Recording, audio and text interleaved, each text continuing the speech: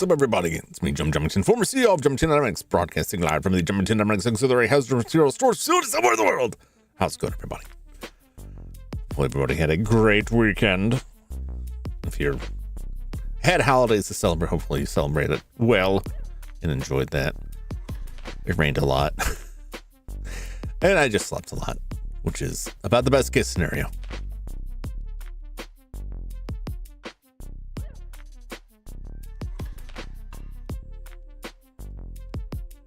Can I ever get my mic positioned where I want it to before I start? It's only when I start that I'm like, oh wait, this needs to move. Okay, knock on wood. So far, so good. So far, so good. Yeah, it was weird. It was weird not streaming yesterday, but I was pretty wrapped up with stuff as I expected to be because of holidays. So it is what it is. What's up, Ryan, Jeremy, Judd, no username, Deku, how's it going? Half hour, I do my workout before watching Kiddo. Gotcha. Well, hopefully I'll try to spend that time thriftfully. I did have to go, well, I didn't have to. I went back to an earlier save, recovering some more ground, because I realized when I loaded the save up, it doesn't seem like I could leave the museum.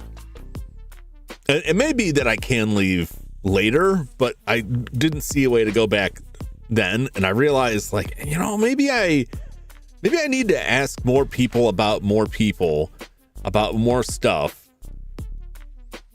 I don't know. I'm like, it was like 50-50 when I wrapped up last time. And I was like, yeah, you know, we found things and solved, you know, I hesitate to call it puzzles. The puzzle of digging through garbage in a taxi to find a pass to get the fancy dress.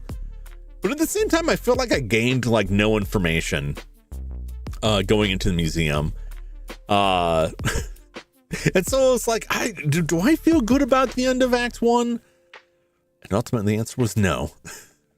So we're going back. I'm in the laundry right now. I'm going to ask them some questions there. What's your opinion on the PlayStation Stop the video games. Oh, the physical releases. Meh. I gotta be honest. Meh. I don't like it, but being realistic, the size of games has outpaced the media. Low Fat and King Ram. Yeah. And their names are still on the list, so I should have still like talked to all of them. But I'm talking to Low Fat again. Because I don't remember. No, it came up. It came up. I don't think it was you that asked it. I just don't think that there's like, I get where people want physical releases, particularly in the face of things disappearing off of digital storefronts. However, my counterpoint to that is most of these things, like there's an increasing cost for producing the physical media and producing like the hardware to play the physical media for a diminishing return. Right now, especially in the disc end of things, it can work out great for you, the consumer. If you pay attention, oftentimes the physical release for a game on PlayStation will go on sale and end up being cheaper than the digital release. But you gotta constantly juggle these discs around. There's advantages to that. However, the advantage of that way you always have the game is simply not realistic. Most of these games aren't going to operate without patches that need to be downloaded. Those can disappear. A lot of times the full game isn't even on the disc, or it's heavily compressed, but eventually this stuff's going to go. You can't hold on to everything forever. That's just the reality, right? I've got discs for my GameCube, right? But eventually the GameCube is going to die, and what is it going to matter if I have the discs? I play a ton of old PC games, and most of them I get off of GOG or Steam, but there are ones where I've gone out, I've purchased the disc. I don't even have a reliable way to read floppy disks. I could emulate like Windows 3.1 or 95 or whatever, but like none of these things will work on a modern computer. I'm always going to need like additional software to make that happen. You can't count on these companies to archive this stuff, and the physical media wasn't gonna. That's not gonna hold out. This was inevitable. Game company forgot the safe word. There's been a lot of sloppy production development. Some newer PC games having insane sizes. Yeah, it'd be a pain if everything is download only. Well, and that's the thing. Like, most of the stuff wasn't on disc. Like on PC, when was the last time you got a physical release on PC? And that's just kind of like, I feel like that just kind of happened. I don't remember anyone really talking that up so much, because Steam for most people works really well. But people don't really talk about the fact that, like, yeah, you don't see a lot of physical releases on the PC side. Yeah, on the console side, like it was inevitable. It was inevitable that that's where things were going to go. From the moment they had the ability to sell you games on a digital marketplace, like the fuse was lit, the timer was started. It was only a matter of time before they went full digital. From a very cynical standpoint, which is not like, I don't think it's too far from the truth, from the reality of things. You should be skeptical of these companies, particularly Sony. Right? They don't have a great track record on this. But you should be skeptical of any of these companies that don't offer physical releases for this stuff, on the possibility that the things will just disappear, right? They'll just be gone. Or alternately, they will alter the product into something unrecognizable that you may not want and completely like erase the original version. I forget what game people were talking about. I think it was the Outer Worlds. People were talking about was it one of those games? It was one of those games where like they released like a remaster and they've completely like they've just kind of like erased the original version. And that stuff happens. But it is a large part is just this stuff isn't gonna last forever. like at all. And I'm not even talking about like disc rot, things like that. I'm talking about like, you know, you got PlayStation 2 games on disc. Do you have a PlayStation 2? Are you playing them on the PlayStation 2? How long before the PlayStation 2 dies? There's not going to be made another PlayStation 2. So eventually that system is going to be dead. Eventually computers will move past the point where you can easily and readily run the older games on them. There are games you can buy currently on Steam that just don't run without additional software because they're so old and the Windows environment has moved so far beyond them that things just do not work properly. So I mean, and granted, again, that's on PC, which is mostly accepted. The fact that they're not getting physical releases. You know, I've heard arguments people like to have things to collect, and I sympathize with that.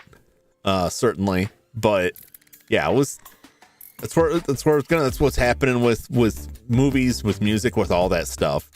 All I can say is like, get what you want now, get what you can for as long as you can get it, and do everything in your power to get it. I mean, music, look at music. Music went to like, maybe we just won't release CDs anymore. Well, they still do, right? But think about the market for that. Think about the last time you went to a store that actually carried CDs. Maybe I just don't go to the right stores. I don't go to a specific music store, right? And everything was moving to like iTunes and the digital marketplace. And then what got really popular? Vinyl. So like that stuff will come back. I mean, there's an issue with like the players. Like a lot of companies are just like not producing Blu-ray drives anymore. And eventually reach that point where like, yeah, maybe you can find the movies, but like, good luck finding a device to play them. And granted, what we have now will likely work for many years to come, but eventually that will be gone. Get what you can now. Get your physical releases now. Movies, music, video games, all of that stuff. And if you really don't want to commit to digital only on the consoles, then don't buy it. And I know that sucks because it means you're going to miss out on a game you might otherwise really want to play, but like, send that message. Don't buy it. For sure, I got a non-legit copy of Rock and Roll. Yeah, because I think there's been one release of that, but I think that was, actually, I don't know if that was legit. There's a lot of that stuff that like, it's not, there's no official release, but you can find it out there. You can find it on eBay. Worst performing movie of the year. I don't think it's either of those. I haven't seen the reviews for Supergirl, and Odyssey looks fine. I don't know why people are peeing their pants over that movie. I didn't see anything any more egregious than that than was in Troy or any other time period. Suddenly all these whiny people are history majors. I don't buy it.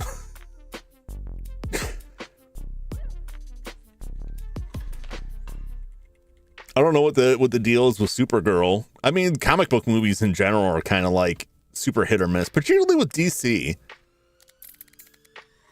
It came out the 26th, June 26th. See, I didn't see the Superman either. But also, like, what does well in the theaters anymore? What actually does well?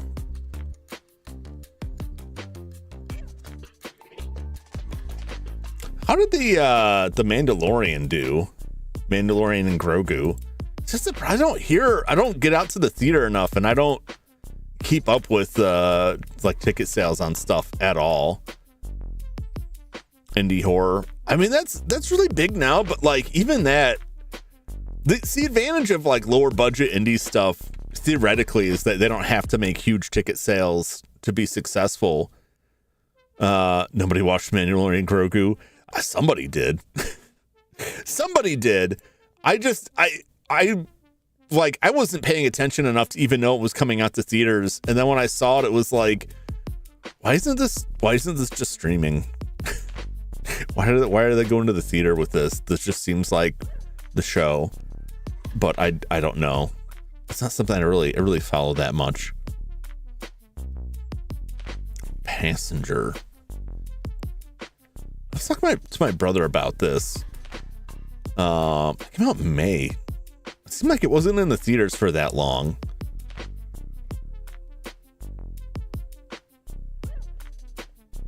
I don't know what did that get rated? 5.6 out of 10, 49% on Rotten Tomatoes. Fragments of your imagination. No, because people were talking about it. Although, granted, a lot of people can talk about a movie without ever having seen it at all. Backrooms, yeah. Since I don't think like I don't know. I'm not gonna try and guess what the movie going audience is. I know that like I saw Obsession, but I specifically try to target times in the theater when no one else is in the theater for the best experience of just an empty movie theater. Like that's about it. I like that we're in an age where there's a lot of horror movies coming out. That's a very like popular genre again, and I think there's a decent amount of variety with that stuff too. It's not because for a while there was all like things had kind of like congealed into like terrible like found footage ghost movies. Like there's only so many of those that actually work well. I don't know, like anything with the DC movies, they got like a tough road ahead because like I think the fandom has been burned so much. But I also feel like, I don't know, is Warner Brothers still like sticking their finger in the pot unnecessarily, like they did with the Batman movies way back when? I mean, I feel like we finally reached the point that people have been talking about since like the third big Marvel movie came out, that like, it's superhero fatigue. People have been talking about that for as long as people were talking about the Switch Pro, which was as soon as the Switch came out, people were talking about the Switch Pro. And then I find people are already talking about like an upgraded version of the Switch 2.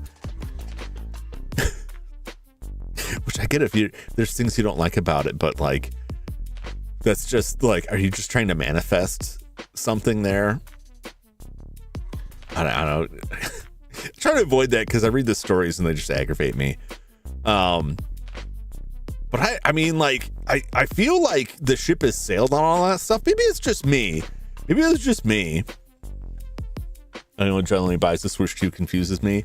If there's games you want to play, you're only gonna be able to play them on the Switch 2. If you're following that Pokemon train, if you're really into it, if you really like the Donkey Kong, if you want to play the Zelda games with better performance. But there's no like killer app for it yet. Not gonna Switch 2. Well, there you go. I'll probably buy one before the price hike. I will probably get the FOMO on that and buy it before the price hike. But there wasn't anything on it that I was like dying to see on the Switch 2. But I like the Switch. Yeah, I'll use out of that.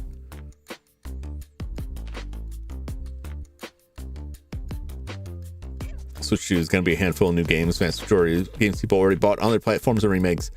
I mean, you're just describing the Switch, and that was very successful for them. People complained when the Switch came out that a lot of the games releasing for it were just re-releases from the Wii U that nobody played because people didn't want to buy the Wii U. That's the end of the OG Switches. Yeah, I mean, that was going to come eventually. Like they're not going to do that. Bought for my wife after I Switch bricked. I don't regret it. No, I mean, I'll probably be fine with it, but it's not like it's the same as the Switch. I could make the exact same argument when the original Switch came out, that when you stacked it up against the other consoles from Microsoft or Sony or PC, it was definitely way underpowered. But the games that were on it were games that you were only going to play on the Switch. And then before the Steam Deck came out, it was like, for a lot of those games, it was your best portable option to play that stuff, even if the performance was lower. And Steam Deck was very popular, and its specs are not like, you know, super 4K amazing.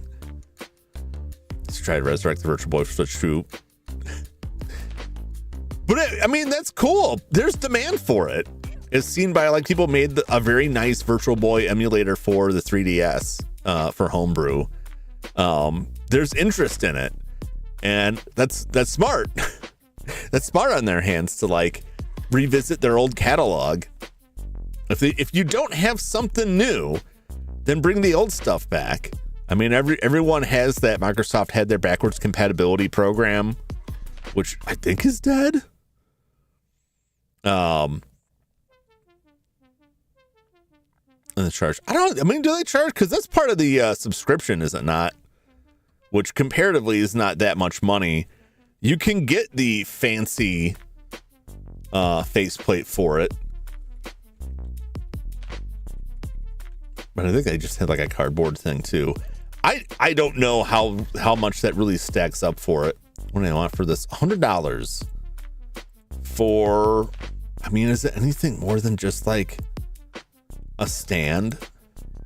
The quantity must be low, but that's also Nintendo. Nintendo makes sure they make a profit on everything. That's how they're around still.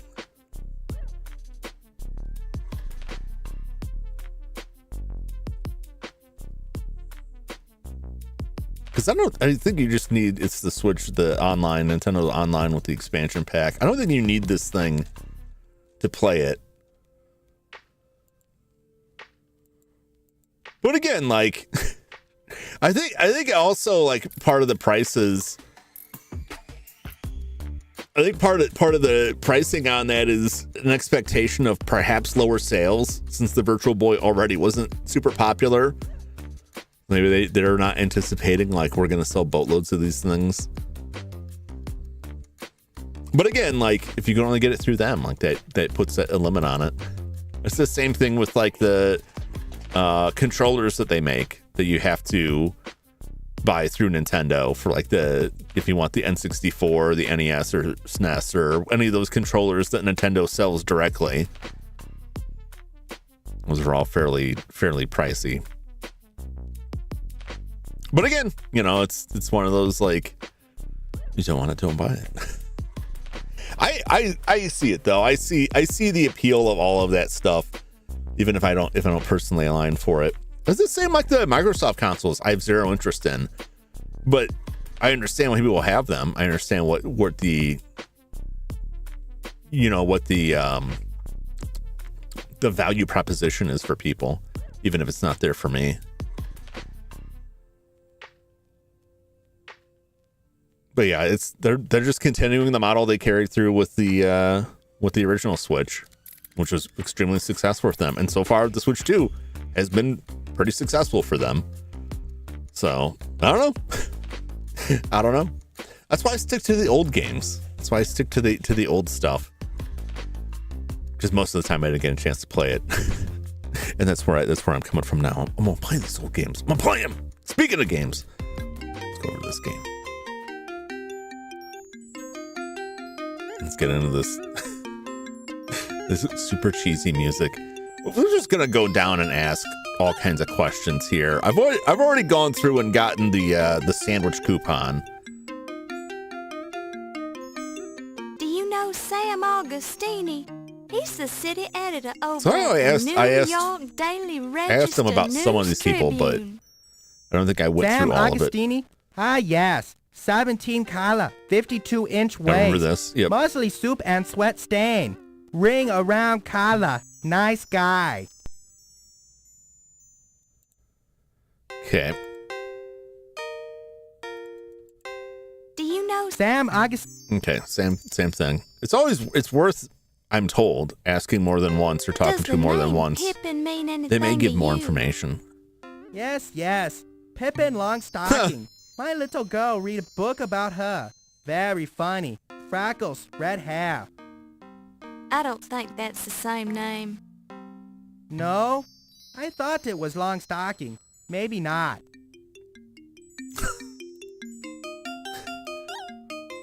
I don't remember that before. Does the name Archibald Carrington III ring a bell with you? Not think so. Very fancy name. Not many fancy people come here. It's probably why I didn't ask this guy a lot of questions. This may just be, I may just be wasting my time. Do you know Detective O'Reilly? As I mentioned before that Detective O'Reilly. Very smart man. Funny. No matter how clean I get his clothes, he always look dirty. What are you saying? Are you saying he's a crooked cop? Is he on the take? But hey, I always have this fear that I'm missing some information when I talk to these people. But at the same time, like, every time I talk to people, so much of what I get back is I don't know or go away. It really doesn't encourage me to want to dig that far. Does a man named Crodfalla T. Rhubarb come in here? Yes. Remember a Big man long with stocking. name like that. Didn't come out until Extra 1941. starch. Oh no. French cuffs. That all I know. He's time traveling.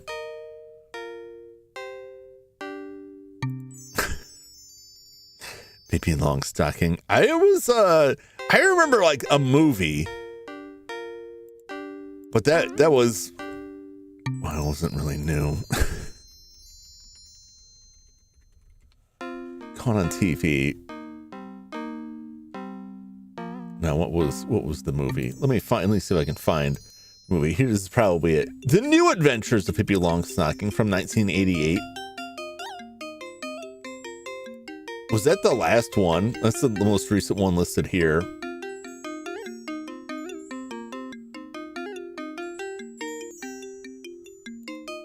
Yes, that must have been it.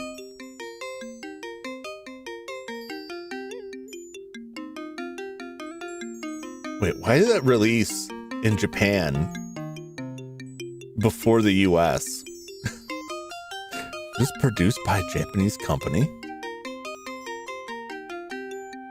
No. What? It was, so the New Adventures of Pippi Longstocking, a Swedish-German-American joint venture. Premiered in March 1988 in Tokyo before it was released in July in the United States. Why did it release in Tokyo?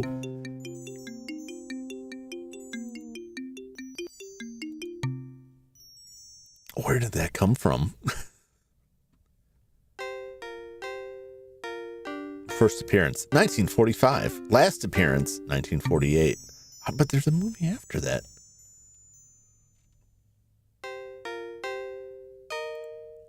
We found our first major anachronism. Pippi Longstocking anime movie had a cartoon. Cartoon completely ignores the movie and repeats Pippi's origin arriving in the town the show takes place in. Tokyo, big Pippi fandom. I wonder. It reminds me of The Adventures of Milo and Otis. You guys know about The Adventures of Milo and Otis, right? That's actually a Japanese movie. The Adventures of Chatren. And there's a video game for it. You guys know about that, right? You know that cat movie, Milo and Otis, from the 80s. They cut it down for release in the US. But yeah, that's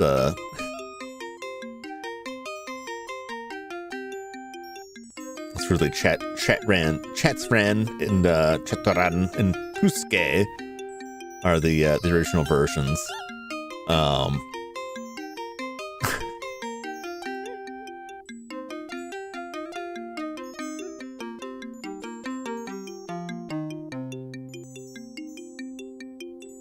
Yeah, it was, I don't see his name listed on this, but he was the associate director, Kan Ichikawa, who also directed Sweet Home.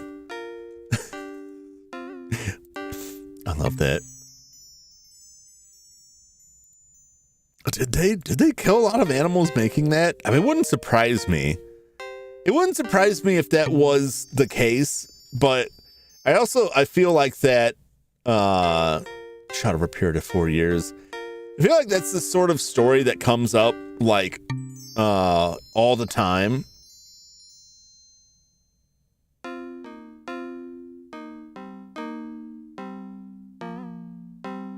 Let's see here. Alleged complaints people have seen the film concern it could not have been made without cruelty. We've tried through humane people in Japan through another Japanese producer determined these rumors are true, but everything has led to a dead end. It's important to know that several Japanese humane societies allowed their names to be used in connection with the film. Shows no animals being injured or harmed. 1998 Japanese magazine Josei Jishin published allegations of animal cruelty in production. Konoko Monogatari. Claims made by Miko Hara, younger brother of director, is also credited. My brother was the main culprit, but everyone there, including me, was an accomplice. Chatran died. It was an accident. You could even say he was killed. A follow-up in October 1998 included anonymous staff testimony supporting his claims, such as anesthesia overdoses, cliff throwing, proposed surgical interventions on animals, including sewing piglets together. At the time, Masanori Hara denied the accusations in Rival magazine.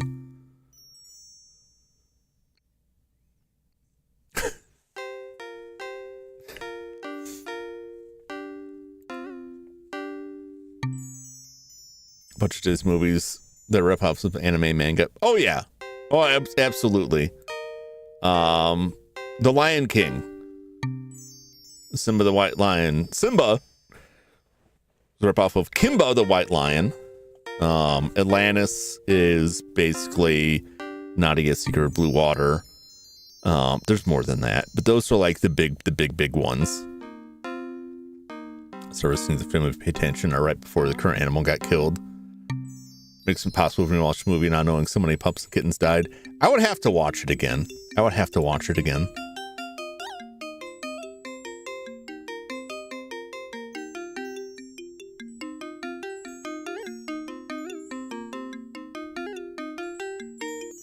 look more into this.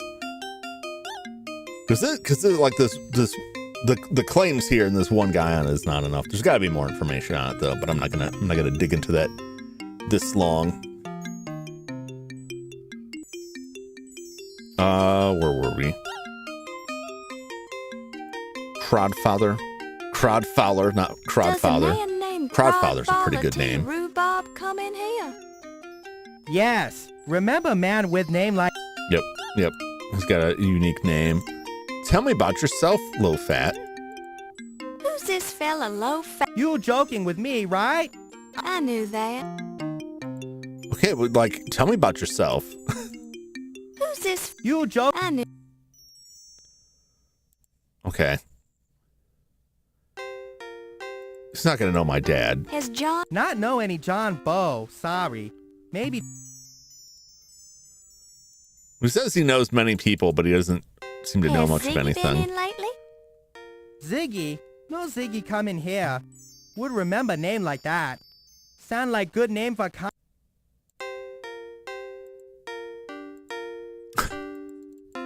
You wouldn't happen to know a rather striking young man named Steve Dorian, would you? Not think so. He must go to other cleaner. Sound like you sweet on this Steve. I'm simply investigating him. Oh, you detective? Low Fat think he see something pretty detective lady not see herself. The entire thing about Lion King ripoff debunked by I'm a dude who also likes horses too much. I don't know who that is. I mean I find it hard to believe given that because that's I've seen like reporting on that. They're like, oh, it's just a coincidence. Like, it's a coincidence. There's so much crossover in the story and even like the naming of the characters.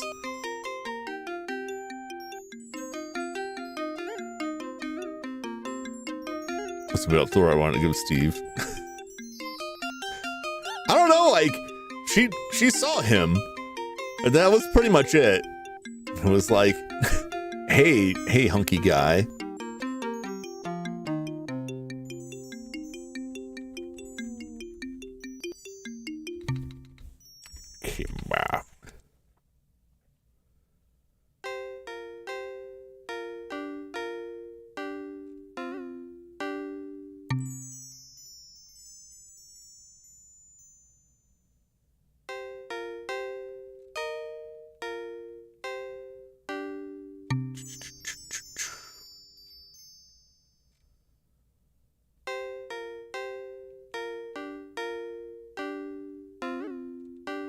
Let's see if this has a link to the video.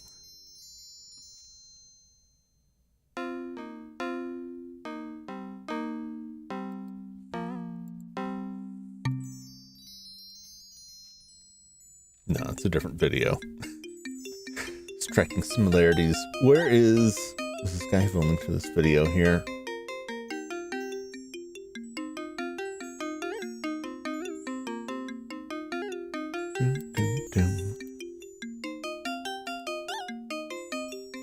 No, that's a different guy. What's up, J Money? It's me, Luigi. Bring me my sandwich.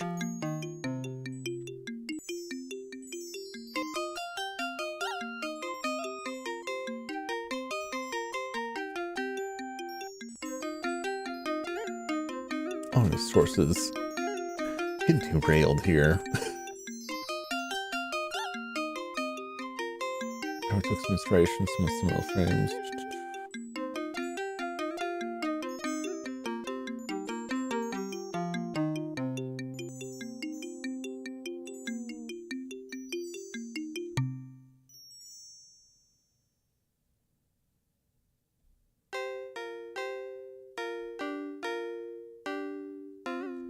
I would have to look into this more. Also, just in this post here, I didn't see any justification for it, like not being pulled from that, like that they can claim that they had no knowledge of it with as similar as it is in many respects. But then someone saying that there's no way Disney ripped them off because the original was very racist. Like, that is not, those two things don't have any connection. Certainly Italian accent does not make sandwich sound like sandwich. That's like a weird, like, it's like a weird Midwest thing. Like a Chicago. At the drive-thru. Getting where I make sandwiches. You know, if that is more like a Philly thing. Who refers to that? I was watching a video the other day, and I was trying to place. I almost recorded the audio and put it on the Discord to get some other opinions. If the person dubbing the video is from the American Midwest or Canada, based on how they said the word sarcasm, let's look at the sarcasm. It's a really long, like, sarcasm. And I'm like, my initial thought was, is that Canadian? And I thought maybe Minnesotan. He was being real sarcastic. But then maybe that's why I was drawing that from, because Fargo, real sarcastic like.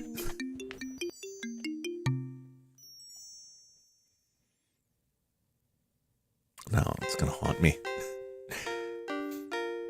Catch you later, Deku. Also, Midwest Chicago thing. Yeah. Sounds Minnesota or Wisconsin. Sarcasm. I guess I'm naturally inclined when I see that stuff to think about Canadians, because Canada is very popular, or at least was, probably still is, very popular for English dubbing of stuff. But I think that kind of switched. It kind of goes back and forth. I don't know where they're at now. I think a lot of that stuff moved to like Texas for some reason at some point. But like, there's a lot of dubbing that's hot. There's a lot of stuff that seems like Canada is a popular spot to hire people for.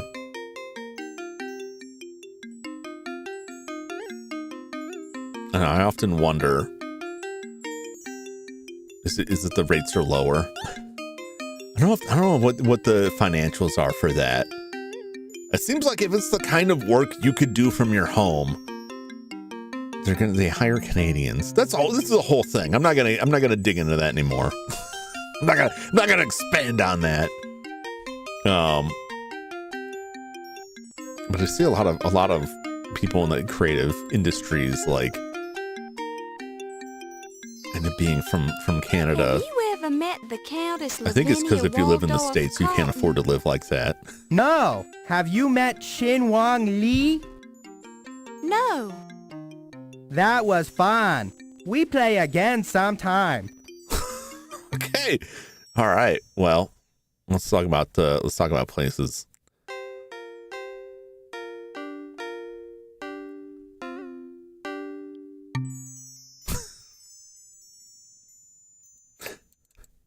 Do you read the New York Daily Register News Tribune?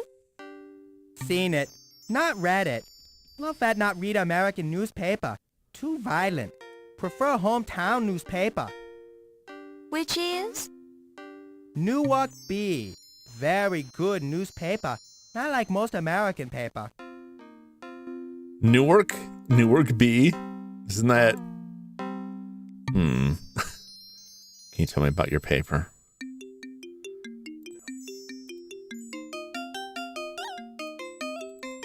Spent any time at the police station recently? Only one time. To report stolen bicycle. Never found. Oh well. So I was gonna say it's from New Jersey. I knew like once it was New Year's Day, it was like there's got some backstory. I'm like, I absolutely guarantee his backstory is gonna be like he's not actually from China. Nope. I keep doing that. I did that all last time too. Because what it is you like What can you tell me left click about to select, then you right click to Chinese switch it to laundry? exit. Look around. You standing in it. I do appreciate his responses are what would be normal responses for Have someone you ever asking these gone down to questions the and you're 12th busy at Street work. docks? You kidding? Doc's dangerous place. Crooks and rats there.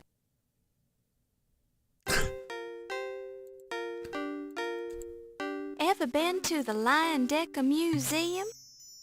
Of course. Low fat big contributor to museum. $2 every year. Some customer also work at museum. Wolf Heimlich, security guard. Very important. Anybody else from the museum ever come here? Yes, let me think. Woman doctor, Greek name.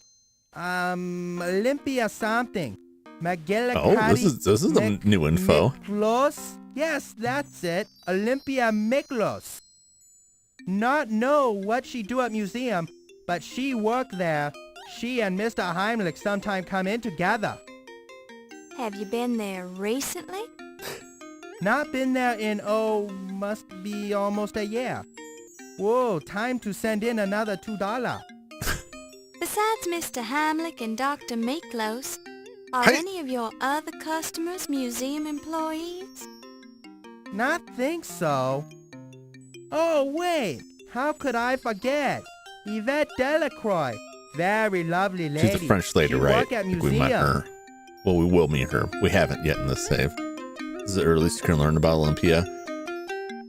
I'm glad just that we got any information because it justifies me coming back here to talk to anyone some more because we haven't been getting like any info on people.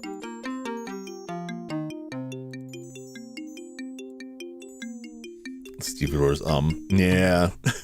I have to give Zelver's props to limp animations.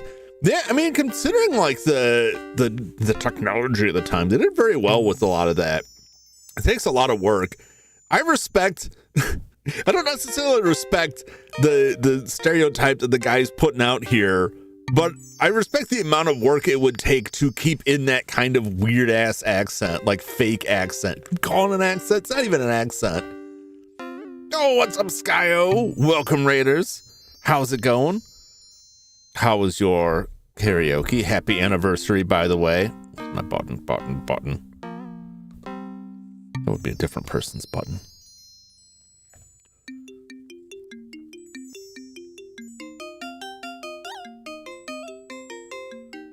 Oh.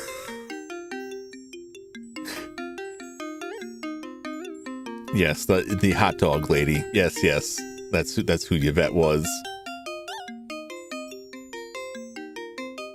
Welcome, Raiders. How y'all doing? I'm just interrogating a bad Chinese stereotype. It's fun. Very tired now. That's why I told you to save your energy.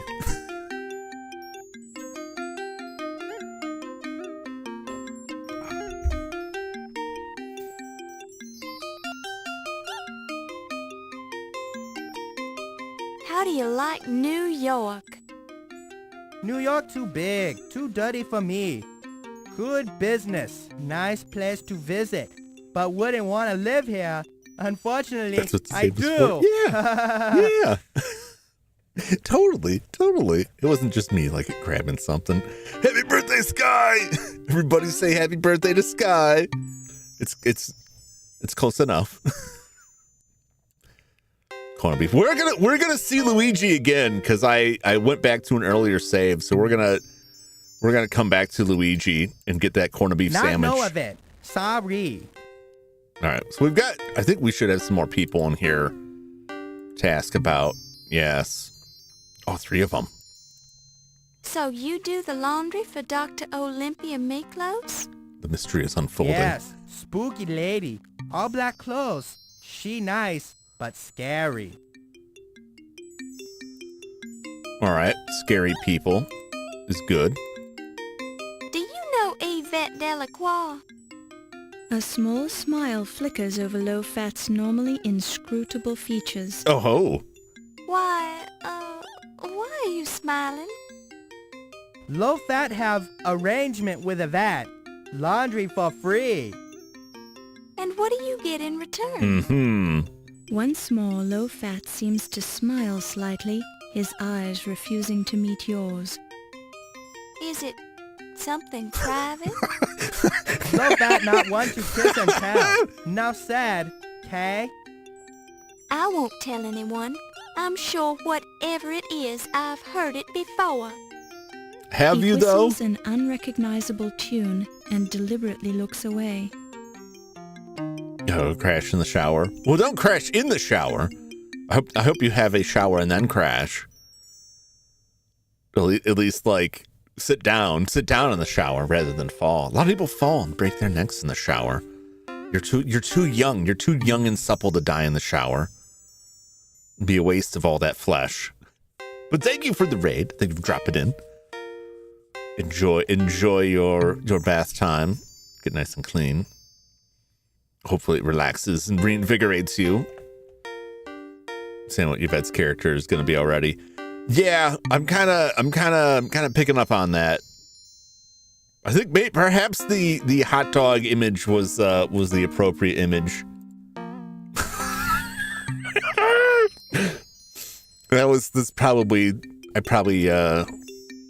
Yeah. Tell me about There's Wolf a reason I kept Heimlich. that. I'm surprised I remember which one it was. What's so funny? Nothing. Wolfie funny. Funny man. Take himself very seriously. Stand up straight. Act like soldier. Mm-hmm. What else can you tell me about him? Occasional bloodstain. Never sweat. Very tidy. Only see him once in a while. Occasional bloodstain. That's not really, I don't know about this. Anything else? I've asked him about all of the places. I've asked him about all of the people.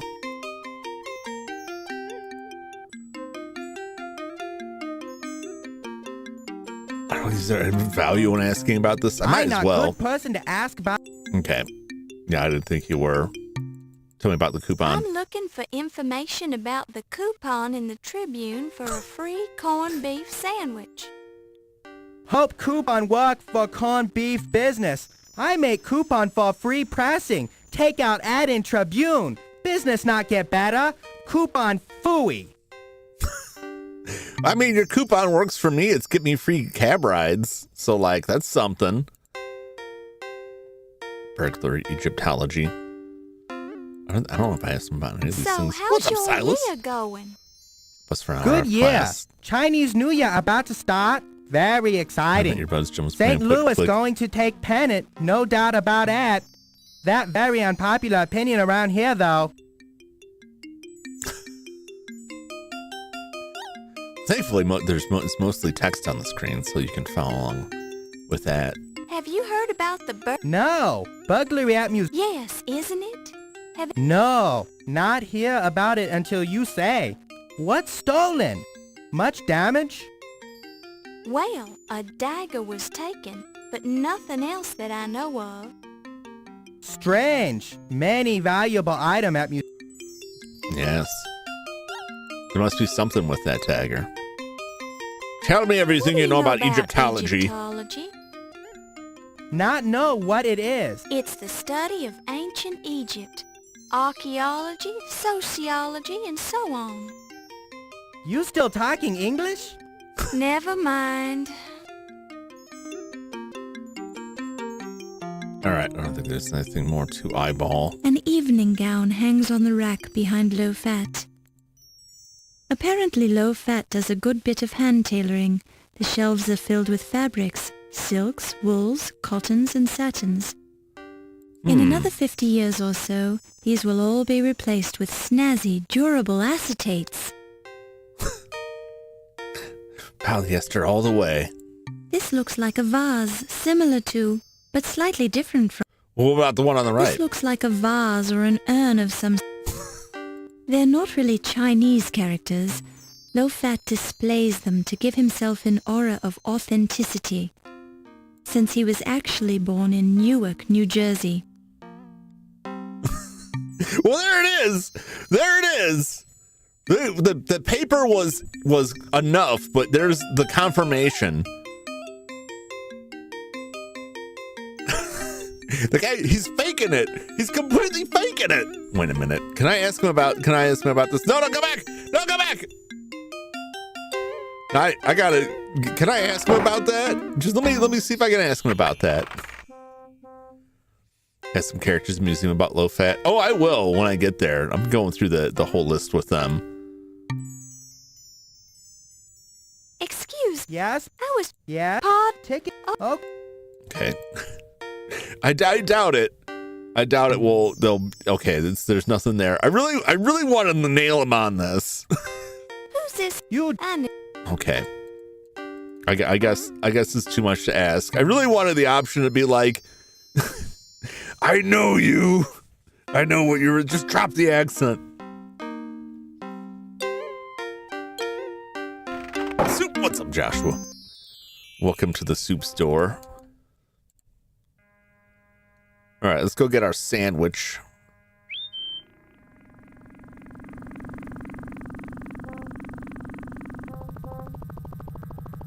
Greetings, madam. I can motivate you to your destination. To what location? Okay. That was right outside the Tribune, I believe. Heard about that new Air Commerce Act Playing that a was just visual novel. passed? Ooh. It's the one that Which provides visual novel are you federal playing? aid for airlines and airports. I find it unfair. The government doesn't subsidize hardworking taxi chauffeurs. Thanks for traveling with us, madam. I like Rocco. At least he keeps his place clean.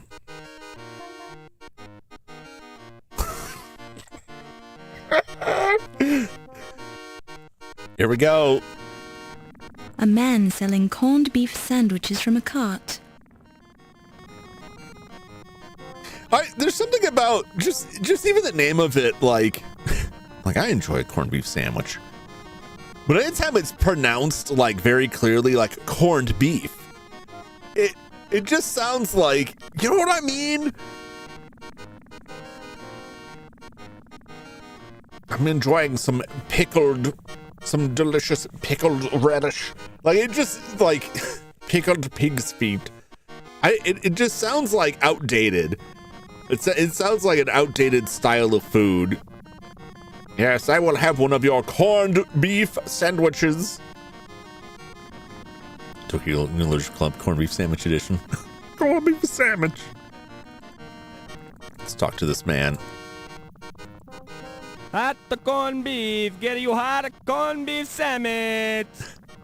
Is that corned beef lean? Lean corned beef. This is the leanest corned beef in the city, maybe in the country. So lean the cow, she keep on tipping over. You wanna buy a corned beef sandwich, lady? I do wanna buy a corned beef. I don't think this man knows anything about this. I don't know about it, lady. Just that I got a nice corned beef. Okay, so this man don't know nothing. I believe I would like a sandwich. Mamma mia, another coupon. Mamma mia. I'm gonna go broke. What a crummy idea I had. That's the last time I advertised in a newspaper. Oh, she's Take you vegetarian. sandwich and get out of here before I change my mind. That is funny. All right, let me get this sandwich here. You pick it up and place it in your purse. Now your purse is just gonna smell like corned beef, you know. A mouth-watering corned beef sandwich. Its delicate aroma indicates that it's still fresh. Yum. Okay. A small amount of grease comes off on your finger when you poke it. Okay.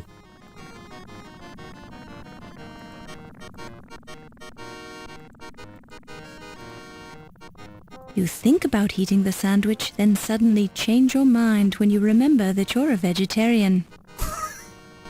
That's very funny that it got to the point where like, oh, this sandwich smells delicious. Oh, maybe I'll take a bite. Like it's in your hand. You're just about to bite into it. Oh, wait a minute. I forgot. I don't eat meat.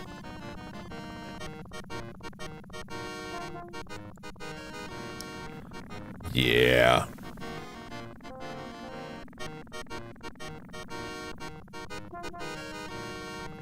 Keep your hands off, lady. All right. Well, I'm gonna go to the Tribune.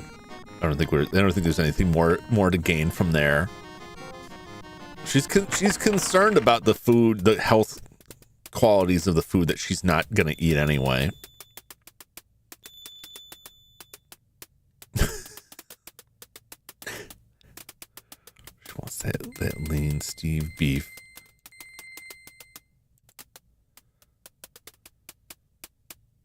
I hope I'm not intruding. Miss Bow, please, it is not a problem.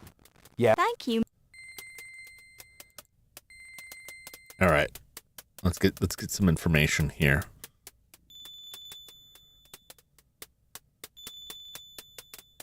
Because I want to say all of these people are people that he told us about. Tell me What do about you know Steve. about that handsome stevedore, Steve Dorian? No, don't worry about Who's it. that funny-looking YouTube like broad? auto moderates a lot of this Anybody stuff, working down at the docks, and I can't trouble always click with a out to capital like T. Don't okay wait the till it's messages. too late to find out. What did he say? What did he say about Steve? I missed it. I looked away. If you're gonna smell a sandwich from purse, yep.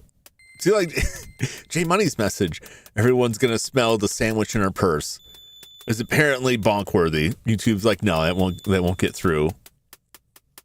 Even like I'm impressed that YouTube. I would say I'm impressed that YouTube recognized like the context of the sentence that she's craving Steve's meat. But then I see a message like they're gonna smell that sandwich in her purse, and it bonks that too. It's like, does YouTube really know? Did they just have something against sandwiches? Must have thought purse meat was something else. Either that, it's either that YouTube thought J Money's message was dirtier than perhaps it was intended to be, or it's just that stupid that if you're like mentioned eating a hot dog, it'll be like, we can't have that. No talking about lunch on here.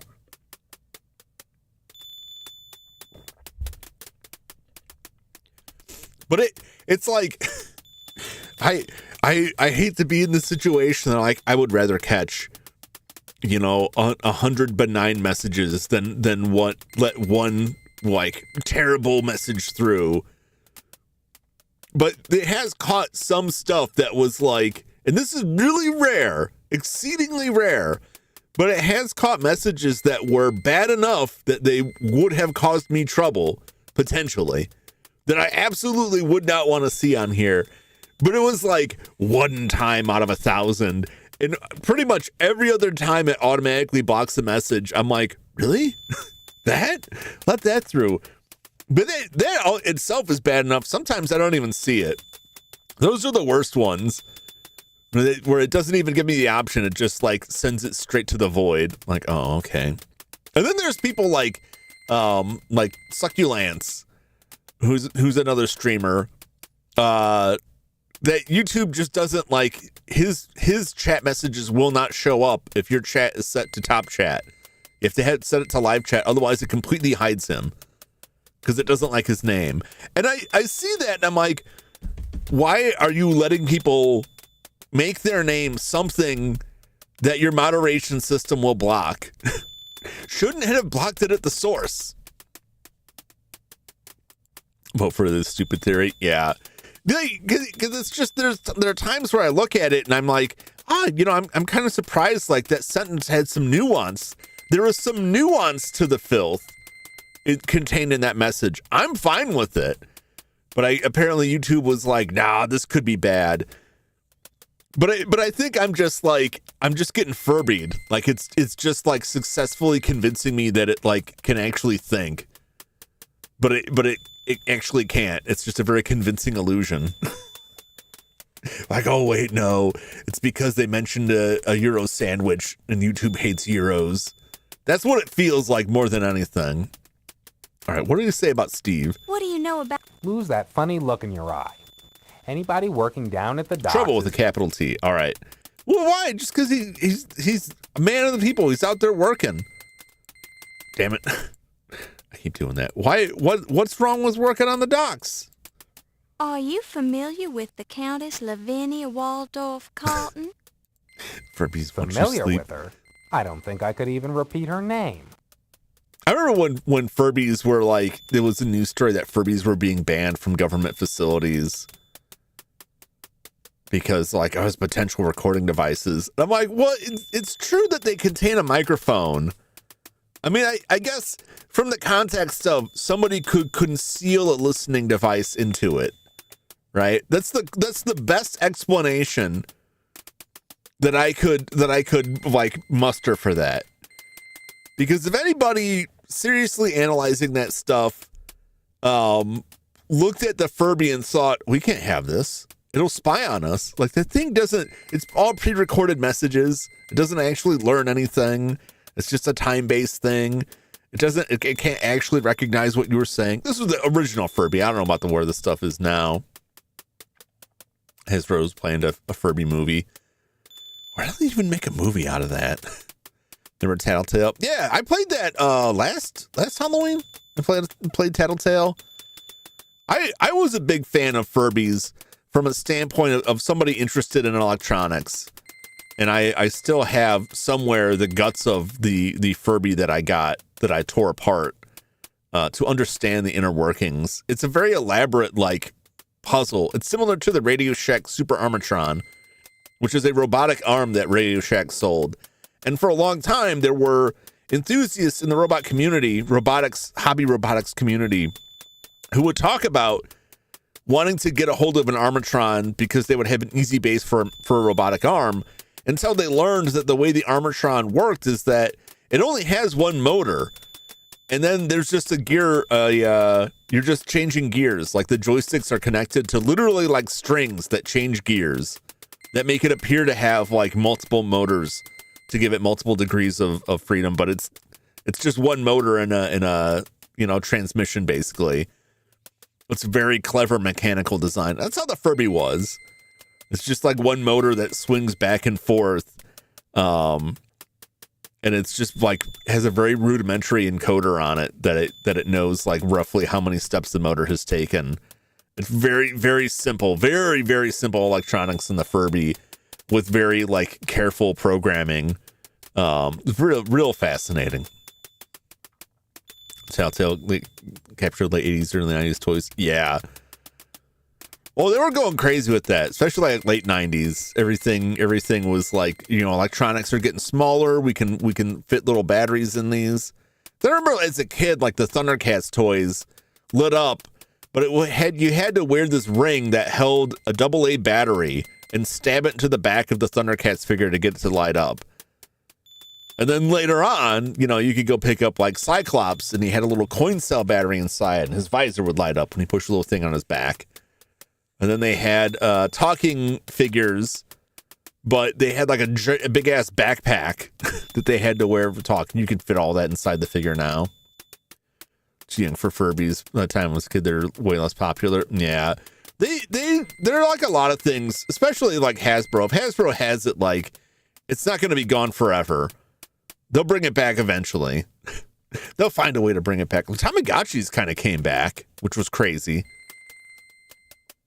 I saw on Hackaday years ago, I saw a video posted where somebody made a Tamagotchi matrix that they like had a server instance they built that just emulated multiple Tamagotchis because they're Tamagotchis that could communicate with each other.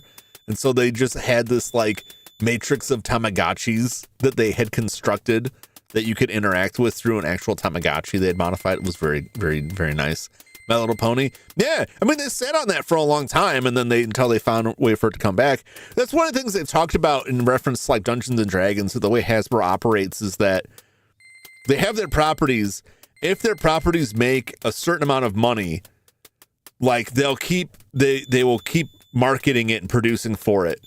But if it goes below that, they take it off the market and just let it sit for a while until they can figure out how to bring it back to hit that profit point. And like Dungeons and Dragons was like riding that line where they're like, we're gonna take it off the market. We're gonna put this back in the vault. Tamagotchi is now a luxury item. They sell Tamagotchi Mini, which is cheaper. Yeah, well, I think I saw a Tamagotchi. It was like a $25 item at the bookstore. Oh yeah, this was like probably 2 or 3 years ago though. But it was just like the baseline one because I know they had like the fancier ones that would actually like communicate with each other. Those ones I never got into. I didn't have a Tamagotchi, but I did have a Digimon that I would battle with my one friend who spent a lot of time analyzing how to get the different Do you know anything about different Dr. Digimon out of it. Olympia Miklos? Sorry, she's Greek to me. Ha ha ha. Ha ha ha ha ha. You're terrible. The color one, yeah. Pixel Chicks. I think there's a lot of this stuff. We had another one too that was like they were wrestlers. You trained a wrestler and then you'd connect them together and they would go fight each other. I could never get my wrestler trained properly. You'd always get murdered.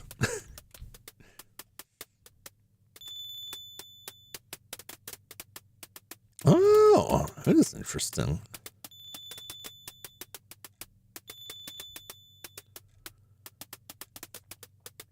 Yeah, like they had like the generic like Tamagotchi, like imitation Tamagotchis. The bean toys. Were they just beans? With a Z? No, that's coffee. Or was it bean? It was the mighty beans. The beans that are like kind of weighted, they'd stand up. They're like a newer version of the Weebles, which wobble but don't fall down. I had some of those beans. I don't know why. I think somebody, my roommates, was just like, have some beans. I'm like, what?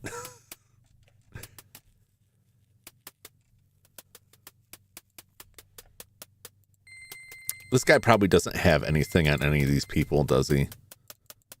Do you know Yvette Delacroix? Cripes, how do you know about her? I heard she was... Look, that was long ago and far away, okay? The room was dark and I was not married at the time. Oh my God. I don't know how you know about that, but I don't want to hear another word about it. My goodness. Very well, forget I mentioned it. I see.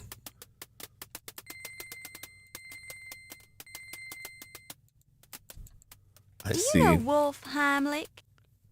That one doesn't strike a bell. Sorry. All right, let's get out of here.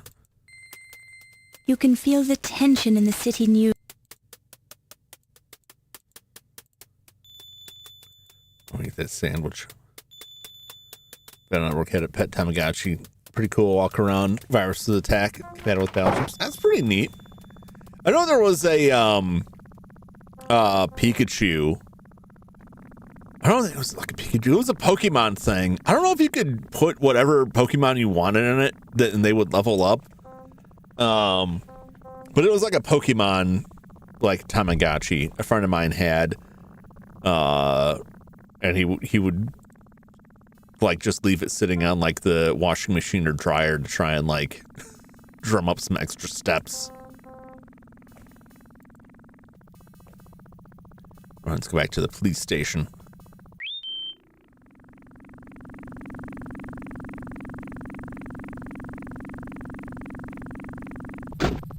At Greetings, work. madam. I can mo-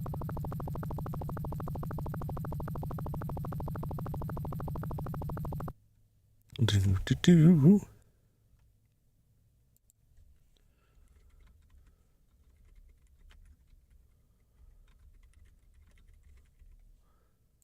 I feed this man a While sandwich. this is an interesting approach, it's I just thought the man could be hungry. To what location would you like to be motivated, madam? Can I smell the time with those skateboard figurines? Oh, I know what you're talking about. At work, there was a moment where a lot of people were getting Fitbits. Fitbit's owned by somebody else now, I think. And they kind of got rolled into other stuff. They got like a Fitbit, and everyone had the app and got in a group, and they were competing on steps.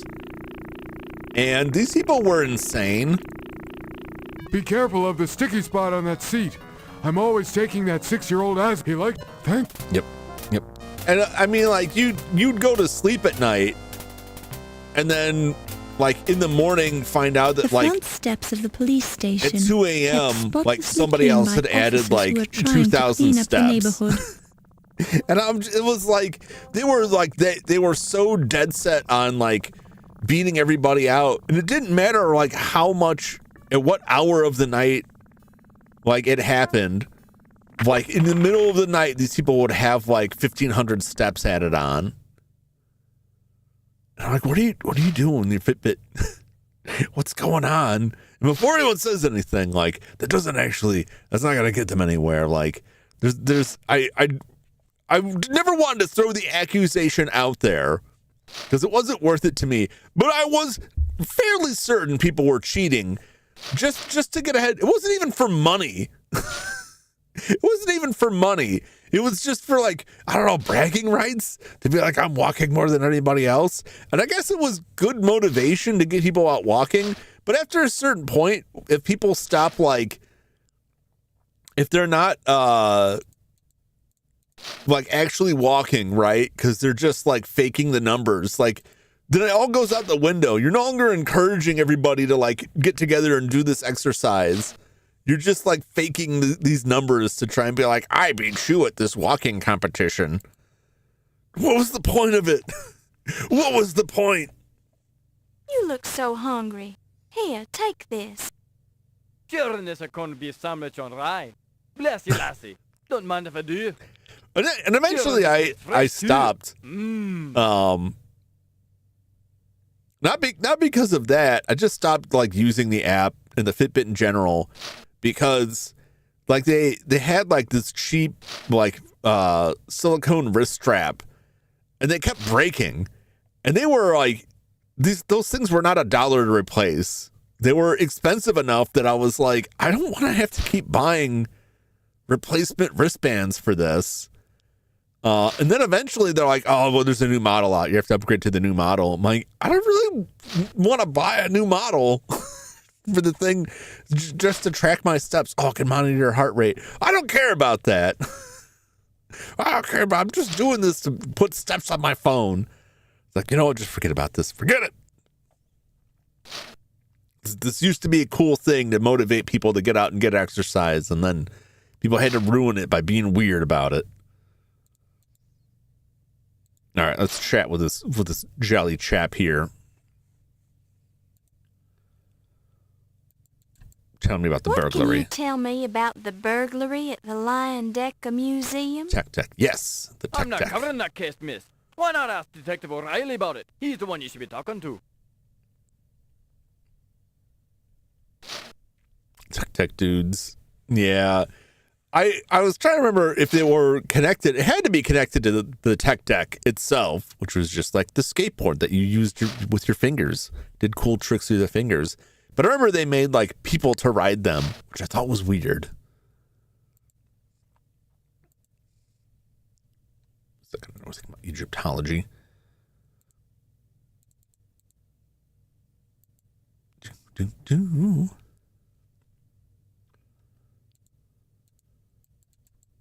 Are you familiar with the New York? Yes, Mom. And a fine Okay, it's a fine building. That's great. What about the museum? What do you know about that? about the Lion Decker Museum? A very fine establishment. Worthwhile seeing, even if you're only... Have you actually been? Well... but it... No, he hasn't been there. This I remember. Big like the Lego minifigs things. Yeah, I think I was aged out of things by that point. But I would still like occasionally wander into the toy aisle to see what was up. And every time I did, it was just like, oh, this is what's hot now. This is what they've got on the shelf. None of this makes any sense to me.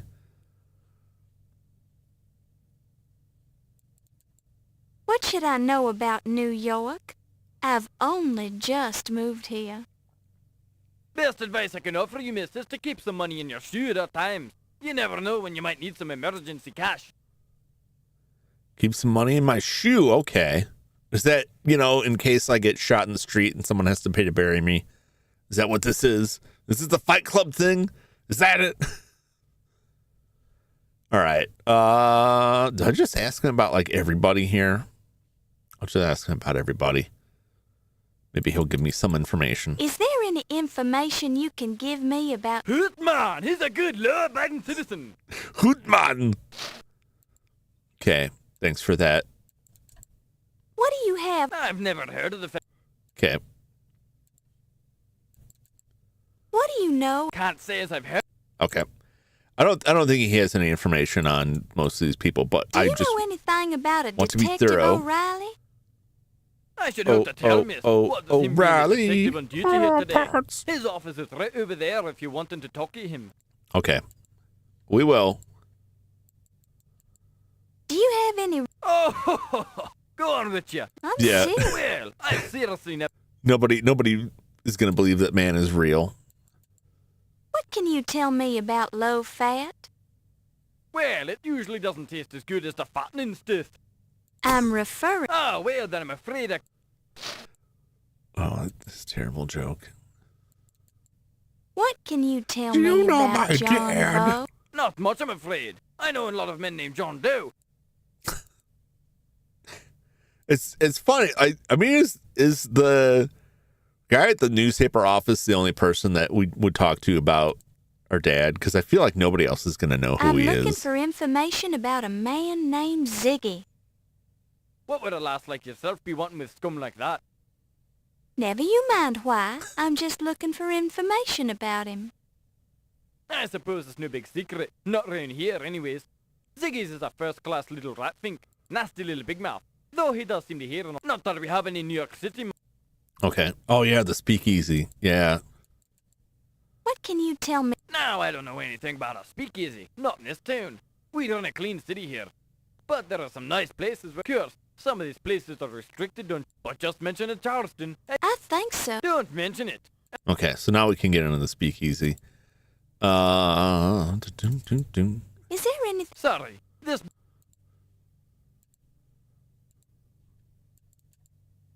Do you know that... She's a very well-to-do lady and one of our finest upstanding citizens. Never had a chance to... Okay. I suspect that may be all we're going to get out of Are him. you a... Dr. Miklus. You mean Dr. Olympia Miklus? Greek woman, dark hair? Yes. Yes, that's the one. Never heard of her. Never heard of her. Sorry, I couldn't help but put your leg a bit there. I knew it. I knew that's where he was going with it. You What can had to tell make me that about joke. It's the Yvette perfect Delacroix? setup. Now you keep away from Yvette. I haven't seen the girl in ages, and I don't plan to see her again, so you just let sleeping dogs lie. Wow. she's very popular with the boys. What do you know about Wolf Heimlich? Or at least she was. Doesn't sound familiar to me. It is better. Okay. Let's go over let's look at these. Please remember, as of June 15th, 1924, all... Yeah, we saw that. Let's be careful. This support column is also a... Okay. Why wait? There's never been a better time to invest in the stock market. Did everyone get in the Civil markets? Servants qualify for discount brokerage services at H.R. Schwab, Mary Hill, 3173. Invest in the future of... Everyone get out there. Tickets Everyone get to out there and the Policeman's invest. Ball now available. I mean, Contact you should have done it Officer before. Friendly. It's probably not great to do it now, but go Needed. invest in, Volunteer with Micron or aeronautic SanDisk training. or whoever. Opportunity for co-pilot Surely on they first can only go up. transatlantic flight, Roosevelt Field to Paris, Oh, Charles next Lindbergh. spring. Contact C. Lindbergh, Hamilton 6656. Wanted by FBI, Al Al Capone. Capone.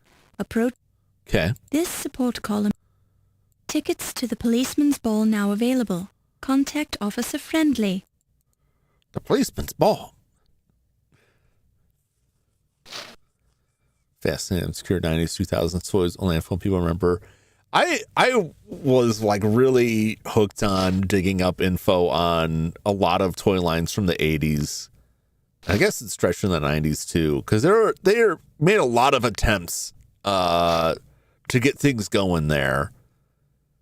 And there's so many like weird like gimmick toys that they had with or without accompanying cartoon or comic book. And just a lot of them like didn't really take off. Most of them, in fact, they had like one release and then they were gone. And then a lot of the stuff had hyper specific. Yeah, I have approximate knowledge of many things, but I have a lot of information on the few like the very narrow band of interests that I engaged in. You hear the muffled response. Come in. Like Unfaceables. Was Unfaceables or Infaceables? Sure and begorra. I'm Detective O'Reilly. Sure and what begorra. would you be wanting then, lass? I'm Laura Bow from the New York Daily Record. You can't be a reporter, lass. You're a... I am a reporter. Who's- I thought who's- that Crodfeather guy was going to be... Crowdfaller was assigned to it. It's very technical, lass. Yep. I don't think you'll be learning much from it. Thank you for your concern, Detective, but I'd like to be the... You're a determined girl. I'll say that much for you. Have a look, then. The file on the Lion Decker Museum. The burglar. In summary, the police are baffled about the burglary. There's only one... That's all of it. It's... Good police work takes. So what if pedestrians are being mugged? Firebugs are burning down half the city. The way- They're the running way out it of talks like grapes the at city is corner just, market. like, And I've got a destroyed. headache. And you know who gets to investigate all the crimes in this district? Me. Well, it... Talk to the desk sergeant. Excuse me. Oh, I guess that was that. Infaceables. Yeah.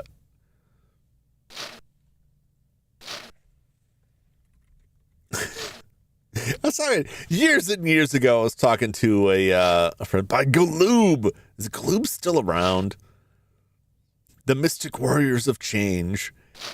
I had one of these when I was a kid. And the problem with them is that eventually, what is like, imagine a He-Man figure, but the face is like rubber. And you push a button and it squeezes the rubber face onto like hard plastic underneath, which changes the shape of it. But eventually, like that rubber was very cheap and it would like dry out and just break.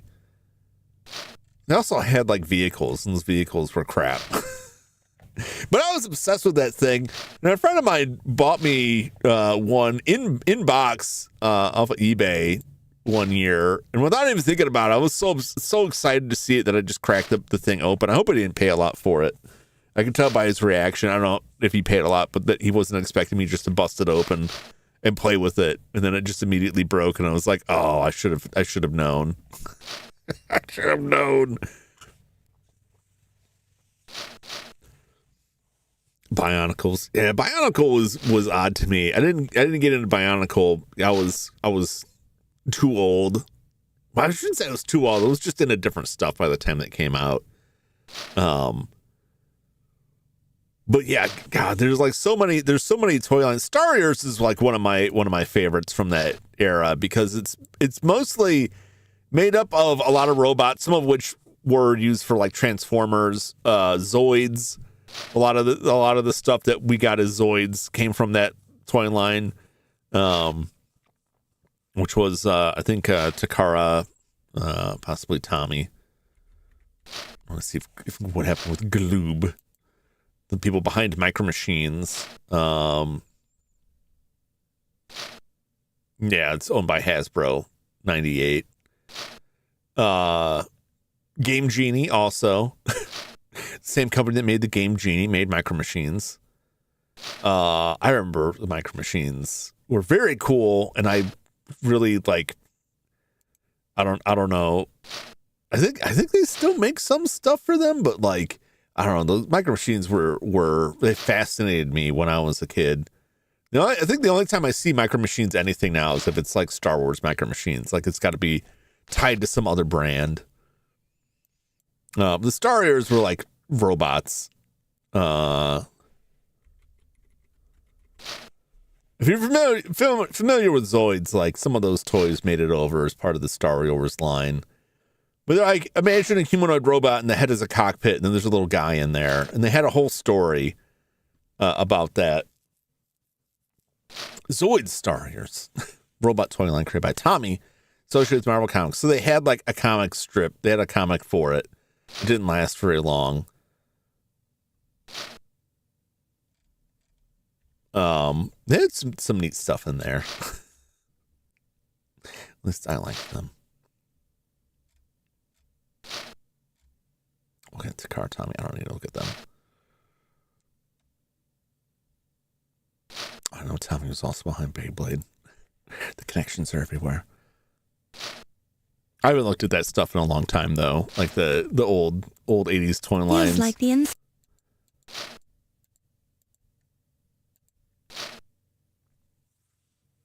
But there's a lot of those lines that like sprang up. Maybe there was a cartoon, especially after like, He-Man made it big. G.I. Joe. There's always companies trying to hit on that. I think a lot of people remember Ninja Turtles as like one of the big ones. Because they could just keep like cranking toys out on that without needing to make any sense or tying it to anything. Most of them were just made up just for the toy. Which was always weird because it took them forever to produce, like, it felt like to me, it took them forever I can motivate you to your actually produce stuff that was like from the show or from the comics at all. It's like, I want, the Terradrome. And it took them forever to do that. They had like the tunnel, they had the van, but there's like a lot of characters they used in the show that they, didn't immediately put a toy out for. And then you'd get like weird ass stuff like Mutagen Man, who was a guy whose body was like a tank full of organs that you would fill up with water and slime. To what location would you like to be motivated, madam? Make the Zoids mechas, technically. Yeah, I think the story was like they had like people like cryogenically frozen in them, and they were supposed to like defend their bodies while they slept or some goofiness like that. I forget the precise story for it. The story itself didn't matter. They were just robots. I like robots. That was all that mattered Have you heard about to that young Jum. transatlantic radio telephone conversation between New York and London? Imagine here. Thanks for... Yes. The front door to the abandoned flower shop. What's abandoned? A fire hydrant. Indeed. It looks a lot like garbage. Let me in. Ben 10, big revolutionary. It was like, we gave a bunch of toys based on the forms of just one character. Well, I mean, look at Batman. Any Batman toy line would have like 7 different Batmen. There would be like one villain, and then like Batman with the suit colored differently, but just like the same figure over and over again. Maybe they put a different backpack on him. Oh, they made the suit white. It's Arctic Batman. Okay, but like, what else? Don't worry about it. We're gonna make a camouflage one too. Marvel collectible micro figurine. Forgot its name. There are tiny single color figurines. I think I remember that. Well, that lines up with a lot of different ones. Although in Batman, yeah, the Arctic Batman was like that came out with Batman Returns, which the same set had penguins you could get. There was two penguins from Batman Returns with rocket launchers on their backs, which were pretty cool. But yeah, that was the big thing. Like they would just have like several different versions of Batman, and most of the time it was just the exact same figure recolored, rather than like producing like more characters from it. You know, there's 3 different Batman and like 1 Joker. Secret word. I know the secret word. It's the Charleston. The password is Charleston. Well, why didn't you say so? Come on in. Colossus. The red's supposed to be unique because of the glitter baked into the mold. Yeah, that reminds me of Muscle Men, which is now the ultimate muscle. I had a lot of those Battle Beasts. I liked any of the lines where the figures were small, when the characters were small, like Battle Beasts or Muscle. Muscle is, like my first like gotcha experience long before gotcha even existed as a term, because many of the packages were randomized. You get it was like a clear plastic garbage can, so you could kind of see what was inside. So I remember another line where you got these bags. They were like, it was sold as like a garbage bag, and you would put it in water and the bag would disintegrate, and there would be like a robot or a mutant guy or something inside of it. I forget that line was. Monster in My Pocket. Those are very cool. What's up, Jeremy? How's it going? This is a toy line, very small, surprising detail, based on Millennium Godzilla. Yeah, I wonder if that was still Trendmasters. Trendmasters had an awesome Godzilla line. They put a lot of cool Godzilla stuff out there because they were just like accurate. They probably used the same molds that like Bandai was using, which is weird because I don't know why Bandai wouldn't just release that. But they had like really good like figures for like a lot of the movies that were just then coming out in the US because the American Godzilla movies come out, like Space Godzilla and then Mechagodzilla. We also did the Independence Day ID4. I remember it as ID4 because that was the marketing at the time. I don't think they call it that anymore. The Independence Day figures, the aliens where the head popped open, a little bendable alien was riding inside. Those were neat. Or 500 figures, early iteration of it. Ah.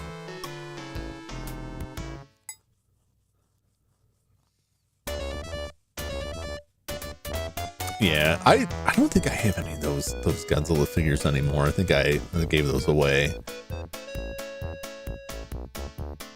Oh, ha. Oh, this gentleman here. Are you Ziggy? I don't think Ziggy had any information for us. Who sent me?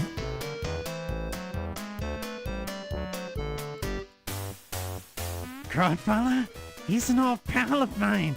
What you want to know? All right, tell me about the burglary.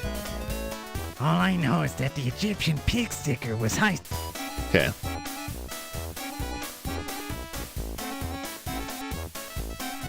I heard somebody heisted that Egyptian pig sticker from the museum. Inside job, Rumor on eh? the street is that it was an inside job. What I miss? Mostly like we got a little bit more information from Low Fat. Also, clicking around in Low Fat's laundromat revealed that, like, it just straight up tells us that the Chinese characters are fake. that he just uses it to make it look more authentic, and he's actually from Newark, New Jersey. Just like, oh, I knew it. I knew it. It would be very... I think she'll just start singing if we're in here long enough, because she did last time.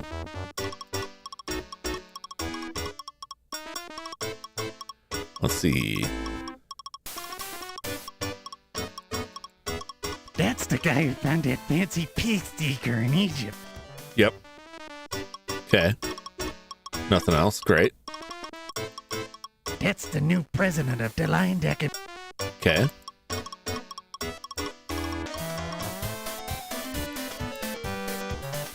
That's the guy who does... Okay. Some of these we've gotten before. That's me. Was you wanting him? I'm just asking. I don't know why. I just think if you ask someone about themselves, they should say something. I'd expect them to be like, "Oh, you want to know about me?" It rings a bell. I think he works on the docks. Okay. So the fact that he doesn't know about Steve is probably a good mark for Steve. Criminals Never don't heard know that him. name before. Okay. About the doctor. Never heard that. Okay. Ba-da-ba-da-ba-da-ba-da. Never heard that. I want to marry an archaeologist and keep his artifacts warm. Never heard that. Travel with him through jungles and deserts and weather out every storm. If you want me to, I'll burrow and dig. You mean this speakeasy? It's the best in town. And I know because I've been to all of them. I think the guy's got some sort of issues with his face from all of the unsafe bathtub brewed alcohol he's been chugging here. I'm new here. What can you tell me about New York? It's the place to be. All kinds of people come here, like one big smelting pot. There's even a high-class international con man in town. But I can't tell you who it is, because he'd kill me if he found out. Let me look this guy up real quick here. Let me investigate something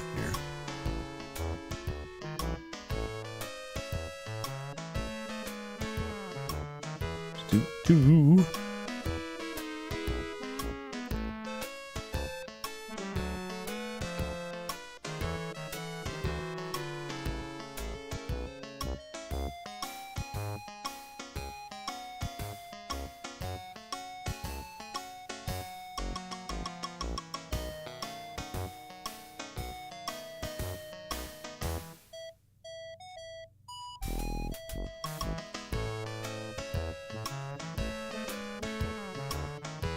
About Bad Batch. He did. Did.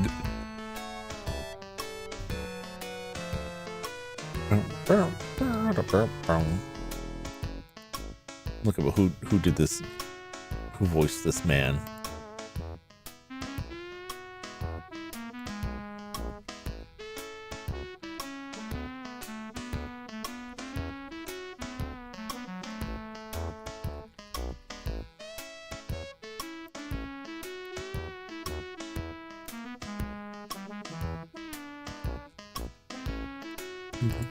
Okay, let's see here.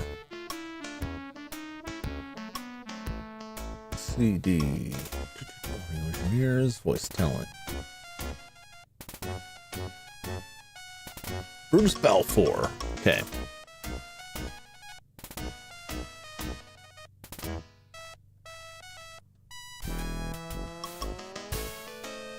Oh, I think this guy is just, I see him listed as like a bunch of different roles. I don't know if he was like a voice actor. For some reason, like, the guy sounds like the Crypt Keeper, which is John Kaser. Also did Scrooge McDuck, but it's not him.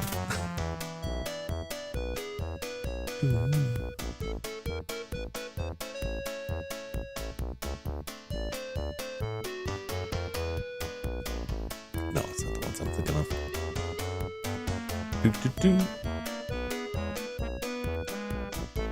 So we didn't know about any of those people.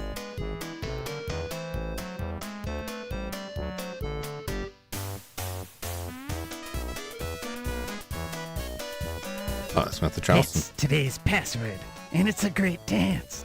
Okay. They're involved in it. This man is sleeping. They're involved. Inexperience. It's Crooner Jensmith, It's Crooner Jensmith, the amazing dancing chanteuse. Let me look this up. What is a chanteuse? Chanteuse.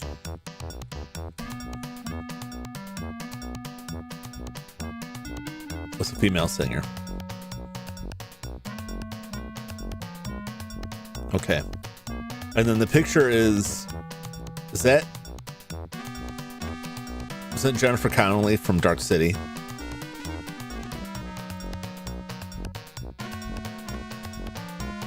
It is. I had to click like 3 of her links to find it, but they look up chanteuse on TV tropes, and the image is Jennifer Connelly from Dark City. It's a good movie, Dark City. Highly recommend it if you've never seen it. Good stuff. It's Dr. Jazz, the piano player. This is only a temporary gig for Doc, since he normally plays with Jelly Roll Morton and his Red Hot Peppers. Inexperienced, a serious drinker.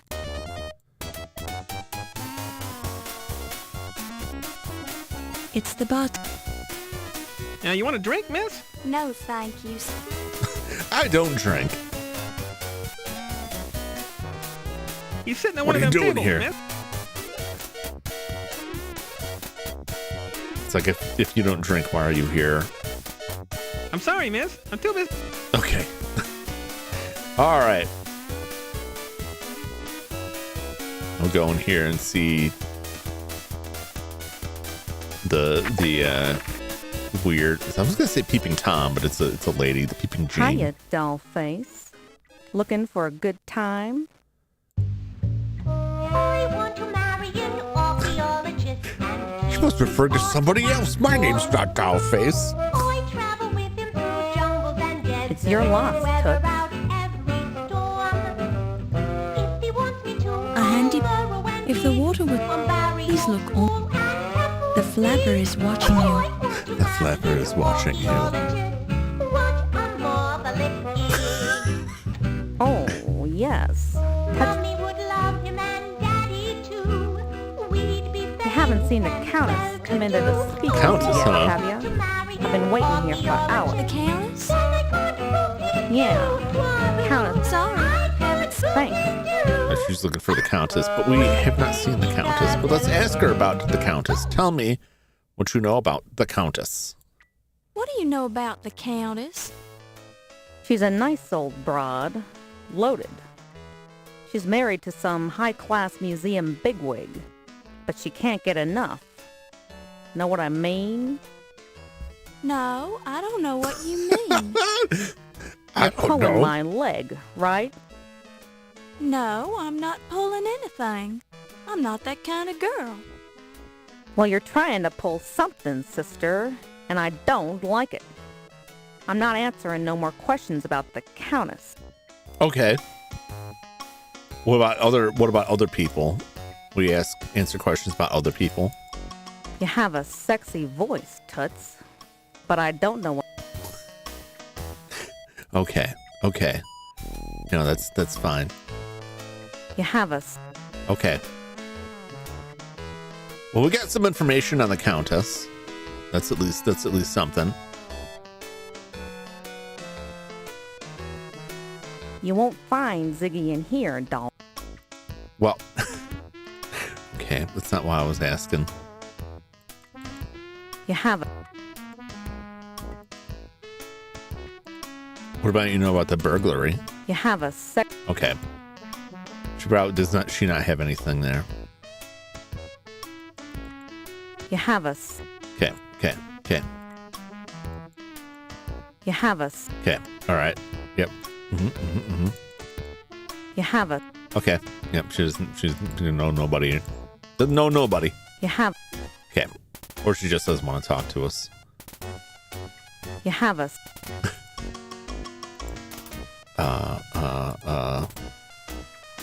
The doctor. You have us. Okay, no. Okay. What about Steve? You have us. Okay, she doesn't know about Steve, which is good. The less people that know about Steve, the better. Because if anybody knows about Steve, it's probably not a good thing. About the museum. You have us. What Okay. are you looking at, kid? Ain't you?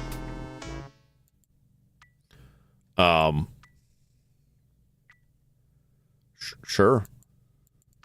Tell me about You New have York. a sex. What do you mean you don't know about New York? You're in it. The Harlem Swinger's okay, but I seen better. If you know.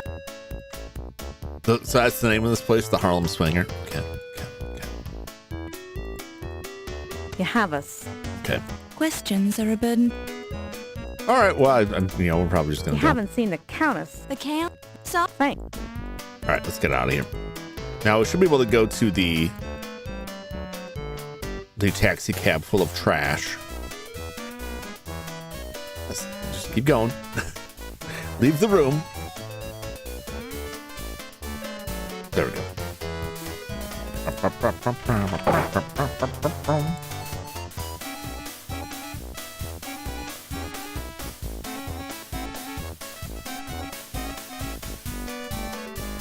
Never been to a speakeasy. Though they still exist in some areas. I had a couple friends who lived near one that would tell me about it. It still had like the secret door and stuff. It was kind of the whole point of going there was like, ooh, this is neat. It was probably expensive and probably not even that great of a bar, I would imagine. That's how that stuff usually goes.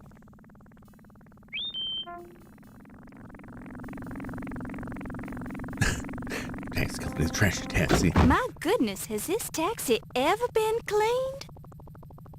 I cleaned it out 2 years ago. You got a problem with that? 2 years is, I mean, it's like I'll be honest, I got a lot of junk in my car. It's a lot of junk. It's not garbage though. It's not garbage. I don't eat in the car. If I ever if I'm on like a long drive and I'll like have like a candy bar or something, which is pretty dang rare, like that stuff goes right in the trash. I don't keep trash in the car, especially like any food stuff, anything else. But like, I got like a roll, like a package of like shop towels, like paper towels, but they're like, for cleaning the car. It sits in the back seat forever, along with an umbrella and like a window scraper and window cleaner. Maybe like a chamois, like a glass cloth for that. There's tons of trash and random bugs biting you as you drive. Yeah, I'll take you for a ride. It's got the roach. I don't like the sound it makes when I move stuff either. Like that's like heavy. What is this garbage? That's the question that I want to ask. What is this?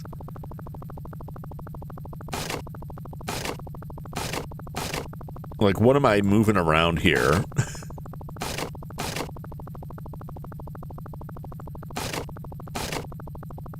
It doesn't even seem like refuse. It seems like I don't know what Since happened garbage here. holds, you pick it up and an old laundry claim ticket from If I use this A on close this, look reveals that the ticket is 2 years old. I see. Up close, you see words printed on thin cardboard. Okay. Strangely, the fine print at the bottom of the license reads, "This driver has been declared a high-risk vehicle operator and a general road hazard. Oh, that's Do troubling. not allow this driver to operate a vehicle on public highways. License revoked May 8, 1925. Uh-oh. Uh-oh. That's not the sort of... So that's what germs look like at close range. Oh my God. So that... Okay. Well, let's Let's hit the bricks here. Okay, toots. All right. I feel like we got just a little bit more information, but I feel better about the information that we did get. Got some additional names on there. And I don't know that we wouldn't be able to come back. I imagine we would have to. I'm just guessing. No, because like Ziggy's at that place. So I don't know why we would need to go back, but maybe. While this is an... Let's get this. There's at least 3 bodies in this plane trunk. ticket 2 years old Partial today. bodies. You They're very lucky probably woman. torsos. Almost give this clothes away. Like the hands and feet and head have all been cut off. It'll be ready Tuesday. Just kidding. The rest of it's in Ancient there. Chinese joke. He's like, whatever. I got rid of the stuff they can Actually, this identify him isn't with. mine That's at close all. enough. I found this claim ticket just a little while ago. I'd feel badly if somebody would have come back for this. Really, You like, worry for nothing. Nobody come in for I'm just 2-year-old picturing laundry. like the absolute like just Lady like, who owned this dress probably dead by now. jeez. You're a strange man, Mr. That's a very but I troubling kinda thought. like you. When it's been 2 years, they probably died. Like someone who's like super gross, but also has a bunch of dead bodies around. Like they open up their trunk and there's a bunch of dead bodies, and then there's this like bread. It's like a piece of bread sitting on the dead body, and he just picks it up and starts eating it. Like he's got like loose chicken just floating around in the trunk along with these like chopped up dead bodies, and he's just like, it's time for lunch. Just got like an unwrapped like roast beef sandwich, just kind of rattling around with the bodies, and he just kind of like brushes off the crust. What's up, Zane? Over here playing video editor jobs and start hearing South Park reference over here. He does sound just like the South Park Chinese restaurant guy, the shitty walk guy. Yeah, everyone I encounter in this game, well, I shouldn't say everyone, but most of the people I encounter in this game are some sort of ethnic stereotype, like badly done. There's an Italian guy. He's moving his hands around. Mamma mia! A corned beef sandwich. There's a Scottish cop, an Irish cop. There's a guy that sounds like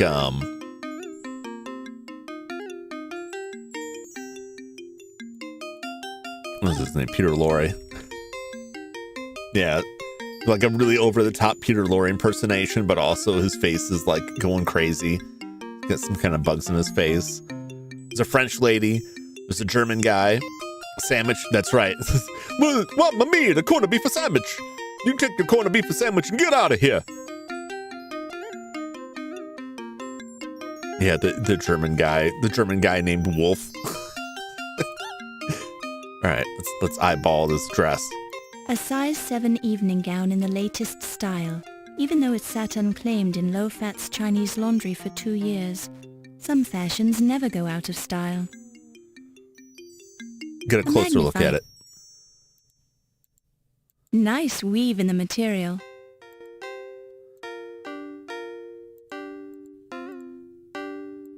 I'm sorry, Mr. Fat.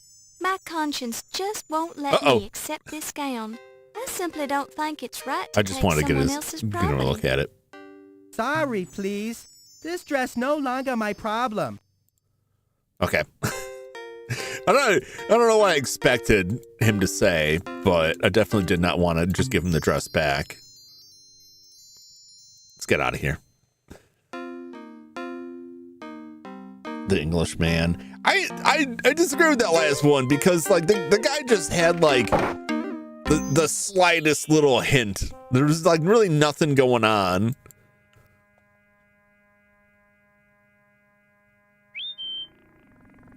He was only like 2% Liberace.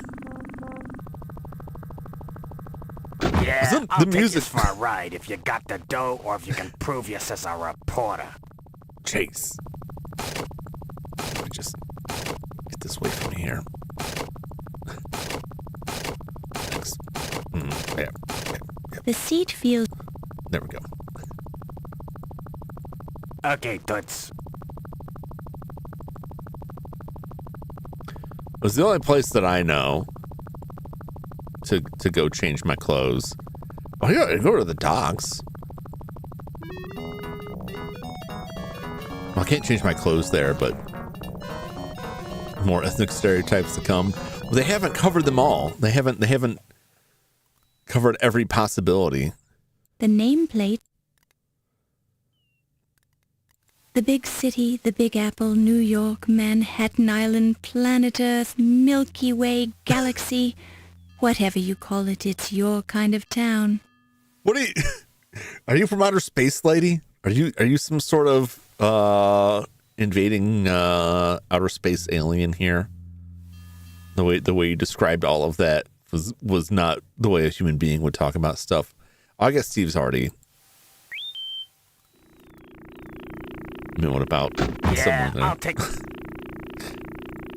Okay, toots. All right, we'll go to the speakeasy. Handsome man here today. He is not.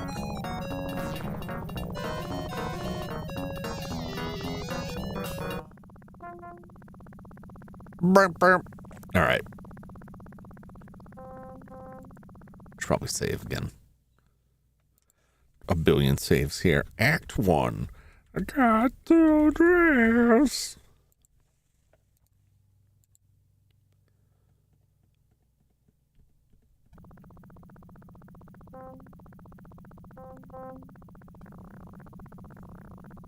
Gameplay wise, it didn't take too long. No deliveries. So like all the time passed was just being like derailed and talking about a billion other things. The password? Well, why didn't you say? But I still think it was worth it for get the information. What I miss? I went back and redid some of the stuff in Act 1 just because I didn't think I could go back and talk to them again. I found out that Low Fat is definitely from Jersey. I found out about some more characters, but not a whole lot else is really different. You haven't seen the saw? Thanks. Okay.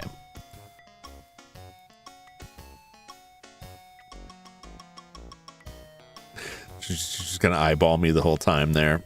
Nice body. But where did you get those clothes? Salvation Army? I have a cramp in my leg. Could you massage it for me, honey?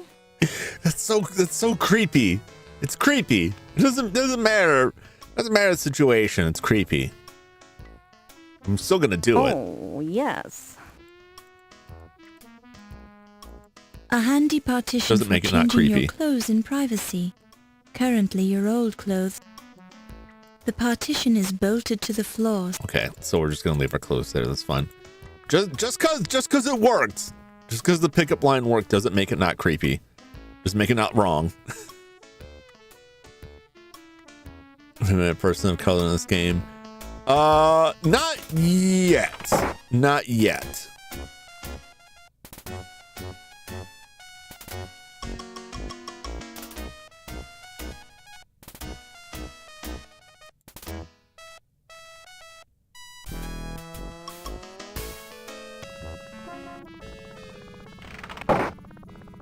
The bisexual woman hit on where it may also be another harmful stereotype. Yeah, that's true. That's true.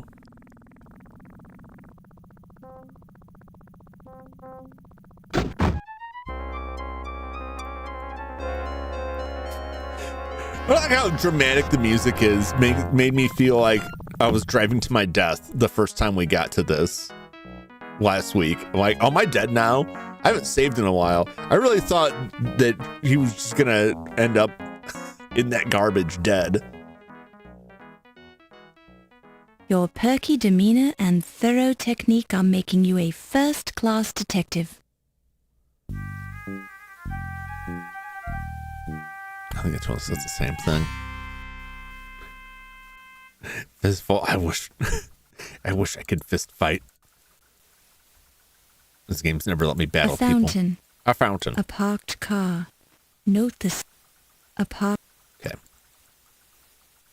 Don't touch. Don't touch it. I'll touch anything I please.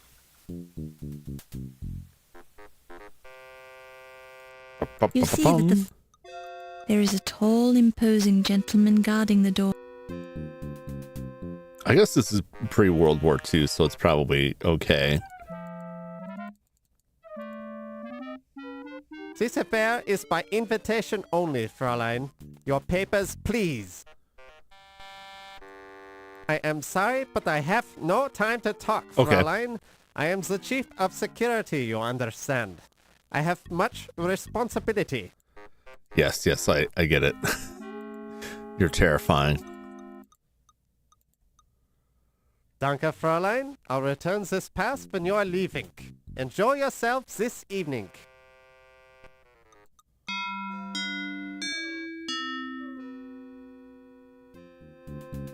7 o'clock. I think it's the first time I've seen a clock this entire game.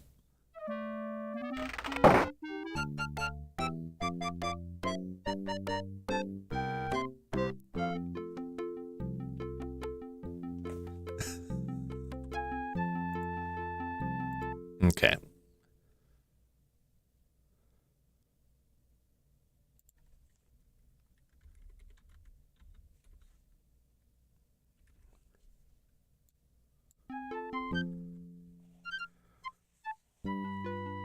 I'm gonna ask Grandma Little Fat. Yeah, I'm gonna ask these people about everything. Was he dressed as a sponge? I mean, I thought I was gonna have to fight those children, but no. But I did find an audio clip in the game where apparently you try to get the kids to eat the corned beef sandwich, and the line is just Laura going, "Eat it, little boy." It sounds so hilarious. Because I hear that, it just sounds like she's beating the crap out of a small child. But it turns out you don't fight them. You don't fight them. There's nothing to see, Silas. There was no fight. There's no fist fight. Instead we just traded them a fake autographed baseball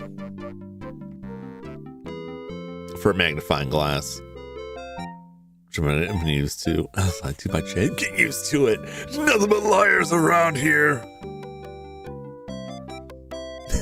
I'm the only one who said it didn't happen. I'm the only one telling the truth around here. And the truth is, here I am. I'm gonna check on my dog real quick. I will be back in just a moment. I'm gonna check on young Mr. Arthur and make sure he's doing okay. I haven't heard any crawling around or barking or yapping or anything, so he's probably fine. But I'm gonna check on him real quick, freshen my beverage, and then we'll pick up. We're pretty much right where we left off last time. Bring dog pics. I can't quickly transfer the pictures over. This computer is not connected to anything that I could get the pictures across. It's a convoluted process. I don't think I have anything new there. I haven't taken pictures of him lately because he hasn't really changed yet. Tutankhamun Rider. That would be a wild show. Is there a show where a mummy becomes Kamen Rider? I'll try and get some new pics. There's really nothing. He's still just the same. I don't think he's gotten any bigger. Maybe I can get him to I don't know. He's chewed all his stuff up. I don't have any exciting dog picture. There's no exciting Arthur news. He's He's existing. His life continues. Anyway, I'll be right back in just a few moments, and then we will continue this where we picked up. We're gonna pick it up where we left off last time, asking a bunch of questions, and then hopefully before the end of the stream, like something, we get somewhere with something. We're getting some information, but I want to see a bloody murder. Possibly, I don't know if that happens. I think it does. Anyway, we'll find out when I get back in just a few moments. Stay tuned.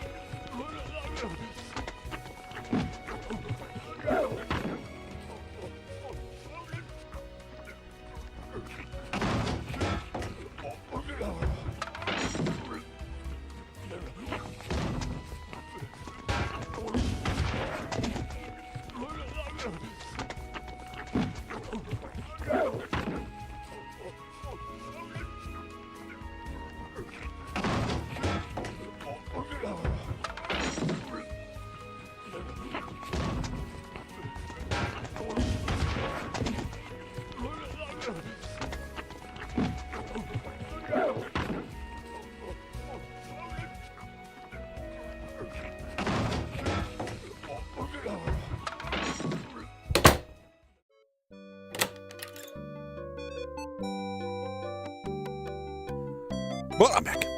There's the game. Every time it disappears, I'm like, oh, where'd it go? All right. Plenty of people to talk to It's here. a semi-happy partygoer. Semi-happy. It's a neatly stacked water glasses. Oh, that's right. An empty glass. You pick it up and place. The bottom of the glass reads, manufactured by Lion Decker Glassworks, Coarsegold, California. This is the Lion Decker Museum. No, I think it's... The buffet tables are Dog heaped pics. with I have no new food, dog champagne, and water.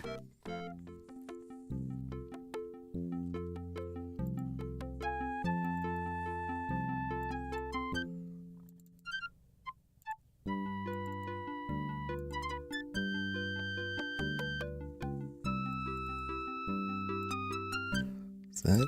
No, that's not it.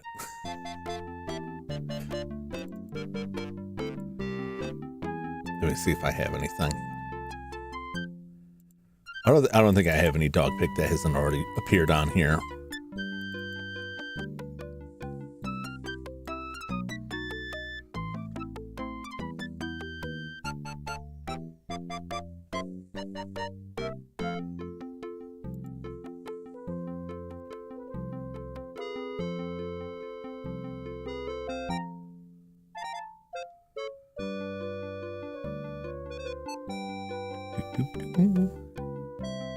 No, these are all the same ones.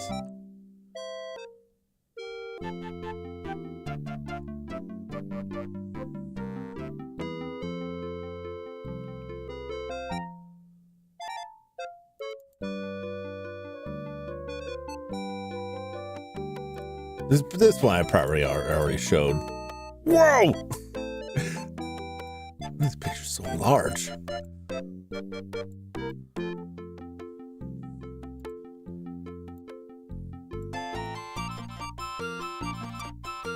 There he is.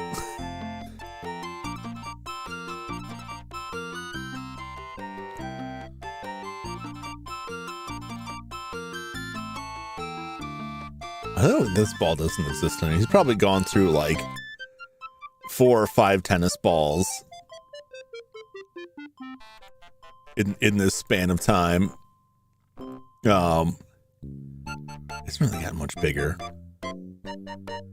But I gotta go back in the yard and try and find where he took, because he keeps taking them outside and then he loses them, and then comes inside and gets really upset. But I usually take him out back when I'm at the house, but he doesn't have a lot of room. He doesn't have a lot of room to. Well, he's got room. At my folks' place, the backyard is mostly taken up by the swimming pool that my stepdad put up. I mean, there's still like a decent amount of yard besides that, but like it just kind of, you know, just when if you put like something like that like in the middle of the yard, it doesn't matter how much space there is on the sides. It's just like it's just right in the middle. Just like chops the yard up, you know, and then suddenly everything is like, oh, I gotta circle around this big ass swimming pool. So he hasn't been able to like play outside as much, because what he really likes is he likes to like run through the area where the pool is at. Now he's got to run around it. But once he gets to the other side of the pool where he can no longer see you, he kind of forgets what he was doing. And then so I have to chase around the other side like, come on, what are you doing? It's like, oh yeah, that's right, we were playing. But also it's been kind of hot. It's been kind of hot for going on like a good walk with them. What was that last image? Well, what was that one? No, that's the Cocoa Weeds face from the Cocoa Weeds commercial where the Cocoa Weeds talked. That I don't know what they were thinking. This would not sell anything to children.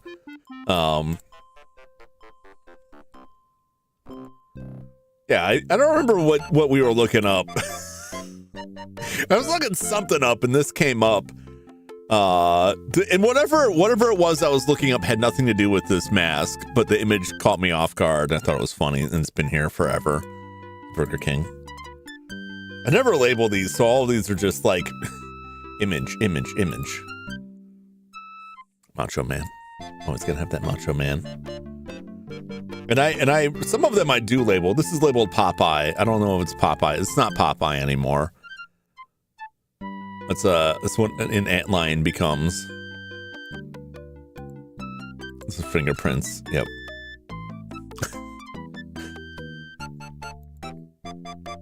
Put a mechanized stick on the pool. Have him run around the pool chasing it.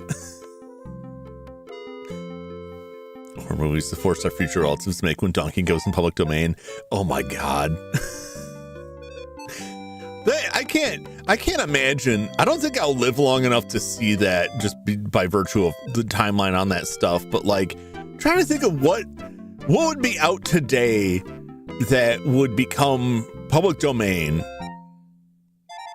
I guess like Star Wars, like any Marvel comic book character or like Star Wars stuff going into the public domain would be weird. Star Trek, Among Us. I don't know, but Among Us is like they'll make something that's like that. Kind of like how before the Five Nights at Freddy's movie came out, there was a Banana Splits movie that was basically like Five Nights at Freddy's, right? And then there was that movie with Nicolas Cage that was basically like Five Nights at Freddy's. You guys know what I'm talking about? Yeah, 2019, the Banana Splits movie. I don't know when did the FNAF movie come out? Which the FNAF movie came out in 2023. Okay, so 4 years before that, Banana Splits movie.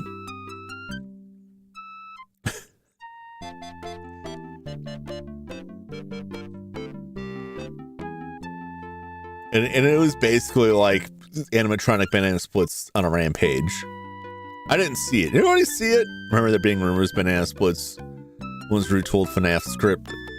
I would believe it. I mean, so this is like way back when the movie Annie came out, which is based off of the comic strip Little Orphan Annie.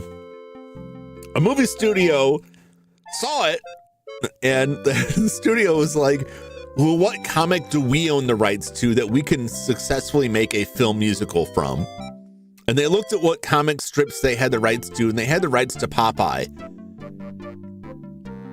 And so they made a musical, live action Popeye, starring Robin Williams and Shelley Duvall.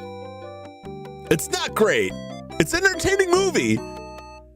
I thought it was fun. It's not good. But that's why it exists.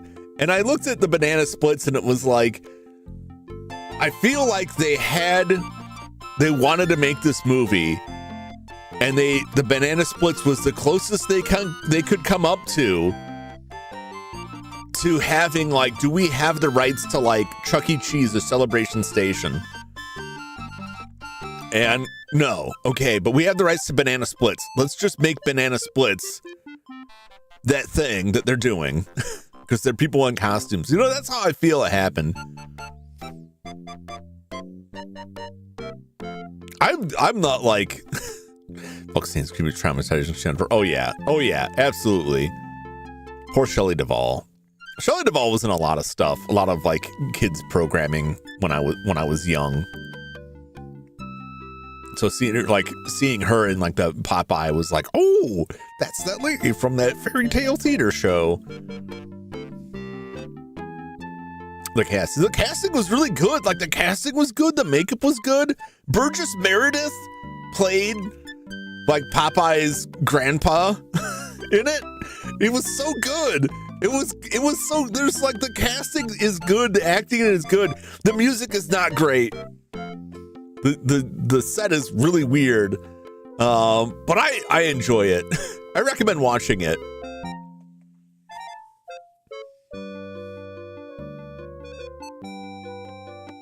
Yellow Brad movie, Winnie the Pooh. I like how you typed that twice, and you still put the poop in there.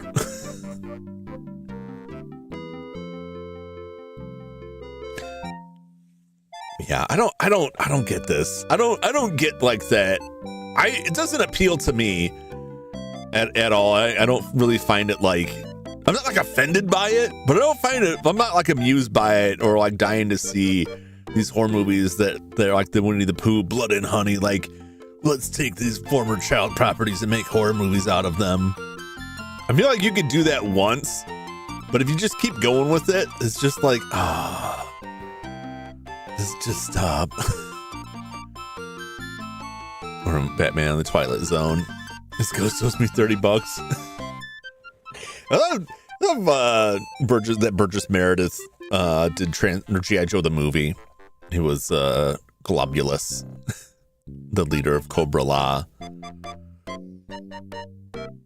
I've given props, man. Like, when I went to work, like if they actually tried to do it right and did make the cartoon character the antagonist. I feel like there's so much more interesting things you could do.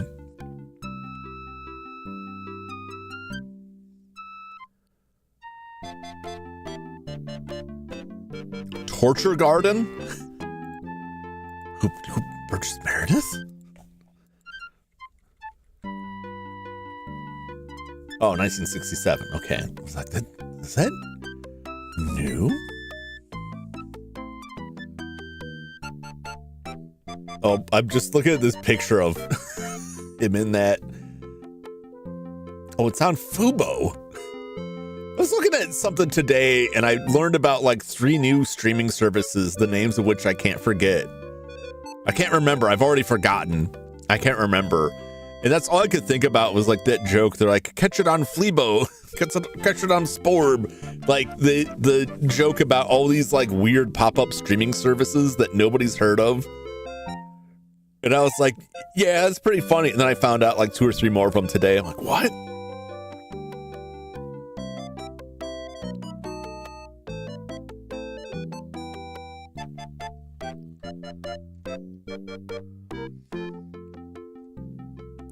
She was radioactive, went crazy. I just character evil instead of putting on the protagonist of a horror scenario. Okay, Oswald, the derpy monster with spiky teeth.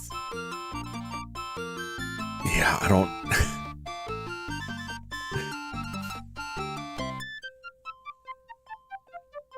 Yeah, I mean that's what I'm saying. Like, they're just not. I feel it's just been done. I don't know who they're appealing to. It's not me. Have you ever seen the movie Tourist Trap? I saw that on Shudder like a while ago, just kind of randomly, and I was amazed I had never heard of it. That was a really good one. Mickey and Oswald fighting Lovecraftian horrors.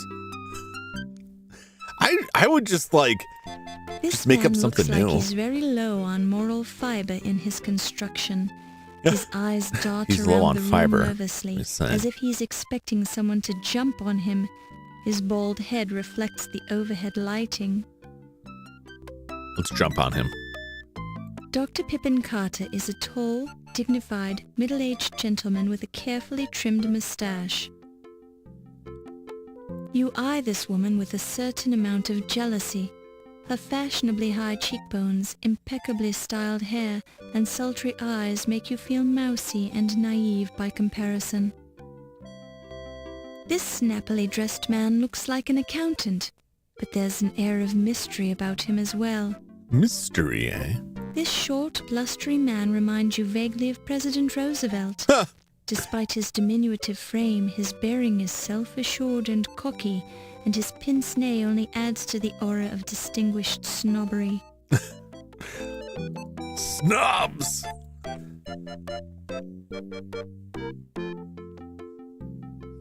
Heard any good rumors lately? Maybe, or maybe not. What's it worth to you? No, so Well, I don't have any money you'll know right he's now. an accountant because he's got like rumors that. For you, Toots. He's got like that visor and the little like, I don't know, like the rubber bands on his sleeves. And that's how you'll know he's an accountant. So Georgia's pretty writing from the colonel's request get tossed out. This might as well just be a completely different character. It's so funny to me that it's like naive country girls, first time in the city. I'm like, she just witnessed like a bunch of murders. And like, you know.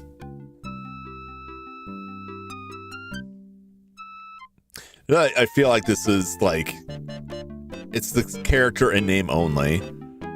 Yeah. Which isn't to say like there's not like a ton of like real characterization in the first game. But even that like little bit seems to have just been tossed out.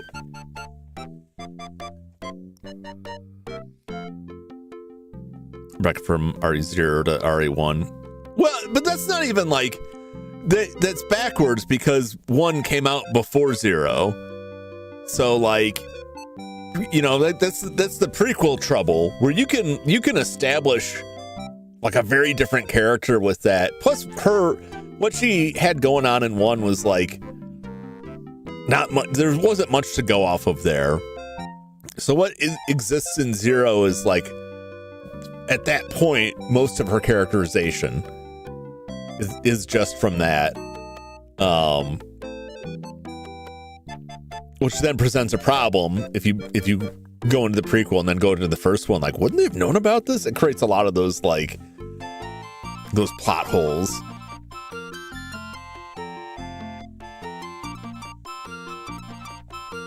The writing's all, yeah. I mean, thus far, like a lot of it is just like it lacks a lot of the charm I felt the first one had. Just when I've played so far, I didn't think Rebecca got done too dirty in the prequel.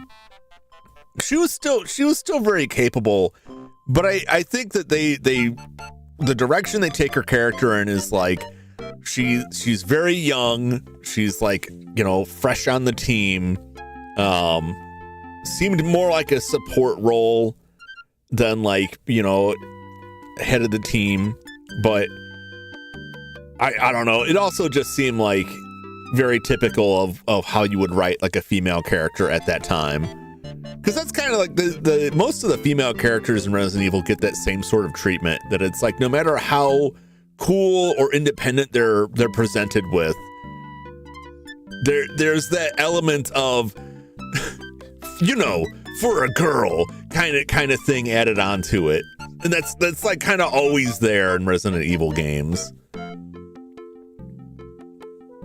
Racism stereotypes off the charts. Yeah, it's really bizarre.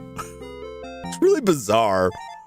All right, like I liked Resident Evil 0 well enough, but it was like Rebecca didn't have a ton of character to work with to begin with, so I can't say like I'm too upset by what they did with the character in terms of like, you know, they knocked her down a peg. She could have been different though. Could have been better. Women, yep. and that's like you know, all of them, like you know, like Claire's pretty tough, but still has that kind of like, it's the same in all of them. Even when they're like capable, but they're always slightly less than the man, right? They have less health. They're just physically capable, right? Because they couldn't be as physically strong as a dude, which is, you know, you know what I mean. It's all of that stuff that's like, it doesn't need to be there, but the way it usually comes across is like it's independent of the other characters. So like you'll play through it one way, like, oh, you can't open this door, it's stuck. You're like, okay. But if you came across it with the male character is like, oh, I just knocked it open. And it's not usually presented as like the woman and the man there at the same time and like, step aside, lady, let me do it. But it's still present. I think get close to that. Trying to YouTube, Twitter, Reddit. Yeah. I mean, that was stuff that I heard about, like the Resident Evil 3. I think it was more about the remake than the original, but like people questioning why she was rude to Carlos, and I'm like, there's plenty of good reason for it. She had no reason to be nice to the guy. Gabriel Knight wasn't this bad. Took place in New Orleans. Still had some issues. Yeah. And this is like in New York City too. Like they've completely taken it out of like the New Orleans aspect of it. But they're I don't know, it just feels like, I don't know, someone who was never in New York City who is just like, I imagine New York City has lots of different kinds of people that I've never met personally. I could be wrong. But yeah, you know, people go nuts over that stuff. You can't win. Move the boatload of content. Nemesis Swimp in combat. I haven't played it yet, but it's funny to me because like nobody ever talked about, at least where I was at online, nobody ever talked about Resident Evil 3 with any kind of reverence. Resident Evil 3 was like just the also ran of the PS1 trilogy. It was not regarded as like the really great game.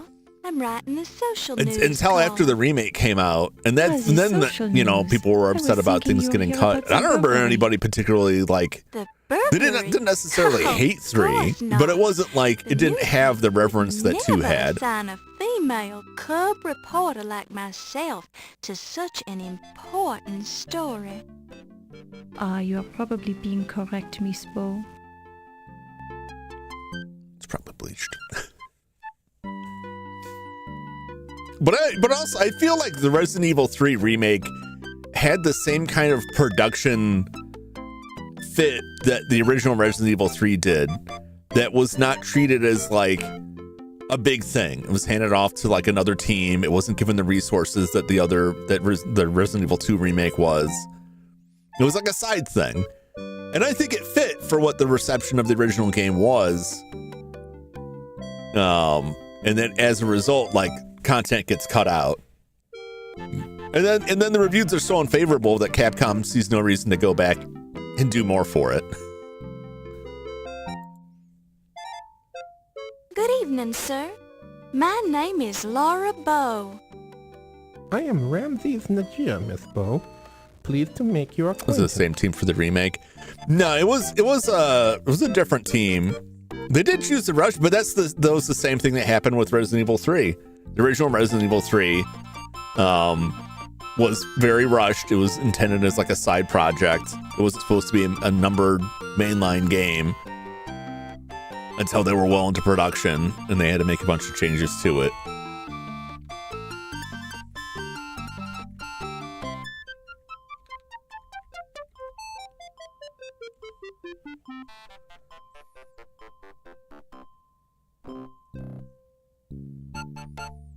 But they mostly had it outsourced.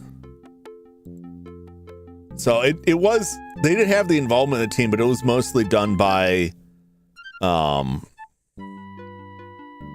was it, M2, which is still like, they're like a support studio. Because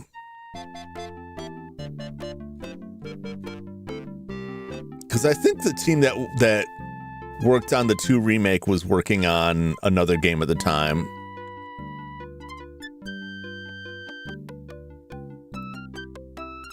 Just specifically rushed it out the door with the remake. It's like Capcom rushing OG3's team. I mean, even in that statement, I don't see the difference. I don't understand the distinction there. Because they were both like, they're both rushed projects that were not treated as like, this is the serious thing we need to take some time working on. This was, we need to get this out the door to keep a Resident Evil game for sale, to keep it in like the players' minds while we work on this other thing that is our real focus. Which I want to say at that time was 8, but I could be wrong. Could have the time mixed up on that. Good evening, sir. Good evening, Miss. This is quite a party. Does the museum always have a big fundraiser when they open a new exhibit? But it definitely wasn't like, no, it wasn't given their highest priority. Had such an important exhibit opening here before. And I'm an important curator with an important salary, so the museum wouldn't have been able to keep me employed here without financial assistance. You must be very important for the museum to go to so much trouble. Naturally. The museum is lucky that I accepted this position as the head of their new Egyptian antiquities department. Why, my name alone will attract more visitors and more money to the museum. Any chance that the Tutankhamun exhibit will make a stop here on its American tour? What's up, Breep? How's it going? No. I'd hate to embarrass my relative by putting his Tutankhamun artifacts on display here. They pale by comparison to my own great discoveries, such as the Dagger of Amon Ra. Well, he's probably... Why is he purring? He was probably possessed by... or cursed by something within the tomb. Silly of you. You know, cats were very important to the Egyptians. So he's been possessed by some sort of cat spirit, I would imagine. Or it's just, you know, give us your best worst imitation of this particular person. Though I can't quite place because it's not that great. So they remake one, but they did remake one on the GameCube, and it's great. And then they did a HD remaster of it, and they really don't need to do it again, like ever again. So part 2, the next game I play. Which game are you doing on that now? Yeah, the thing, like, 3 got a lot of, the OG 3 got a lot of criticism because they reused a lot from 2. Reused a lot of, like, the map, a lot of the model. New PS5 version. PS5 version of what? Because they're not doing 1. They're doing Veronica, Code Veronica.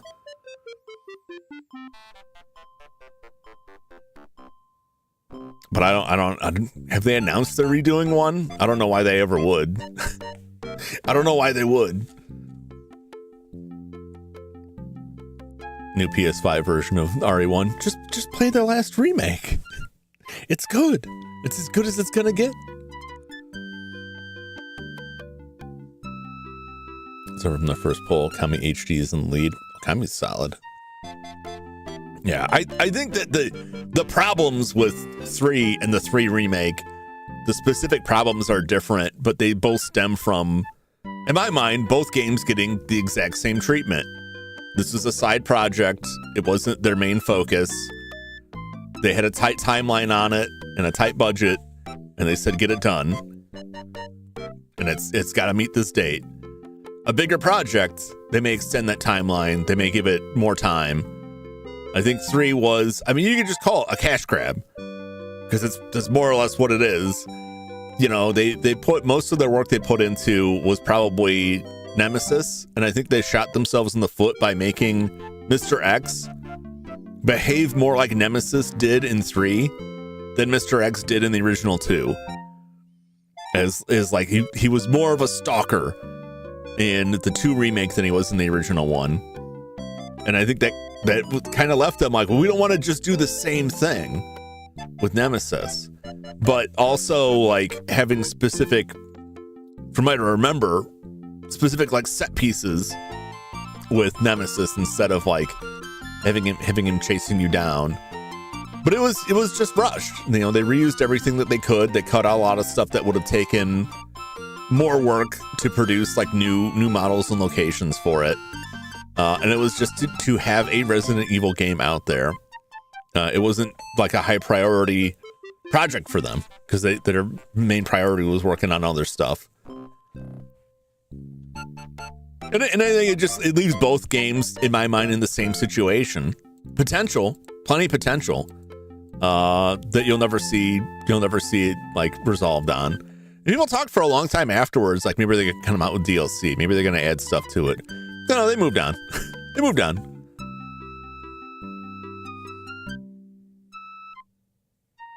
I'll do another post since Monster Stories 1 taking longer than expected. The other game's a chance to catch up in votes. Yes. Yeah, because people thought they were going to add in, like, what is it, the clock tower that gets cut out? And I think some other sections. But that's also, like, stuff like that is a lot of the reason why, like, I just don't get excited about remakes. I'll go play the original. Like, there's some situations where I'll be like, actually, this release, like, fixes a lot of the issues and cleans stuff up. But a lot of remakes now, like, you're so far removed from what the original was going for that they are making a whole different game. And at that point, I would just rather see them make a whole new game just make a different game, or go a direction like it's a game that references those, but it's not a direct remake of it. You know, like the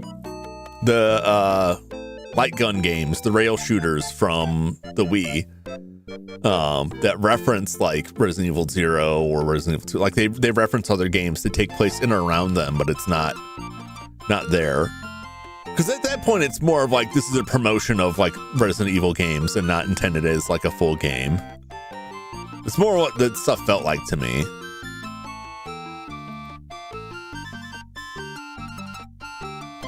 Many games that didn't get finished. Yeah.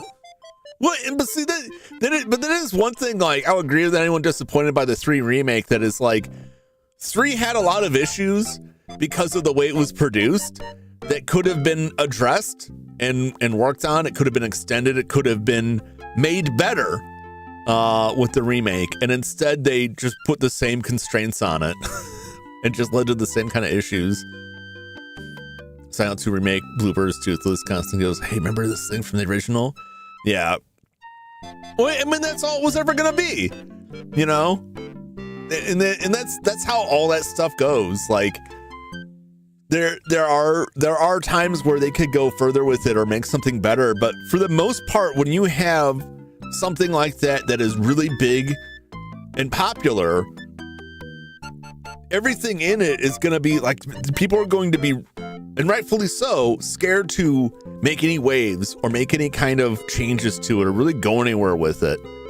And a lot of it is going to be pressing on like the nostalgia factor. Like, we know what you came here for.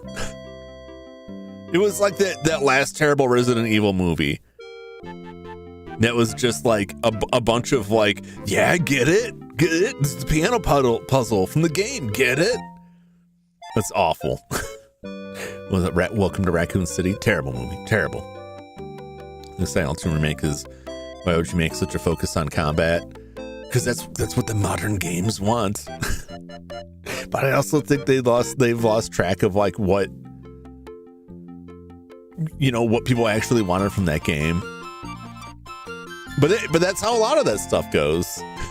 And the same would go for any of that stuff. Seeing James Marina stop in a motel was never dressed from the OG game, and they bothered monitoring if she never wears her OG fit. Yeah.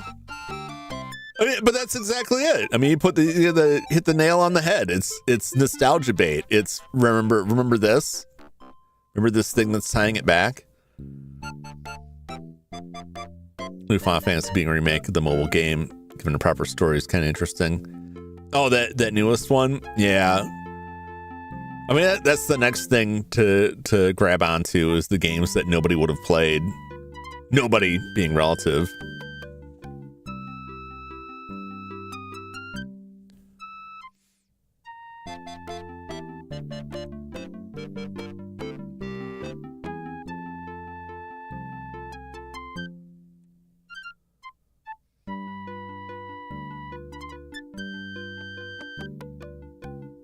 What do I start with this guy on? We'll start with the burglary. What do you make of the theft of the dagger, Dr. Carrington? It's simply beastly. What is the world coming to when crepuscular ruffians can invade a museum like Visigoths? Do you have any idea who could have done such a thing? Not at all. But if I did, I'd be tempted to teach the brute a lesson. I mean, there was like, I remember seeing that complaint for the first Silent Hill game, that like the combat is tough and it being defended. And I agree with this. Like, the guy is not meant to be a combat character. Like, he's a dad looking for his kid. And he's like desperately flailing around with these weapons. I liked the combat in the game. I thought it was fun. And I think that that's something that lends a lot to a horror game. That it's not just making like combat deadly, it's making combat like awkward and slow and scary. Like, anytime you choose to engage with something, like, it could go either way because like you're just really not cut out for it.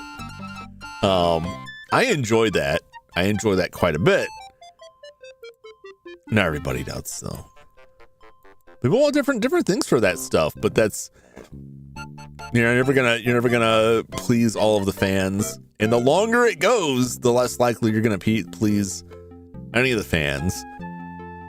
And it's like you hope you're going to attract new players with new money who will buy stuff for many more years while getting enough of the old players that will fall for like a nostalgia bait. So I'm coming into doing tacticals. Yeah, because that's the thing. Like people complain about the combat, even though like there is a big consensus of people who got it, air quotes, got it, like what the combat was. There are a lot of people who wanted more combat options, so they added that. Go-getter, that but like to my mind, that's a mistake. He does a jolly good job of guarding the museum. Jolly good. It's a mistake, and you end up like, yeah, you've appealed to a different audience, but like you're entering into a market that has plenty of other options. Instead of distinguishing yourself, you're just becoming the same thing as everything else is. I was excited this year. Marvel's Hokan, Phantom Blade Zero, and Musha Warrior the Sword. The only Musha looks cool. I'm excited about that. I haven't looked too much into the other ones. It's Phantom Blade Zero. That's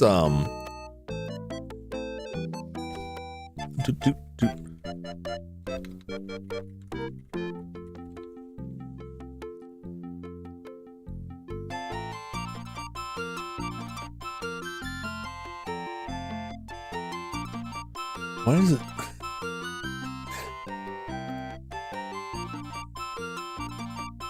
Okay.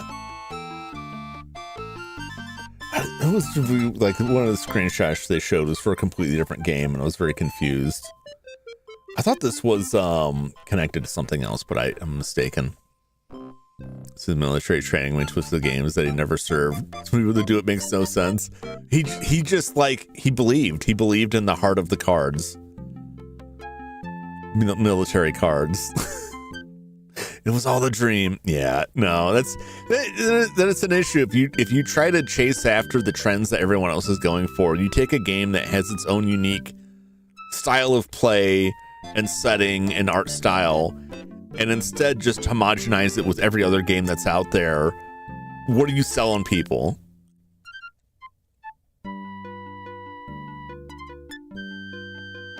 Final Fantasy VII Revolution, let's see the gas that puts on fire as a fandom. People were mad about that. I am not. That's one of those things like, that's not a remake, man. That's a reboot. Like they changed so much stuff in that, and then they're just dragging it out. And I don't agree with what they're doing with the FF7 stuff. But then again, I didn't really want a remake of any of that stuff. I'm just gonna go play the original. I think the game was most hyped for Pragmata. I heard a lot of good stuff about that. I know Perhenmo really liked Pragmata. Pyramid Head back. Oh yeah. I mean, that's why Pyramid Head is in every movie. That's why Pyramid Head is in all the media. It's no longer just like specific to that. Like that's the Silent Hill guy. He's always got to be there now. Yeah.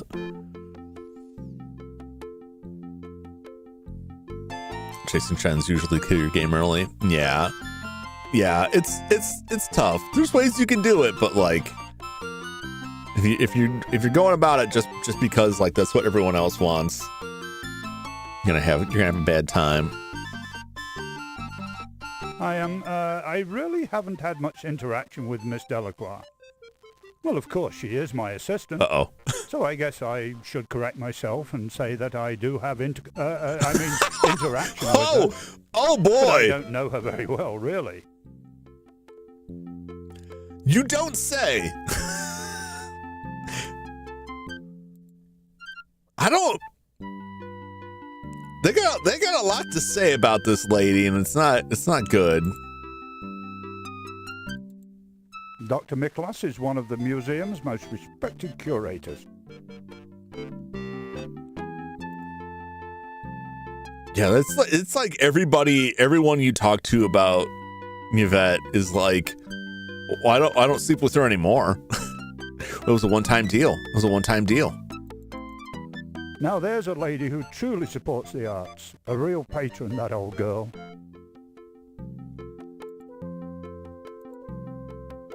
Okay.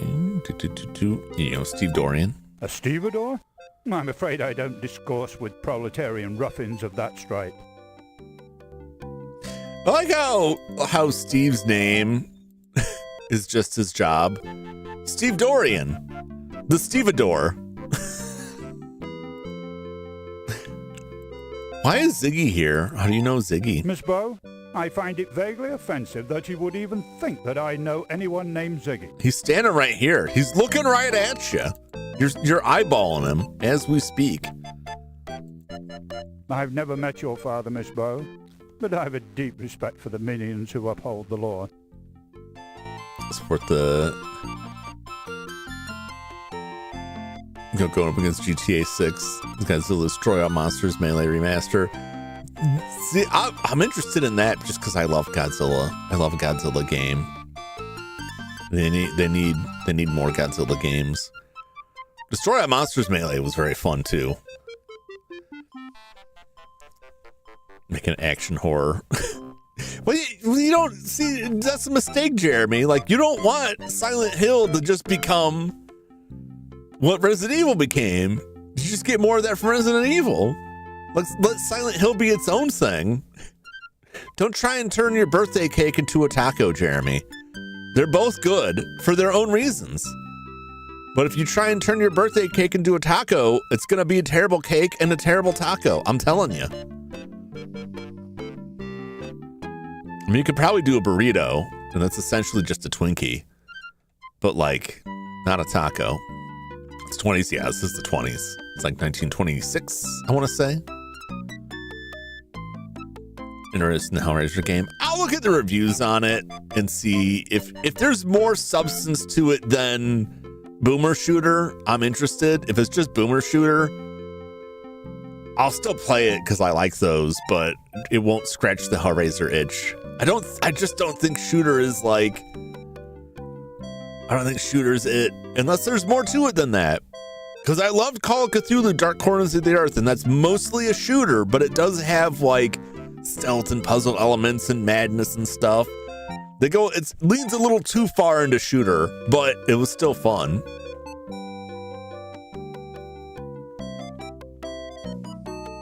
Taco-shaped birthday cake. Yeah, but see that's still just a birthday cake. But it's not the same thing. Like if you made a doorknob out of cake, it's not a doorknob, it's just a cake. But if you tried to use a cake as a doorknob, it wouldn't be very good. So we got Susik and Pyramid Head on produced Silent Hill game. It's gonna be a scene where Pyramid Head gets murdered on screen and the new monster meant to replace him. Yeah. FPS slower shooting instead of high-paced boomer shooting. Yeah, I just don't like. Maybe boomer shooter is not. Are the new Doom games considered boomer shooter? Because that's what I feel like they're going for. Like the new Doom, like high gore with what do they call it? The glory kills. Or like smash skulls. That's what it seems like. They're just trying to do that. I think it's a mistake, but we'll see. Karate kick Pyramid Head, do a roundhouse kick on a motorbike. Yeah, so that's just, it's a whole different thing. Remaster does, well, maybe they'll remaster their Pipework Godzilla games, do a new one. I want to see them do a new one. I want new Godzilla media. New games do different game wearing Doom as a flesh suit. Well, it's just the evolution of it. Like it's like the Zelda games. Like they evolve and change and become something different. And it has like some of the core ideas, but like it's presented in a different manner. I think that they fit thematically. They were an evolution of it. It's not like Doom 3 was in that game. Was in that same vein. But they're never like, you can get that kind of Doom experience from other games, but yeah, Doom went in a whole different avenue with it. I mean, all right, it is mostly just like the flavor is what's tying it together. But if they just did like, I 100% an in-game Doom Eternal and realized I hate this game. Yeah, but it's like kind of the same deal. Like they picked up a new audience on that, largely by like dumping the old audience. I talked about the robbery. We'll talk about the museum. The Lion Decker is. I gotta ask about Lil Fat. I'm getting him back to him. This is the opportunity of a lifetime. Okay.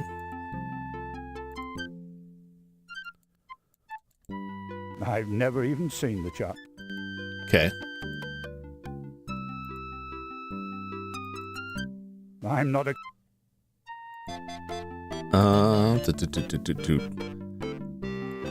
Dr. Carter. The fellow has quite an overinflated ego. Okay. Oh, the detective. No, he's a good enough chap for a law for a law enforcement peon. I'm afraid I don't. Okay, he doesn't know him. Speakeasy Docs, the Laundry, the Tribune. Miss Bow, I wouldn't be caught dead. You would. You would, though. You would, though. I've only been there once, but I found the docks to be full of pugilistic ruffians and parasite-infested rodentia. That's probably accurate. I've seen it as Scrap Glory Kill where Doom Guy uses Force Lightning as Palpatine. That's pretty ridiculous. Talk about two thoughts. No, Silas, no. Oh, that's one of the best and most ridiculous moments in the Star Wars Force Unleashed. Was that the second one where you fight Obi-Wan Kenobi on Tatooine and you throw Obi-Wan Kenobi into you beat up Obi-Wan Kenobi and you throw him into the engine of the Millennium Falcon, and then he immediately comes back as a Force ghost that you kill with Force Lightning. That whole every fight in the Force Unleashed, all of the like bonus missions that were like now go to Endor, they were so insane and over the top. Yeah, just throw those Ewoks, just boot those Ewoks through the air. 2 3 is the scariest one. OG1 on Xbox and the switch between flashlight and the gun. But it's so funny with the It's so funny what the reaction to 3 is, that so many people like didn't want to play it until there was a mod that let you just like tape the flashlight to the gun. They were so not into that. The Dark Side Pet, yeah. I all of that extra stuff was so funny. You know, Star Wars like that. Oh, Silas, yeah, the Force Unleashed games. So like there's the main game itself where you're kind of like toggle back and forth depending on the choice. I think there's just like the main choice at the end. You can fight for the light side or the dark side. Dr. Carrington? And you have all kinds of force powers, and you know, I'm just picking up stormtroopers and throwing them into TIE fighters, and like I'm having so much fun just like tormenting people with my force powers. But when you like, there's like extra content in it where you fight Luke Skywalker on Hoth, and you're going through Hoth, like destroying rebels there, or you're on Tatooine and you end up fighting Obi-Wan Kenobi. You're on Endor and you fight Chewbacca, and then Princess Leia. I think you fight Boba Fett too. One of those like it just inserts him into the original trilogy with an altered history, and you can go crazy. That one of the optional outcomes, Starkiller, to turn Luke into Sith Apprentice. Yeah, that's on Hoth. Like he chops Luke's hand off on Hoth, and then like turns him to the dark side during the fight so that the Millennium Falcon can leave. But then I think that's like the last you see of him. I don't know if he gets killed like off camera or what. All right, let's see what he's got to say. Let's do low fat. Did he not have anything to say about? We have already discussed that, Miss Bo. Let us move on to newer subjects. Am I crazy? Did it just cut that?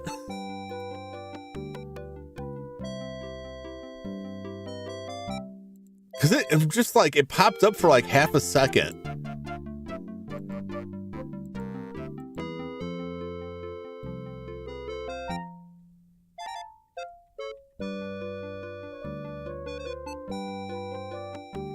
Yeah, it just like, it just like, it popped up for a second and then it was gone. He must have said something that I don't know what the story is with that. It must have just bugged, but he's like, oh, we discussed that. Manager Vader of the own Lego minifigs. Such leaves no blood on his torso. Yeah, those Lego sets were wild. Never played Star Wars Outlaw yet. Star Wars game that came out before it. They're fun. My nephew played a lot of Jedi. Was it Jedi Survivor? Is it Jedi? Outcast was like a different one. Fallen Order and Jedi Survivor. He had a lot of fun with those. He played a lot of those. I don't think he played much of Outlaws. He just kind of gave up on that real quick, and he didn't have much to say about it. But he's just completely obsessed with Red Dead Redemption now. We have all. He's like threw something out there, and then it went away before I could even see anything. Can I like squeeze this, get this back to?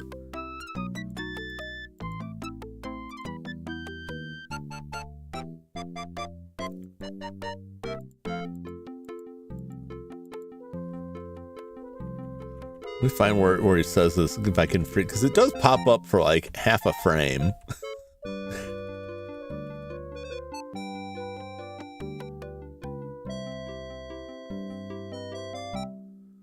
I'm afraid, okay.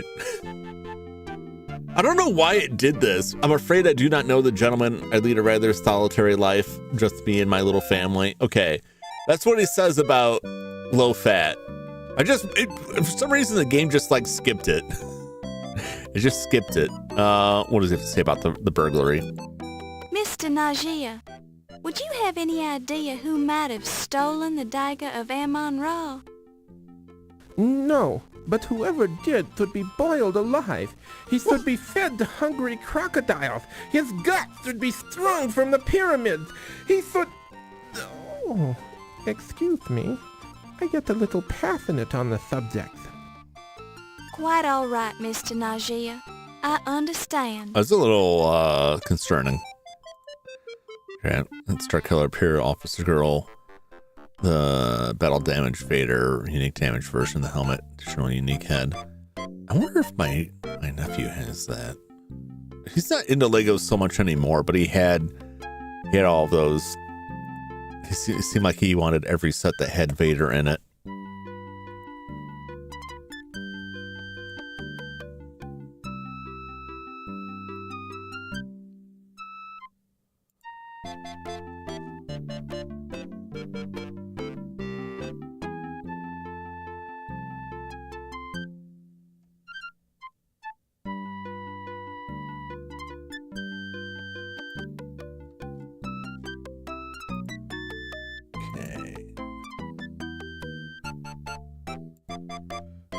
I don't know if he... Well, I mean, this would have been... What year did that come out? Oh, yeah, well, he didn't even... He wasn't even alive when that came out. I'm surprised he never even asked for it. I know he played the game. I know he played the game because when I was playing it, he was texting me, telling me what to do.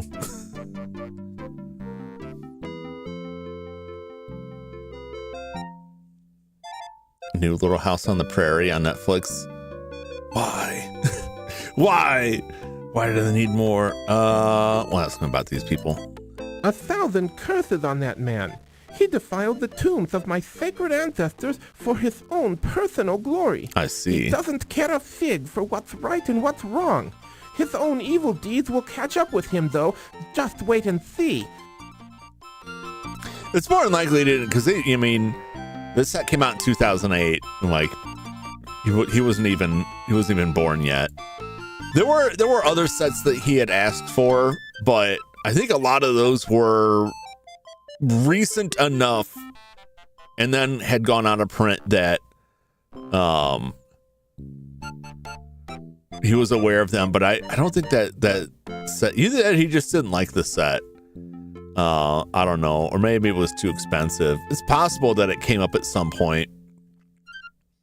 But I think the only time he ever asked for a set that was no longer available, because I think he mostly just focused on what was like currently available from Lego. Though he did ask for the Emperor's Throne Room from Return of the Jedi, and I paid a pretty penny to get that. It wasn't too bad. It wasn't that much more than retail because it was out of print. But then it was like a year later they came out with a new version of it, which he also wanted. And I was like, oh, I can't believe it. But he started asking about minifigs for sets, but he only asked for like a couple. It felt like when he would ask about a specific loose minifig, I have heard it was one that he already had, but I do not know him very well. or B, like once or twice. But he seems like I want this Darth Vader, and it's like the same exact one that came with a different set. He didn't want the set; he just wanted the Darth Vader out of the set. But like, I don't know, it was very yeah. But he's not really into that stuff anymore. The Lion Decker is a beautiful museum, Miss Bo. It's kind of a moot point. But I do not approve of the spoiling of my ancestors' tombs, much less the wanton display of their bodies and their personal effects. I understand that. You put yourself high up there on the suspect. I personally do not use that laundry, Miss Bo. I go to an Egyptian laundry on 44th Street. They are wonderful with linens. I see.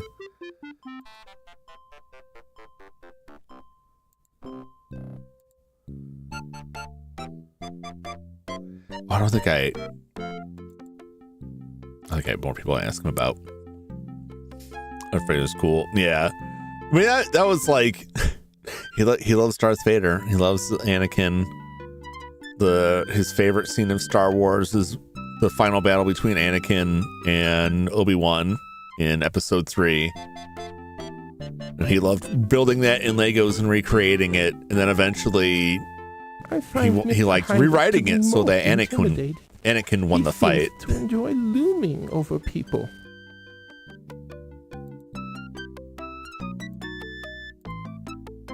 I had a lot of fun playing with my nephew when he was younger with Legos. Charming young lady, and so friendly. For a time, anyway. He seems genuinely interested in Egyptology. We had a long discussion about tombs one time. I don't like that. I don't like it. Dr. Miklos is a brilliant individual, but she is certainly a little strange. Ah well, we all have our foibles, don't we, Miss Bo? I say Persona's getting a live action. It'd probably be like the JoJo live action. That's how I feel about that stuff. Like, it'll be like any of the other live action anime. Enjoy life to the fullest, does he not? Just between you and me, she scares me a little.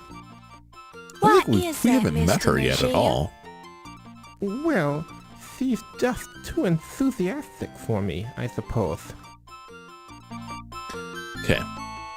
I think I asked about anybody else that I wouldn't be bothered to ask about. Okay.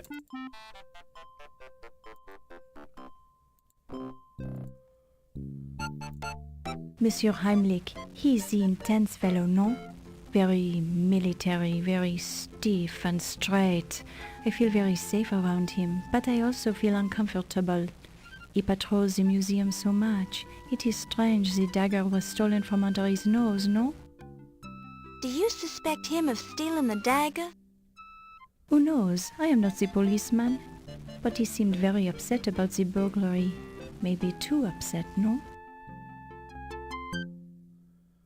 So it's a game where you could have alternate outcome where Anakin wins, kills Obi-Wan. I vaguely remember that. I don't think I played it, but I think my nephew was telling me about that.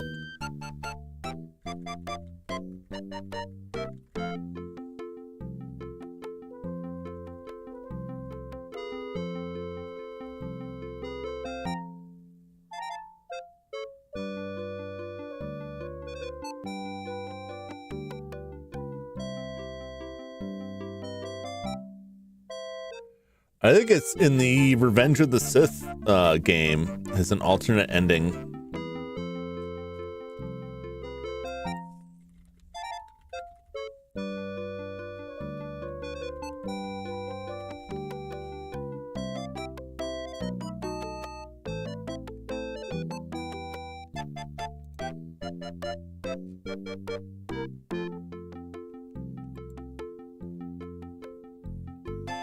Yep, that's I don't know what year that came out. Whatever the Revenge of the Sith was, 2005.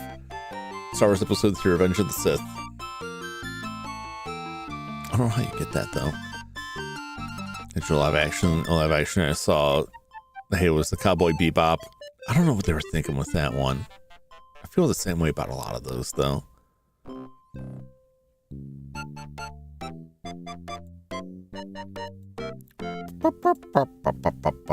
That's you.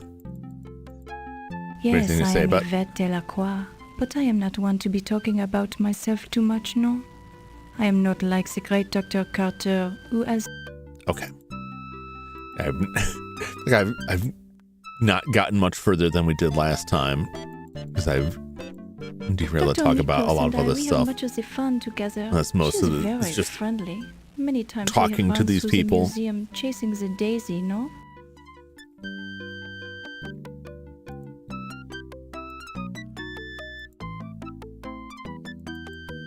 Dang it.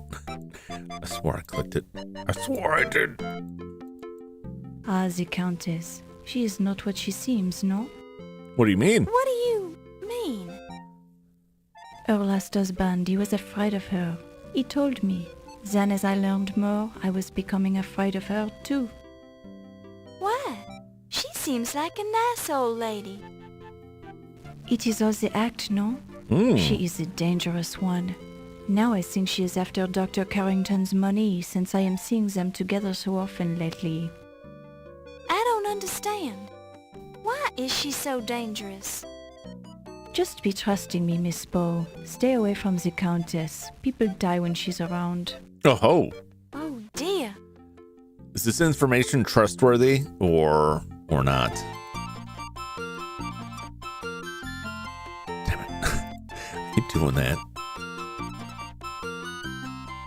Ah, this Steve. He is so big. Oh, she knows about Steve.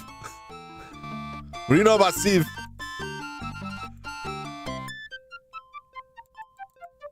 The annoying little man? I met him at this speakeasy long ago, but he is not my class of person, no. He is of the criminal type. Countess the Black Widow. Potentially.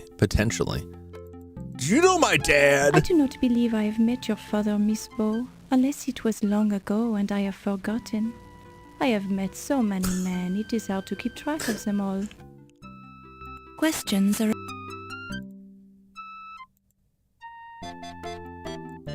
The low-fat, I know him. The little laundry I take to the cleaners, low-fat does it himself. We have the deal he enjoys, so it costs me nothing.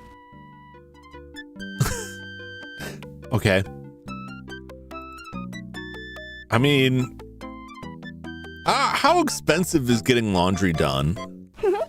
Oh, the godfather. I met him only once on the train. The train was the sleeper car. It was dark, and I climbed into his berth by mistake. He will always remember that meeting, I am sure. I, unfortunately, will have forgotten it in a few months. I don't know. He said he wasn't married at the time. But hey, then again, if he wasn't married at the time, what is he so concerned about? Ah, Monsieur O'Reilly, he is magnifique. He is so intelligent, so confident, so... Ooh la la. I assume you've met him before tonight. Oh yes, we are, how do you say, the old friends. And it never hurts to have the highly placed friend on the local police force, no? I suppose that's true. What do you think of his burglary investigation? People here, they keep saying, Monsieur O'Reilly, his investigation of the dagger is not good. Yeah. But he tries very hard. I don't think he I does. have seen him work. Have you? But the dagger thief, he is very good, no? He? You think the burglar was a man? It is only the manner of speaking, Miss Poe. This burglar, she could have been the female as well. Crafty, crafty. Dr. Carrington is my superior, so I'd rather not be saying the bad things I feel like about him. everybody has something to say What about bad thing? at least one person He's or very thing. strange, even for a man. Ah, but you are trying to trick me, no? It's best that I am not talking about him. I'm not trying to trick you. I'm just trying to interrogate you. Ah, Monsieur Pippin, he is such a great man. And quite attractive, no? No.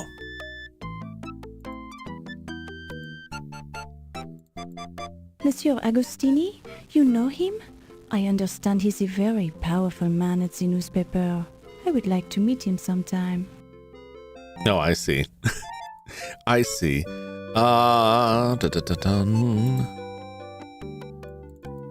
It is terrible to think someone could break into this museum Ask and about the steal burglary something so itself. valuable. Monsieur Heimlich, he is all broken up about it, although he doesn't show it. Okay. How did Dr. Carrington react to the burglary? Dr. Carrington is a very dignified man. There is not much you can learn from his face. He seems to have taken the burglary very well, although he was angry with Wolf about the poor security. Do you have any idea who might have stolen the dagger? There are many suspicious people here tonight who could have done it. The Countess, for example, or the little man Ziggy. But I have not the proof, you understand? I see. I don't know. You should ask Dr. Okay. Places, perhaps? Any place worth Speakeasy. New York itself. This speakeasy, it used to be the good place of the business for me, no? Then I got this job, so I don't have to do that anymore. What kind of work did you do at the speakeasy? Yeah, I think we know. I was the hostess there for a while. With your appearance, you must have gotten a lot of tips. I suppose you could be calling it that. I got the very big tips. Nuh-uh. Nuh-uh. Where is he? Where is he? Why do you want the dagger?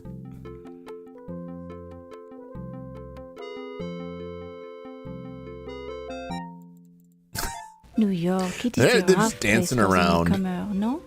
So many people Her in the profession one place. here. It reminds me of Paris, but it is where all the money is, no? The Americans, they have so much more money than the French. I don't think, is that true anymore? Maybe at this time, probably. I don't think it currently. Even if they do, like it don't go as far. We don't go as far as it used to. I think we've got everything from her. Reverse order on this guy. He was the Emperor of Rome just after. No. That's me, you silly girl. If you want... Yes, I know that's you. Dr. Carrington is a fine chap. Used to be in charge of the British Museum, you know. I ran into him several years ago when I visited the British Museum to consult with Dr. Butch. Super dangerous, no cures. Seems odd that Dr. Carrington doesn't remember me, but I almost didn't recognize him either. He's getting old after all. Looks different. Memory's probably shot as well. That's unusual. It's also like a lot of danger comes from like any profession you have that is like inherently illegal. It carries like that particular risk of like, and then if someone decides not to pay you, like you can't really take them to court, or if someone decides to like attack you, then it's risky for you to try to do anything within the law about that because it's going to come up that you're engaged in something illegal. You could put like drug dealing in that same vein. Like if you're a drug dealer and you're dealing drugs somewhere where like in illegal narcotics and someone like beats you up and robs you, like you're going to go report that. And the people who perpetrate that stuff, like they know they get murdered. He's forced. Yeah. And that's the thing. Like the people who are likely to, you know, rob and murder you, like know the position you're in there. Not good. Yes. Can't say I'm too impressed. Not with a good Detective situation to be O'Reilly. in. Couldn't find a single bloody clue about the Dagger burglary. And he has the nasty habit of chewing on grapes constantly. Probably to cover up the smell of the alcohol he drinks. Would grapes really cover up alcohol? Is my question.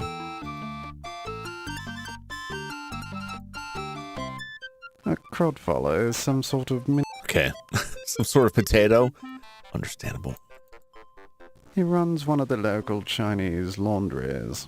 Pretends to be Chinese so he can get more business, but he has a terrible accent. I love how that man says it in his terrible accent.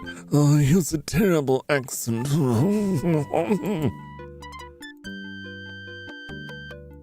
Do you know my dad? Relative of your...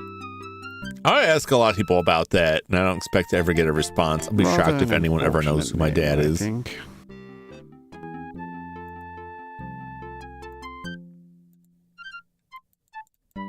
Steve Dorian. The stevedore with the ridiculous name. Yeah. He's the fellow who helped unload my artifacts from the steamship. If it weren't for his odd name, I would have forgotten him entirely.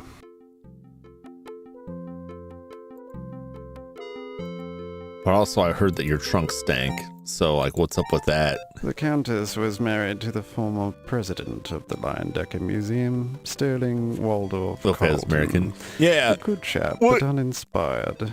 Now she has her sights set on Dr. Carrington. When you're in the laundry, if you look at the banner behind him, it says the same thing. It just tells you that he's actually from Newark, New Jersey. And like the characters are wrong.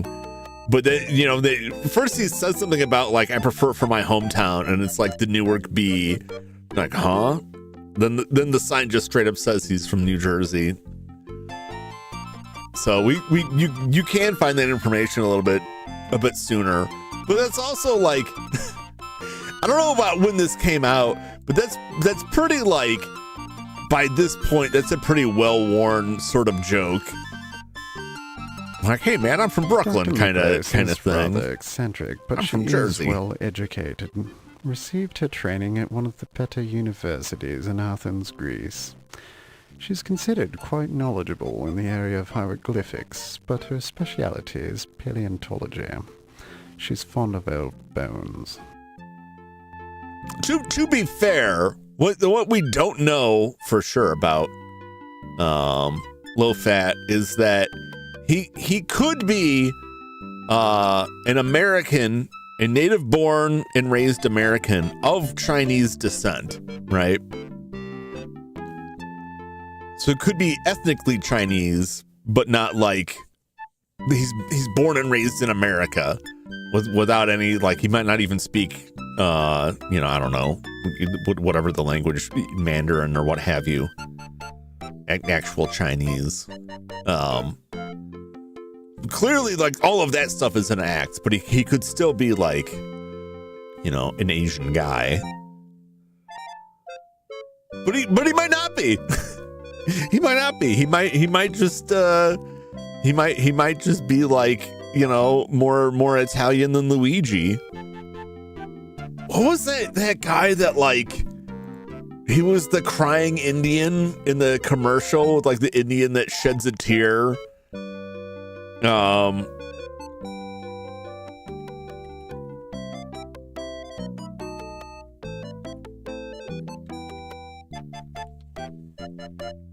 Iron Eyes Cody. You guys know about Iron Eyes Cody? Yeah, Silas knows. Born Espera Oscar de Corti, American actor portrayed Native Americans in Hollywood films. Let's play Native American shedding a tear about pollution, one of the most well-known television public service announcements in the United States. Living in Hollywood, Cody began to insist, even in his private life, that he was Native American. Over time, he claimed membership in several different tribes. Although a 1996 newspaper report revealed that Cody was Italian American, that his purported Native American identity is self-created, Cody denied the report. So yeah, like he played like in Hollywood, he would play like a lot of Native American characters. The Crying Indian is like one of the most famous roles. But it was in Italian.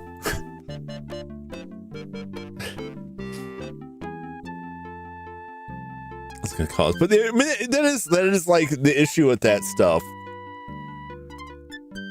It's like if you wanna have a horse in a movie, you can't get a horse. You just got to get a dog. It's like it's that kind of feel like. That it's not a good look. Sleeps with everything that moves. Oh, this guy just calling it out. Don't. It's only by sheer strength of will that I've resisted her advances so far.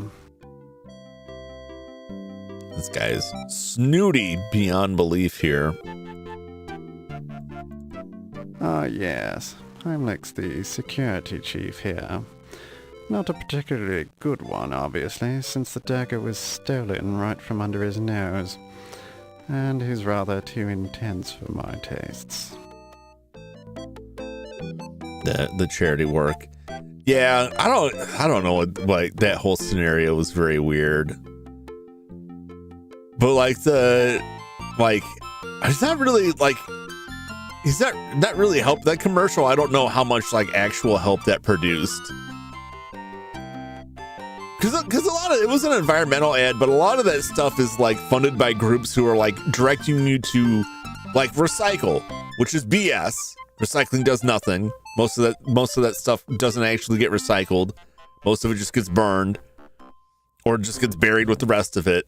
Recycling is a crock so that you don't do the first thing, because there's the 3 R's: reduce, reuse, recycle. Why does recycling get pushed so much? Because if you reduce, they're not selling you as much. If you reuse, they're not selling you as much. But if you recycle, you can just keep on buying. Just keep buying it. And so that gets pushed a lot more. And so you have a lot of like environmental messaging that is paid for by the companies that are like, don't tell them not to get plastic. Tell them it's recyclable. It's fine. The plastic is especially egregious where they have the symbol on plastic that is like the grading of plastic that is deliberately designed to resemble the recycling symbol. It is not the recycling symbol. It has nothing to do with recycling. It's made to look like the recycle symbol, so people look at it and go, "Oh, this is recyclable," and they throw it in the recycle bin, and it's not. It's not. It's just adding to the waste there. All right, I think I've asked him about everything. I'll ask him about the burglary. You must be very... Quite so. If I ever find out who stole my Dagger of Yeah, they won't live to regret it. Okay. I have my suspicions. Yeah, Have when the he said he police has learned anything? suspicions, police Those don't know anything. incompetents. Sounds like the burglar might... Perhaps. It's more likely the local Yeah, he has no respect for the constables here. Museum. With a little work, I can turn the Lion Decker into a world-class museum. But that can wait a few months until they decide to make me the president. I kind of hope this guy gets murdered. I'm gonna be real with you. Did he have more to say? Did I cut him off? Already. Oh, damn it. They never repeat themselves, and that aggravates me.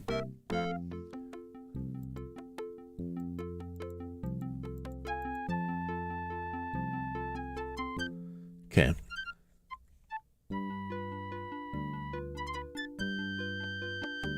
Dr. Karen has found other employment, of course, but I'm sure some else in the museum would be happy to have him on staff. Okay. It's too easy to skip the stuff. Now, maybe that's what happened the last time. Too click happy. Dun, dun, dun, dun, dun, dun. Places. New York City. Okay. I'll ask him. Go. Oh, the heat. Cats mostly. Gotta feed them kitties. Feed them kitties. I've already asked him about all these other people previously. I think I've asked him about everybody in this. Nice working, girl. I knew her when. Now she's a big hotshot museum. What do you call it? Back then, she was a streetwalker, if you catch my drift. Okay. But maybe he's got new intel for me here. I don't... Well, he's right outside. We could go. I could introduce you. That lady's scary. I've been avoiding her. Okay. We've been on the screen for like... I don't know, like an hour and a half. More. It's making me nuts. What makes you think I knows anything about a dame like her? She wouldn't even have anything to do with me. I don't know anything about her. Why ask me? That's odd. She seems to know you. That's highly suspicious, but also... She did. What did she say? It ain't true. Listen, we that haven't old even cow met her couldn't yet. keep a secret if her life depended on it. I ain't taking the rap for her anyways. Now leave me alone before I calls the cops. Well, that's all extremely somebody. suspicious. He definitely didn't want to talk about her.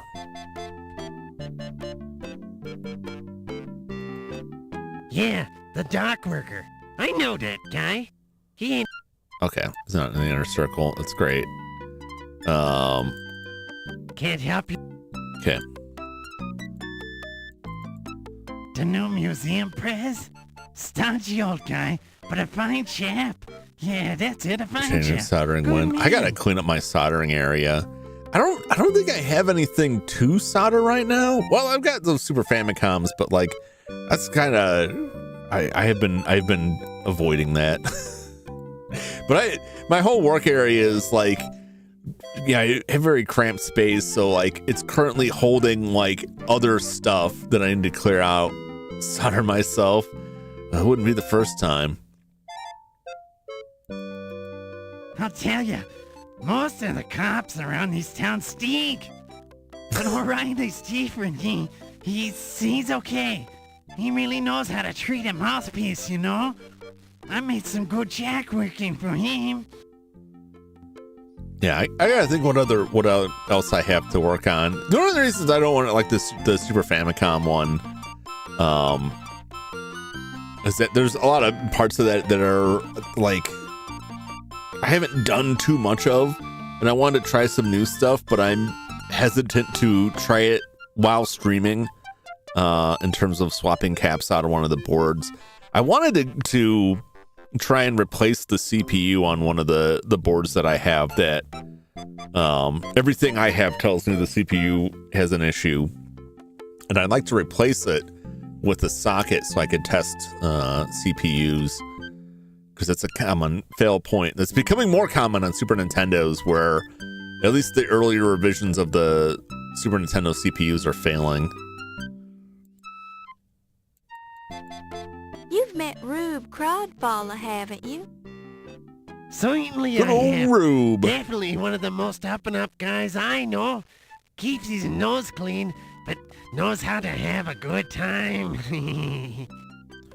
What does that mean? What do you mean? No, he ain't in my... Okay. I think I've... You see a bald, greasy, unpleasant little man with overlapping... Okay. Stop that. Okay. I am hoping you like what you're seeing, Miss Bo. Please do not scrutinize me so. That's more than a... You see a bald, But he doesn't care. He doesn't care if I'm eyeballing him. It's a colossal bust of the pharaoh Ramses II, discovered at the Ramesseum, his mortuary temple on the Nile's west bank opposite present-day Luxor. The complete Ramses statue stood nearly 60 feet tall and weighed more than 1,000 tons. Presumably Ramses was not this large in life, although many people have stated that Ramses had a big head. But was it this big? That's the question. All right, well, let's, I guess we'll stroll. I'm already finally leaving the screen. I think I have talked to, like, everybody there about everything I possibly can. Oh my gosh, it's more people. You see a rotund, ruddy-complexioned man in a fez.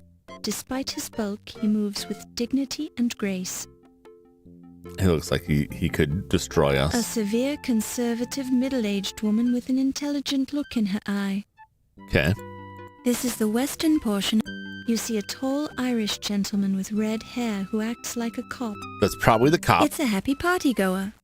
It's a happy It's a happy It's a happy It's a Okay. Let's go chat with these people. More people to rob. Give me your stuff! It's a buffet table loaded with food. Okay. This is the It's an alcove occupied by a very impressive urn that contains the ashes of the deceased architect of the Arvin Lion Slatherlord Loudermilk Arvin III. Slatherlord Loudermilk III. Slatherlord. The extra-large size urn had to be specially built to accommodate Loudermilk's massive ego. Wow.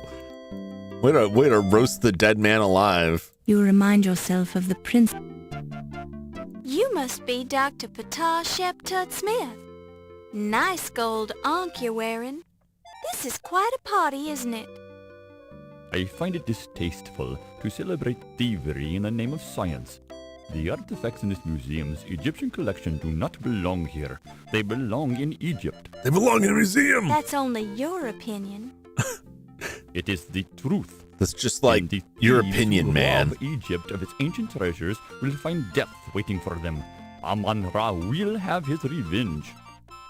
I see. Well, nice weather we're having.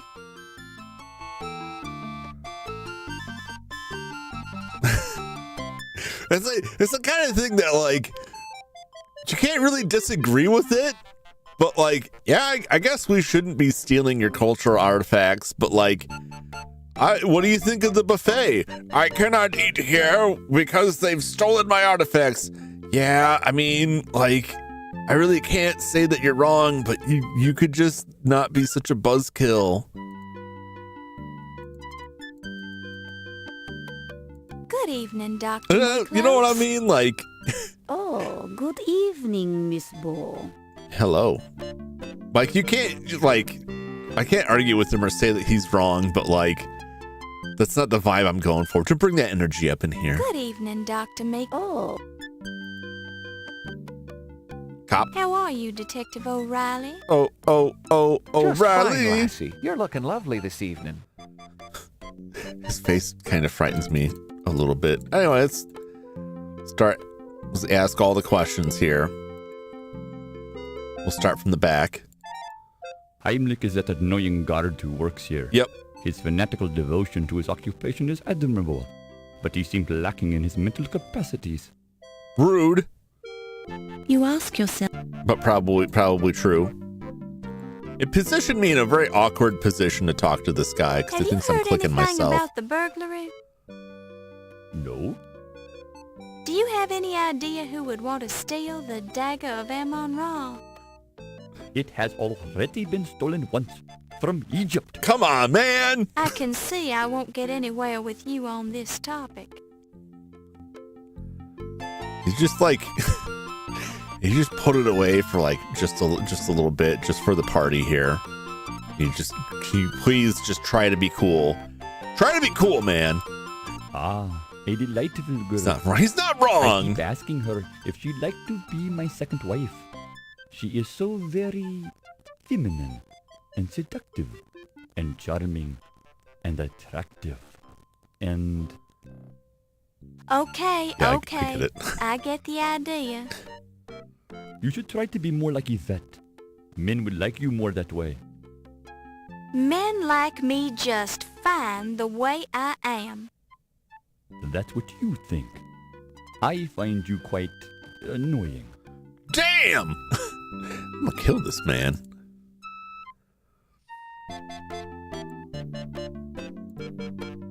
All right, I find it like this isn't the first time I've encountered something like this. As someone who grew up in the 80s, in the world that was very different from the one we live in today, in many ways worse, in certain avenues. The amount of like really like harmful and offensive stuff that used to just be like, I mean, that's just the way people talked. That's just what people did. That was a product of the times. Like, there's a lot of that stuff that's like, yeah, I mean, that really, like, we didn't know. Like, I was a kid. Like, kids didn't know any better, but like, we can do better than that now. So now there's stuff like Tomb Raider, right? People are pushing back. Oh yeah, no, I'm not saying people weren't, but I'm saying like, you're a kid and you grew up around that stuff. Chances are, as a child, you didn't have much exposure to the pushback. You just got exposure to the norm of it. And then as you get older, you get more of a sense of like, actually it wasn't cool. There's stuff like Tomb Raider, right? And they talk about Lara Croft's character in Tomb Raider and how like if they want to do something modern with the character, they have to address the fact that Tomb Raider is like a tomb robber. Like that, yeah, it's archaeology in that sense of like, yeah, I went and stole these cultural artifacts and shoved them in this museum because that was for a long stretch of time. The norm was, yeah, that's just what you just go take the stuff and what you do. And then like gradually thinking kind of shifts on that. That's like, maybe like we should leave it with the people who we took it from. And it's more of a matter of like, this person's supposed to be the good guy of the story, but are you going to still sell them as the good guy if they're doing this stuff that is now considered morally questionable, right? Like, if you have somebody who's really wealthy, but then like, oh yeah, this person's really wealthy, like Bruce Wayne is really wealthy and he uses his money to be Batman and also do good stuff for Gotham. Where does he make his money? His family sold heroin. All his money came from the drug trade, but he's not bad. Like that guy, and I don't believe that's in the comic. I'd be shocked if they turned Batman into that now, but I don't know how they would justify their wealth in a way that isn't like, someone got exploited in that. But that's like, you know, where does that money come from? I don't know if they have said like directly like the money came from taking that stuff. It's more like just the way the museums operate. That it was like, yeah, of course you go into this place, you break into this burial ground, you take all the stuff out of there and fly it off to another country and sell it to a museum. Even if you're not selling it to the museum, like you take it and put it in this museum, you take it away from the people. You steal their heritage away from them. Let me break into your family tomb and steal your grandparents' bones and put them in the museum in my backyard and charge admission for it. Dr. Miklos is very well educated for a woman. I would like her more if she were an Egyptian. To justify how it is real world, yeah. But that's the thing. Like, if they're gonna make the character like in modern day, it's the same with it. If you have characters that are like written into a period in history where being like super racist was like the norm, do you make that character super racist? Because like, well, that would have been the norm. 1915, yeah, that's what he would have been. Like, well, you don't have to make it that way. Does it need to be historically accurate that way? But I don't think that's even like a great comparison with like the seems to have a sincere the Tomb Raider. A charming woman. I think a lot of it comes from like, it doesn't really come from like a pure archaeological background, and more from like, I watched Indiana Jones, so I know what an archaeologist is. Like, I don't know, that's real archaeology. I was realized first my family made money from slavery. I'm not giving that money back. Yeah, I don't know where to stand on that stuff.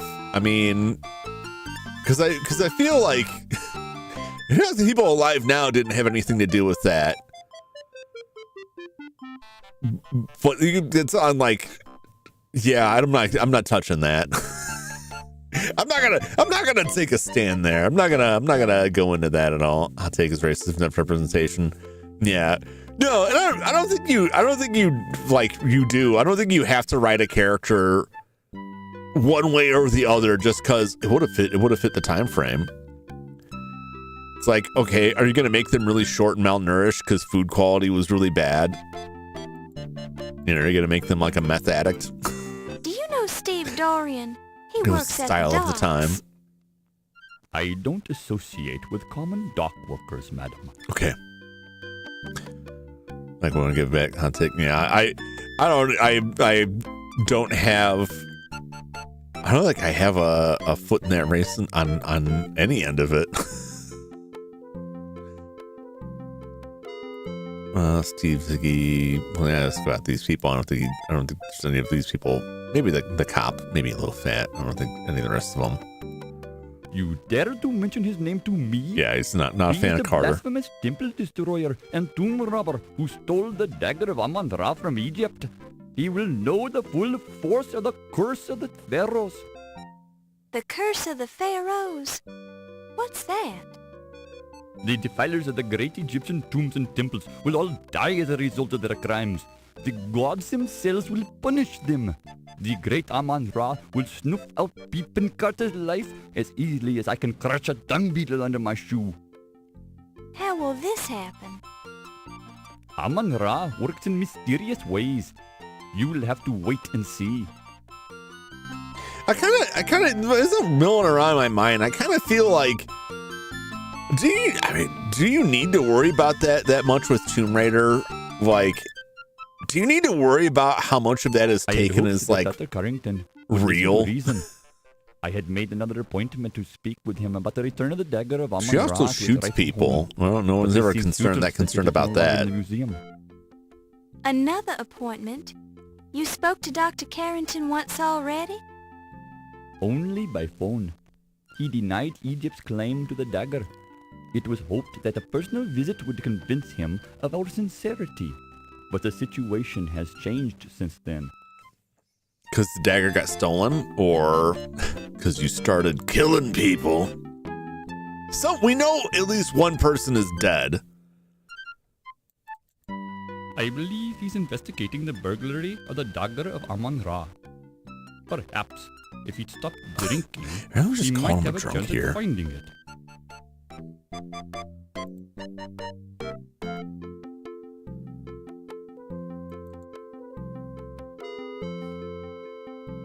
I guess I was all getting at that is I think Tomb Raider is a good example of like where you can see where people, because there's always gonna be one like, oh, you can't say that or you can't do that kind of thing. There's gonna be a line for like everyone. I still have some trouble with your language. I do. Yeah, no one knows what Crowdfeller's for ancient gods or something in our game, spooky supernatural stuff. Curses are real in our game universe. Yeah. It's not like Uncharted. Well, Uncharted has some stuff, but it's not like, I don't think it gets as fantastical. I remember the one I played, it was like there's there were like Ifriti, like fire demons coming to attack us, but it ended up just being hallucinations because there was poisonous gas in the place. But you know what I'm saying? Like it's like here's this game about liberating like ancient artifacts from their rightful owners to place into a museum. Maybe it's not a great look. Maybe it doesn't matter.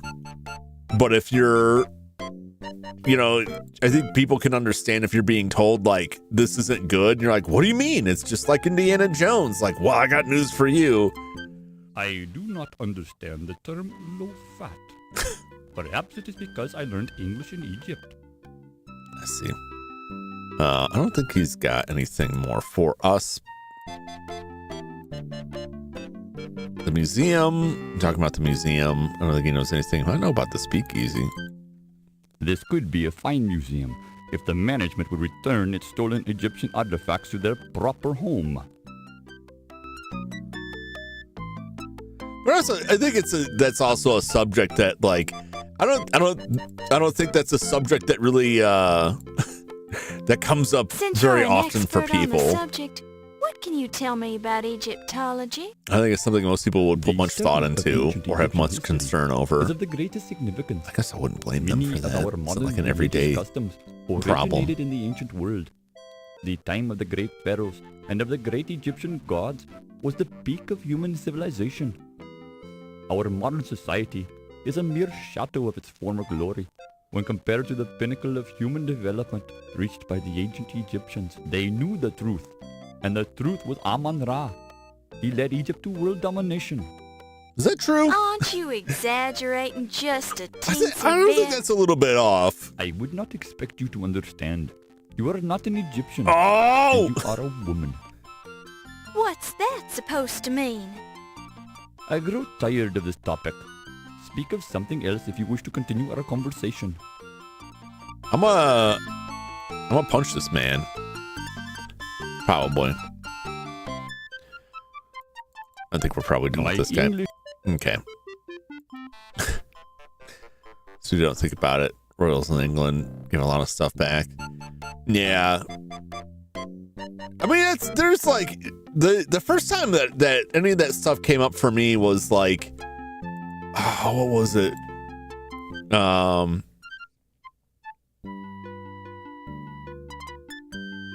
I think it's one of the Drunken Master movies.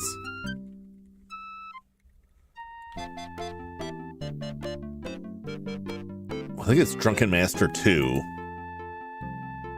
which was released as The Legend of the Drunken Master in 2000.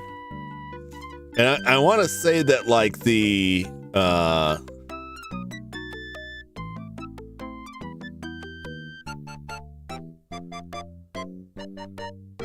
yeah, like there's the plot of that is that the British consul is trying to smuggle a bunch of Chinese artifacts out of China. They're basically like trying to steal a bunch of these Chinese artifacts to put in museums in Britain and sell to museums in Britain. Let's think about that stuff. Yeah. India. I think it was India.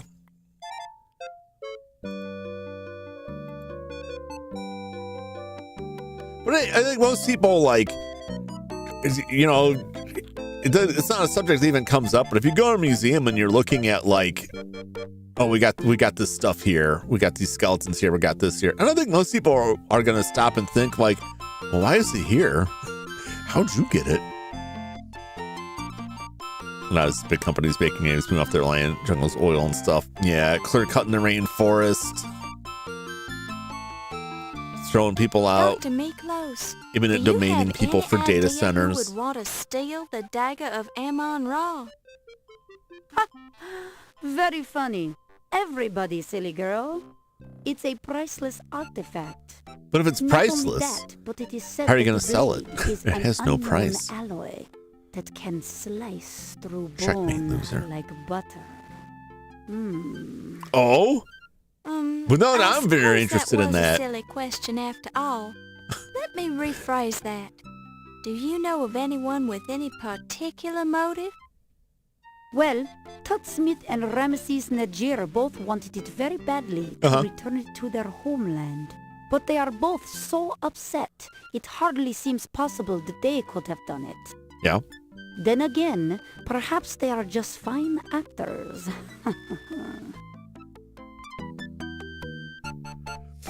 Yeah, well, that's what imminent domain is, Jeremy. That's they use that in what was it, Wisconsin, where they were going to build. Was this Wisconsin? It was the state of Wisconsin. They were going to build the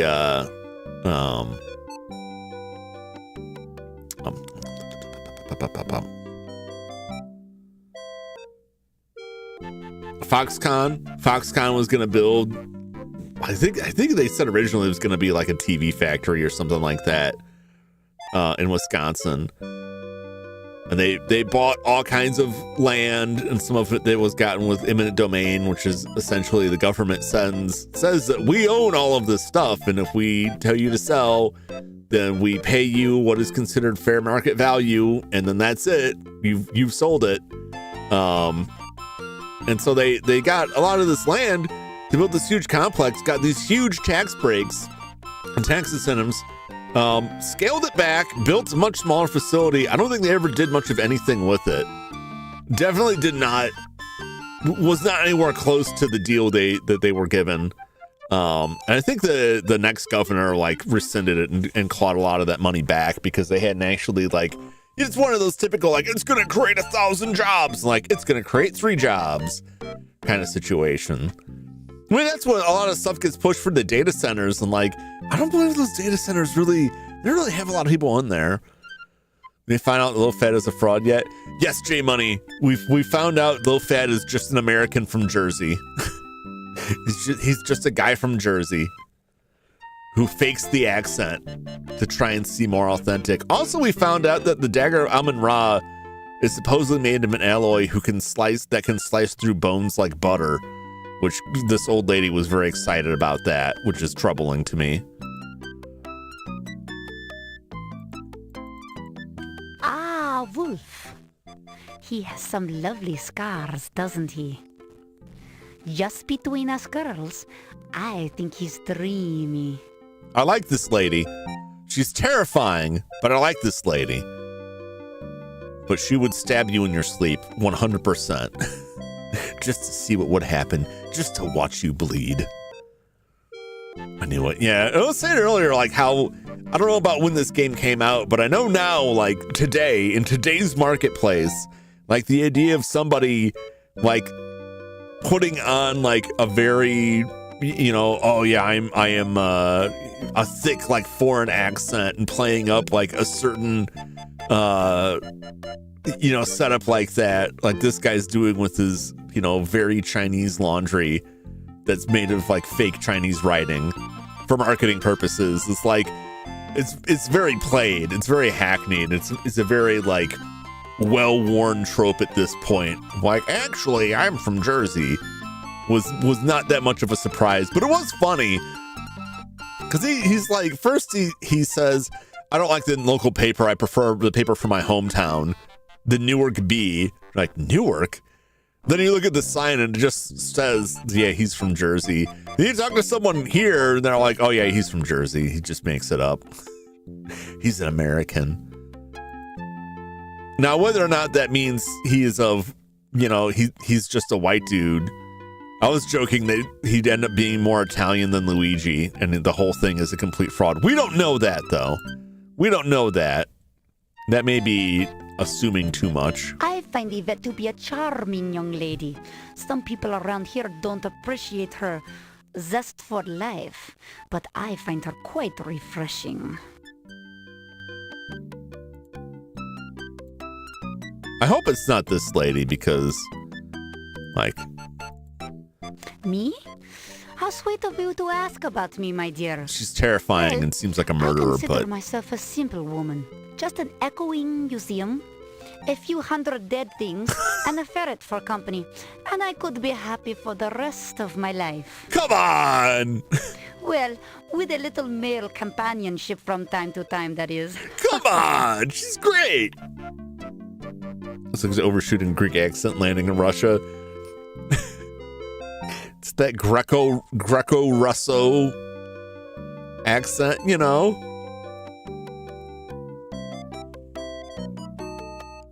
They're neighbors. They're right next to each other, right? I don't know. I don't think that's true. There's some distance between them, right? Yeah, it's not that close. I mean, it's close enough in the grand scheme of things. I didn't get Greek from her at all. She just sounds Russian to me. But maybe that's also because she's got the accent and the subject matter is very yes, stab them. Same hemisphere, at least. It's on the same planet. They're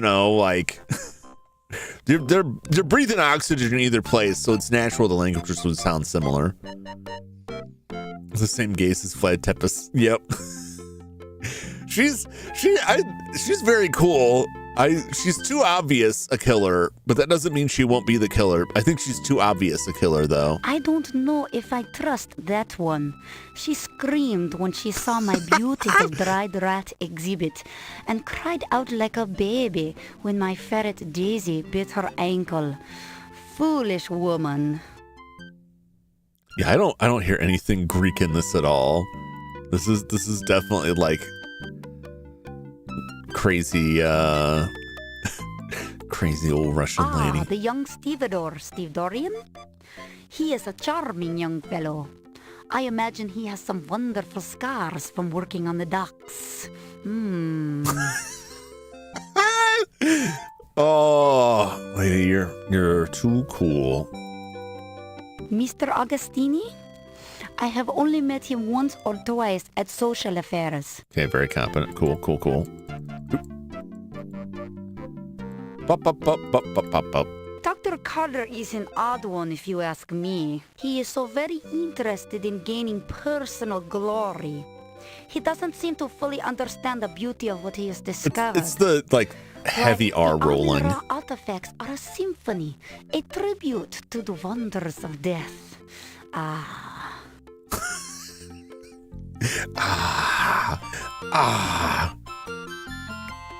lot of dead bodies. Dr. Carrington is a quiet one.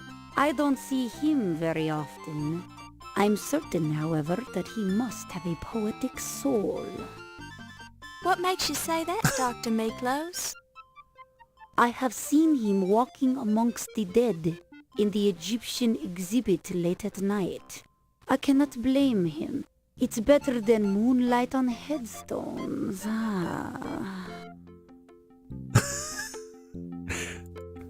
She's somebody just combined a goth with just a vampire. She's very much she's just giving me heavy goth energy. Elder goth. Yes, Detective O'Reilly. I can't say that I'm overly fond of that one. He has little respect for the wonderful things in the museum, and he is too firmly rooted in this life. I do not believe that he likes the dead at all. Can you imagine? Imagine not liking the dead. She's some kind of necromancer. I I am sorry, but I don't know what a... Okay, she isn't. Crod father. I keep trying to call him Crod father. Rube is safe. Rube's not going to get murdered. Oh, yes. He runs the laundry down the way. He always manages to keep the pleating in my silk shrouds just right. The shrouds. What are you enshrouding? I don't know if I want to know if she knows my dad. I'm afraid I don't know Detective John Bull. He is your father? The crud father. That's nice. I admire the police. They get to spend so much time with the sick and the dead. And in New Orleans, yet with those beautiful cemeteries.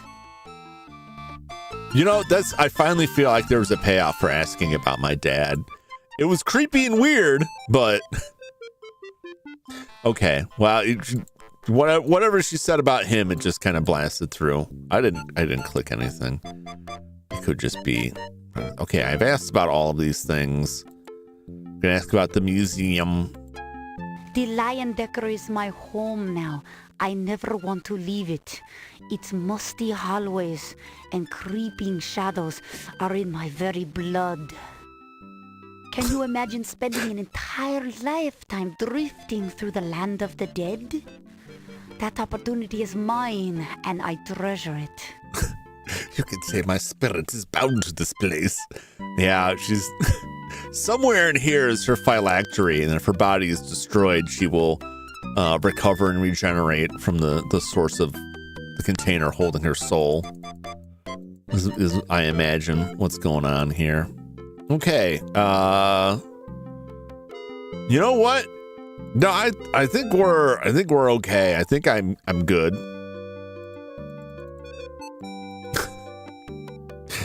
Damn, lady. What do you know about the burglary, Copper? If you ask me, Missy, they're blowing the whole thing out of proportion. Begorra, you'd think that something important had been stolen. Oh my God. You don't consider a priceless Egyptian artifact to be important? Listen, girlie, if I chased down every petty theft that occurred within the nastier segments of the population, I'd be working 30 hours a day. I would hardly call the Lion Decker Museum a nasty segment of the population, Mr. O'Reilly. And if you're referring to our Egyptian visitors, shame on you. And don't call me girly. By me father's whiskers, you're a fiery one, Miss Laura. All right, I won't call you girly, little lassie. This guy looks like he's hitting on the makeup table a little too frequently. He's got that that deep eyeshadow going on there. Looks like the Night Man. Yeah, he's got some I don't know what's going on with him, but it's troubling to me. He's not much of a security guard, if you're asking me. How could I trust a man who allowed a thief to waltz right in here and steal one of the exhibits if he didn't do it himself? He hasn't even got the an way his alibi for the eyes night of are, the burglary, he looks since like was he's here wearing alone. another man's face as a mask. He looks like he's wearing one of those hyper-realistic masks. Now there's a lovely girl. A real lady, don't you know? Like, who is he really? Who is he really underneath the skin here? That woman is downright unnatural, Miss Laura. I'd stay away from her if I were you. She keeps asking me if I've got any scars, don't you know? Yeah, sure. I wasn't gonna make the connection, but that was the first person that I thought of.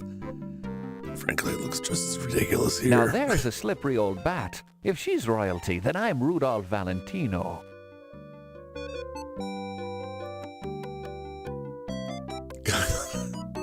I think it's called eyeliner. It's just called eyeliner. I'm a busy man. Okay. You ask yourself. Yep, come on. You click on the pixel of his hair there. He seems nice enough, but I wouldn't trust anyone who works on the docks. They're pretty rough company for a wee lass like you. Look, man, it's just a job. Why is everyone trying to ruin Laura's romance?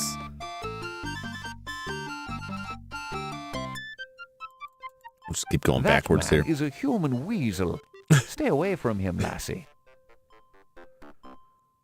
He's just juicing the weasel. Question. I'm not a huge Pauly Shore fan, but I don't think you should just, That man ostracize is a the few man cards because short you're of not a full fan deck, of his but comedy he always presses stylings. me pants, just like me sainted mother used to do.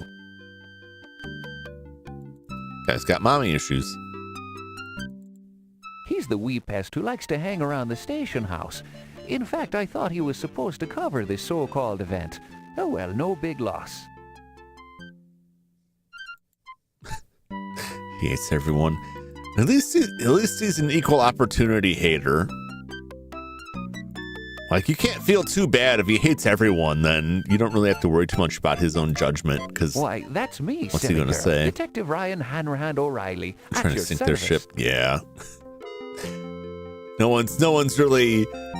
But if you think about like the situation too, it's like, oh, you stupid idiot girl who I hate. You definitely don't want to hang around with that guy that works on a dock who's probably violent and drunken. You two worthless pieces of crap should never get together. I know they're not going that bad, that harsh on it, but like, they don't have very kind things to say to her. Like, oh, you're a real idiot. You're nothing but a worthless, stupid woman. Don't marry a guy on the docks. Like, I don't know what's He's talking got about too many marriage here. brains, that one. He thinks he's better than us all.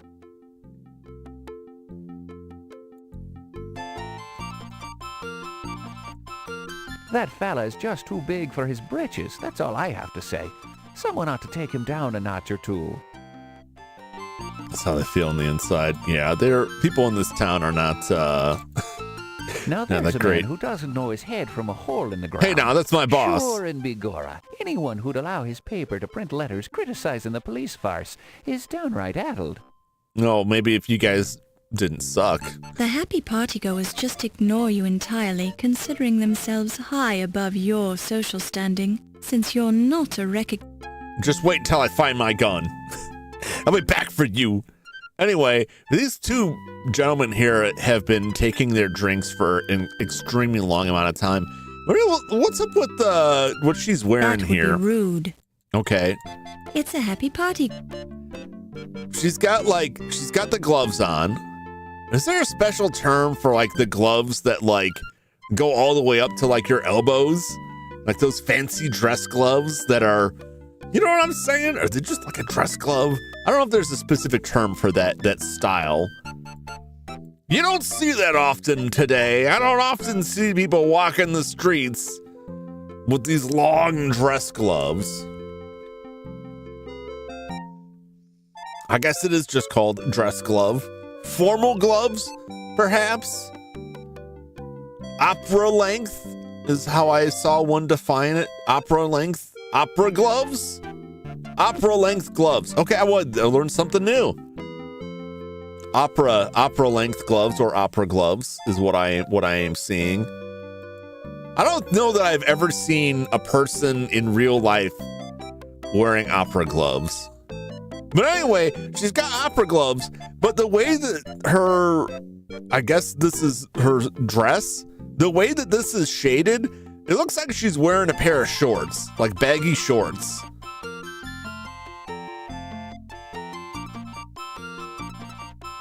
A scandalously short dress. Unless it's a guy, it could be a guy. I'm not one to judge, you know.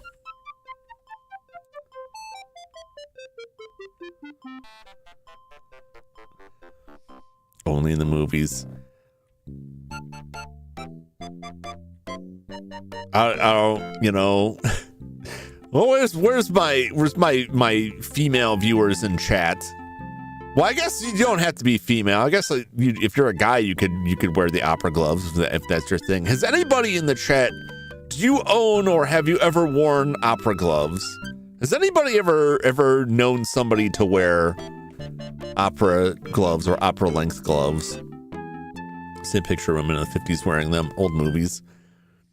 I mean, I suppose like it's got to still be like the style somewhere for like high society stuff. I'm definitely not part of high society. I know this may shock you, but I'm not in that circle. Even though I'm a former CEO, I'm one of you, right? I'm one of the salt of the earth. Never mind the class warfare. It's certainly not me. Can I get behind this statue? Am I?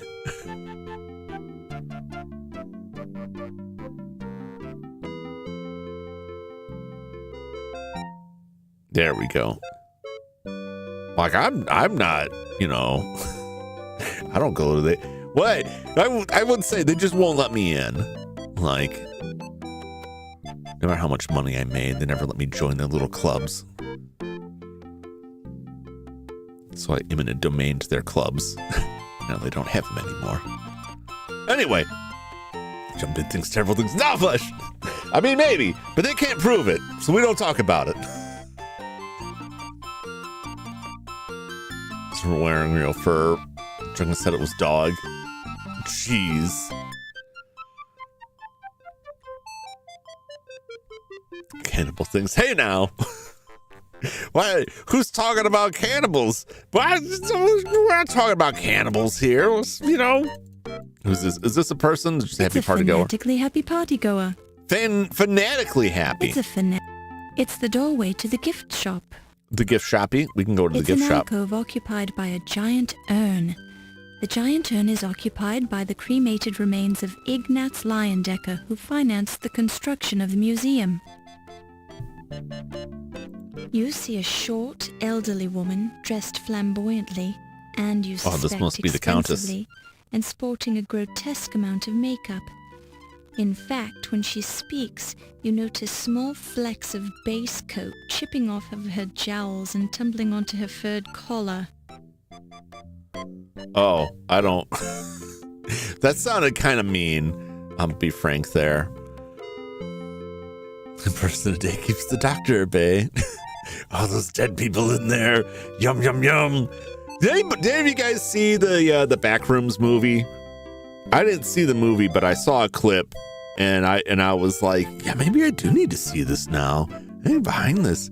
Or he's talking about the still lifes, which are like the weird, like human-like creatures that wander around in there. And he's describing them to this woman. And he's like, yeah, they don't have any thoughts. They don't feel any pain. And then he says, here's the best part. You can eat them. He looks over this huge grin on his face. You can eat them.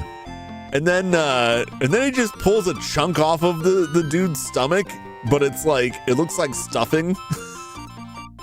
Cause he's like, they're like furniture. They're not people. But he's so excited when he says that. And I was like, oh boy. Then he opened it up and it was like, oh, I don't know. Maybe not. Maybe it's not what I thought it was going to be. But would you go to the back rooms if you'd get to eat people all the time?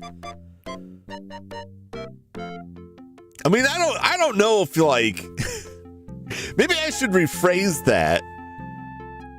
I don't know. Is that a selling point for you? Like if you got to eat things that look like humans, is that a plus or a minus? Is that like, well, if that's how it's going to be, I'm okay with being there. Or if that's how it's got to be, I'd rather not be there.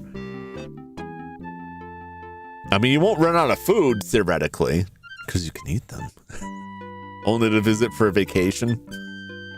It's a plus. But once you go there, like, you have to accept that you might not get back out. For primo aged Marvel meats. I mean, I don't know, like, I guess it depends on the texture and the flavor.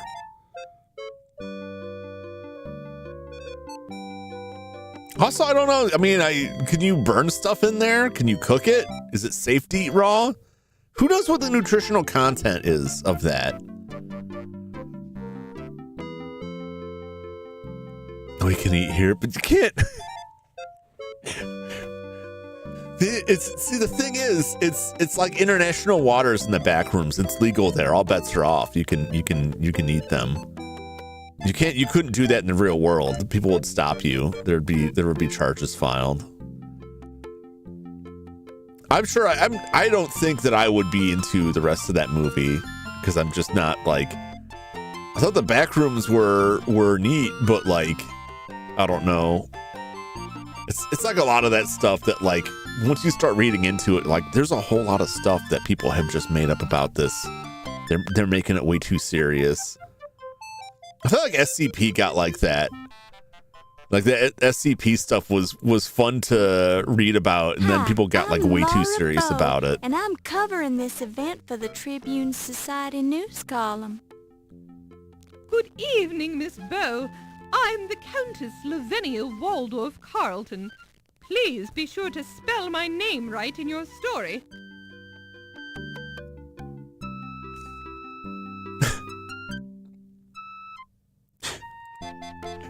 Jeremy, I see what you're posting.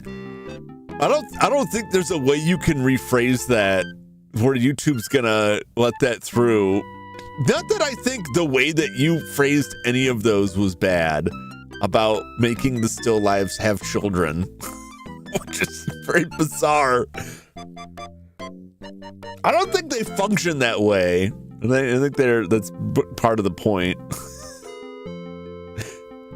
There just raises more questions that are even more troubling. SCP was good, yeah. SCP was cool, but the problem with any of that stuff is like the further you take it, like the more it takes shape. You want those things to be a certain amount of formless, and if you give it too much form, you constrain it too much. You add too many rules. You put too many pieces on it. It takes up too much shape, and it loses a lot of what makes it fun. People get so into it, they start power scaling. Oh yeah, well, power scaling in itself is just dumb. Power scaling is a huge waste. What do you make of the theft of the Dagger of Amon Ra, Countess? Oh, it's horrid. Simply horrid. What sort of creature would make off with a priceless work of art, I wonder? Do you have any ideas about who it might have been? Oh my, no! I try not to. Now, what the doctor was saying, which may or may not be true, was that the dagger was made of an alloy sharp enough to cut bones like butter. That would be a good thing to have if you were trapped in this museum. And, like, I don't know, like that movie, like The Day After Tomorrow, where like a big snowstorm comes, like everybody's trapped inside for an extended period of time, and then maybe you have to start thinking, Donner Party type scenario. You're going to want to be armed with something that makes it easy to, prepare meals.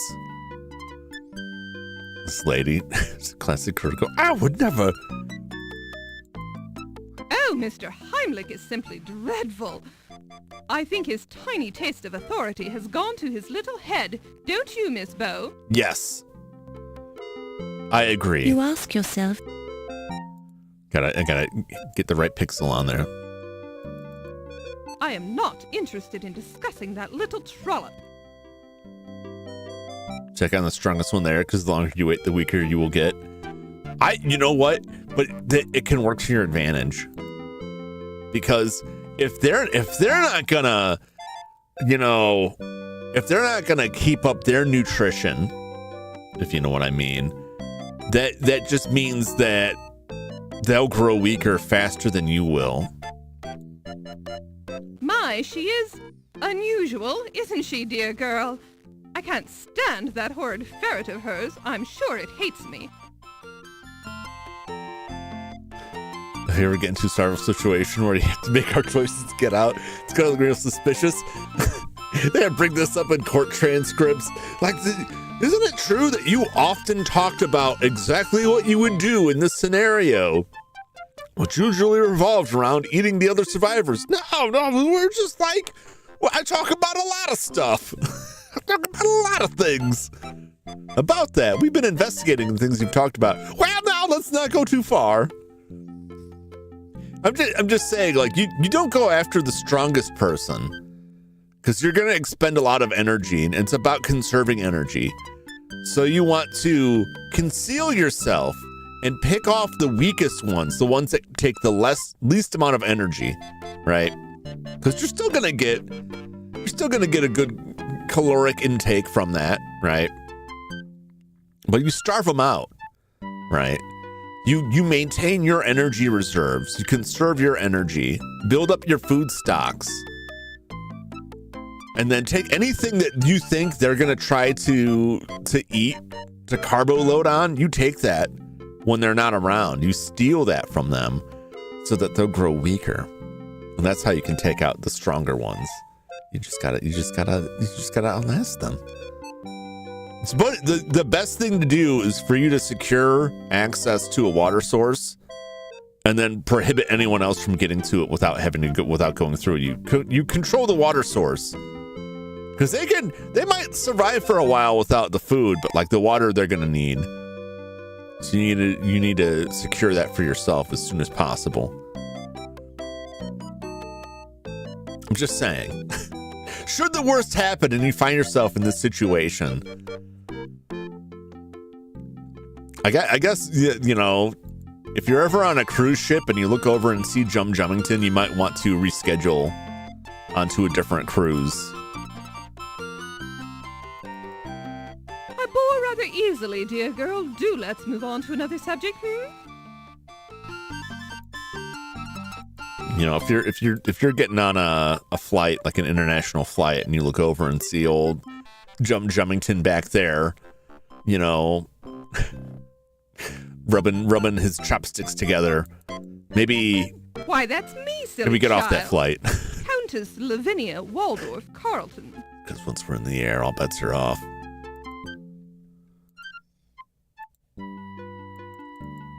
What a lovely boy. He has such charming manners, and he's so handsome, Finally, someone who appreciates Steve. He seems a perfectly dreadful little fellow. Let's not discuss him then. I've never met your father, dear girl. He's a policeman, you say. How delightful. She doesn't like the police. I'm concerned now that she may not be I'm sure I've never met him. that Miss great. Bow.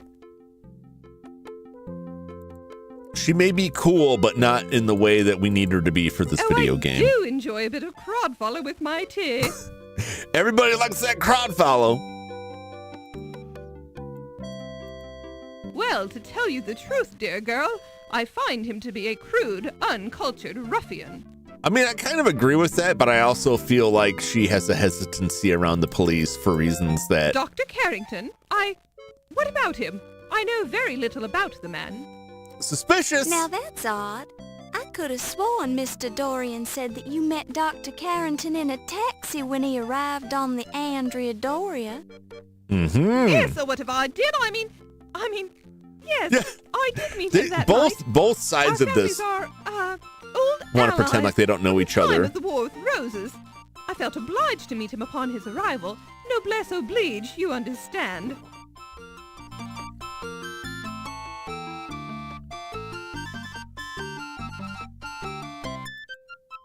They're on truly something. A man of great ambition and integrity, Some kind of crimes. But what I sort haven't of had crimes? the pleasure of meeting him, but he sounds simply charming. I imagine a man who runs a newspaper must be quite wealthy, Oop, let me respond to this message.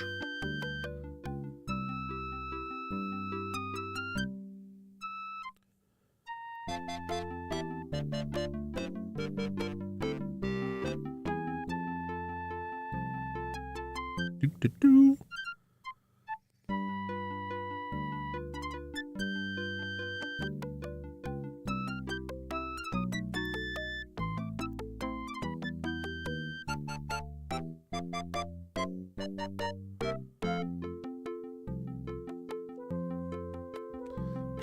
Cementing dinner plans.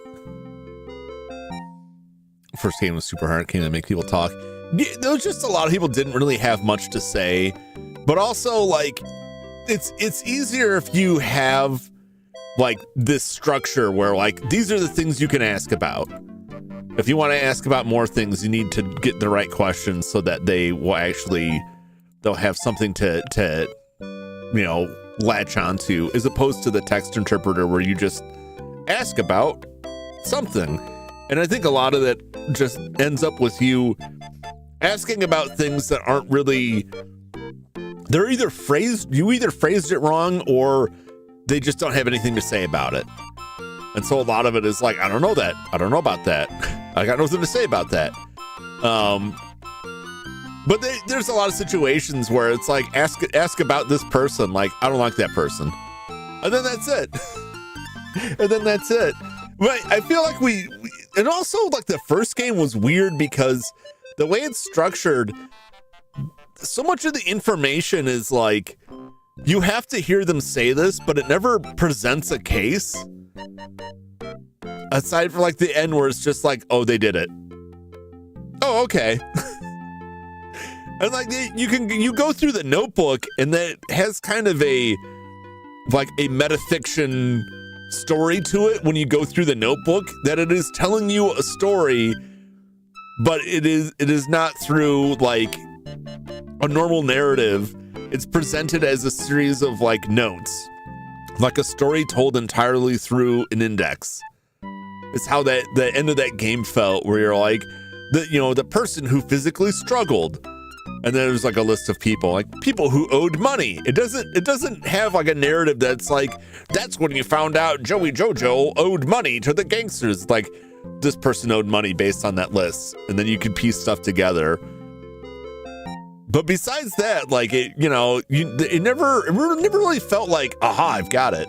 Even in the times, it's worse that even when there were times where it was like, this person has a motive, like 100% of those were like a complete fake out. And the only thing that ever mattered was the person saying they'll get theirs. I'm like, oh, okay.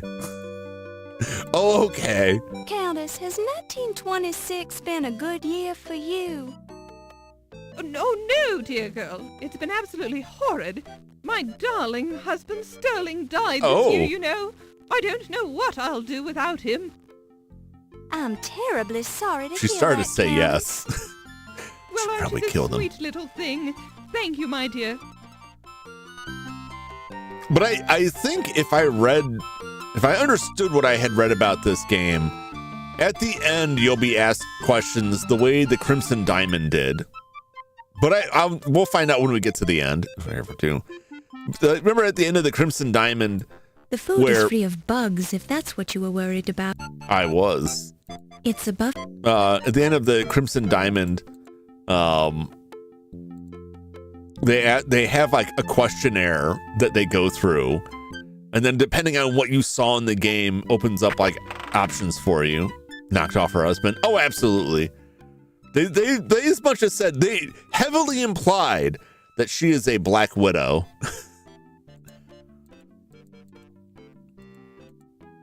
These appear to be copies of ancient Egyptian artifacts. They seem to be nicely crafted.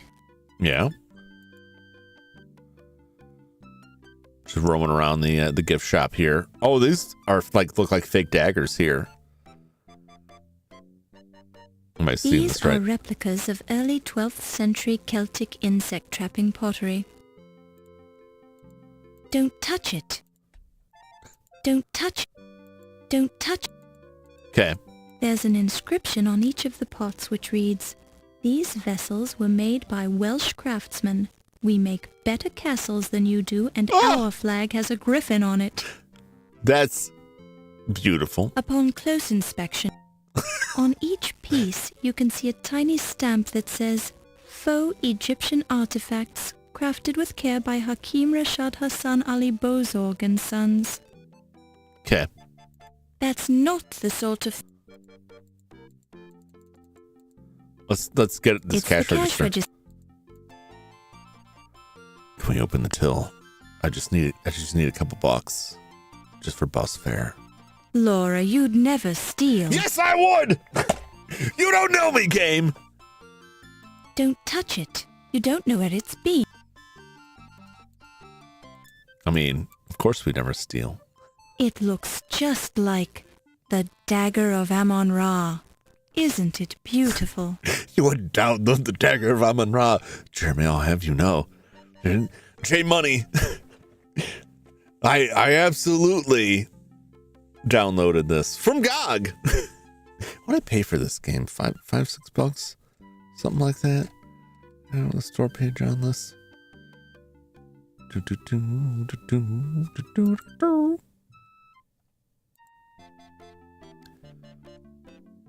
$6. It's $3.59 for the next 2 days and 7 hours on GOG. So if you're interested in the game,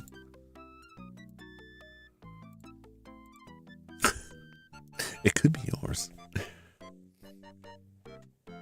I got my 3D.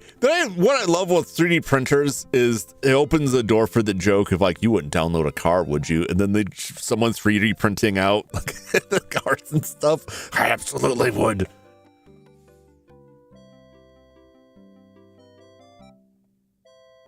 Yeah, I mean this is this isn't the reason why I play old games, but I just want to point out that one of the nice things about playing a lot of older games is that you can find them for really cheap on GOG.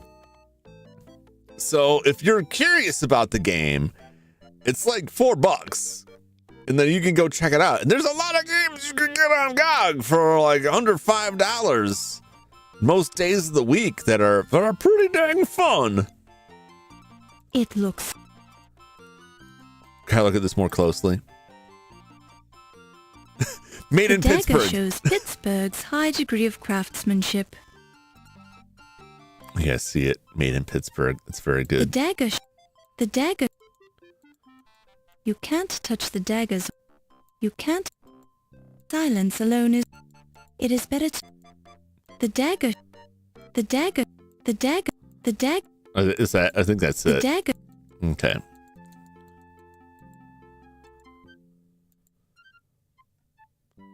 Where you going? It's a painting of the pharaoh Uber Spamaton hunting geese in the springtime with his Sponsored by GOG. hounds If and I his could get son. sponsored by Yet. GOG, I would. Just mostly because I would just get games. That's all I want. What a deal. Stretch for Amazon Prime, and like all the old D&D games are free, redeemable through GOG. Yeah, you know, I still like, if you are on Twitch, if you're signed into Twitch, like you'll get these offers. I've gotten quite a few free games through that. What a beautiful painting. Most of the time they Mask are of redeemed through Tutankhamun. GOG. You wish you had the money to buy it. You can just take it. No one's looking. No one's looking right now. Just take it. They appear to be broken pots of some kind. Probably That's not. They still look. Maybe what if I take the Don't broken touch pots? it. Don't. Nice weave. Let's look more The closely at rug it. is nice and. Nice. That's not. Upon close inspection. That's not the. That's not. Upon. That's Yeah. not. That's not. Okay. The rug is nice and. So there's daggers. We need a game where there's a desert planet. It looks that just would be like the Dagger of Amon Ra. Isn't it beautiful? It's the sun.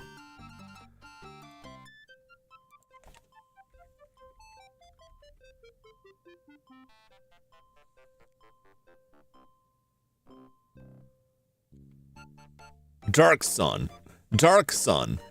In the setting of Dark Sun, halflings are cannibals, I believe. Yeah, that Dark Sun was a pretty wild setting. If you're on Twitch, like you'll see little offers pop up, and you can still pick up free games. There's like a different tab now. For Amazon Luna, which is, I want to say, their cloud game platform. But they still have stuff on GOG. They still do put stuff up there for free. Who are we robbing? The museum gift store. At least I'm trying to, but the game's like, no, Laura wouldn't steal. And I have to be like, no, I absolutely would steal. It's a bench. It's a bench. What if I sit on this bench? Don't touch it. It's a mob. The urn is in... That. Please, Miss Bow. Don't tell me I'm being rude. Don't. Please, my dear. Let's keep our hands... Oh, these people. Decorum. Wait a minute. Is this a person I can talk to? No, it's probably... It's a fanatic. Yeah, fan with the opera over there. Look! I'm just trying to, secure my inheritance over here. I figured she's probably got lots of money from all the husbands she's killed. Okay. I've like gained nothing new here. I've chatted with these people. Oh, can I get up there to that door? Can I get over here? Boop, boop, boop, boop, boop, boop, boop, boop, boop.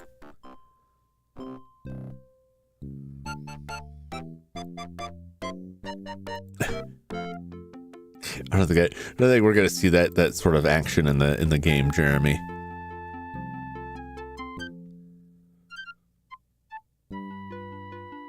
I'll speed it up. Speed it up.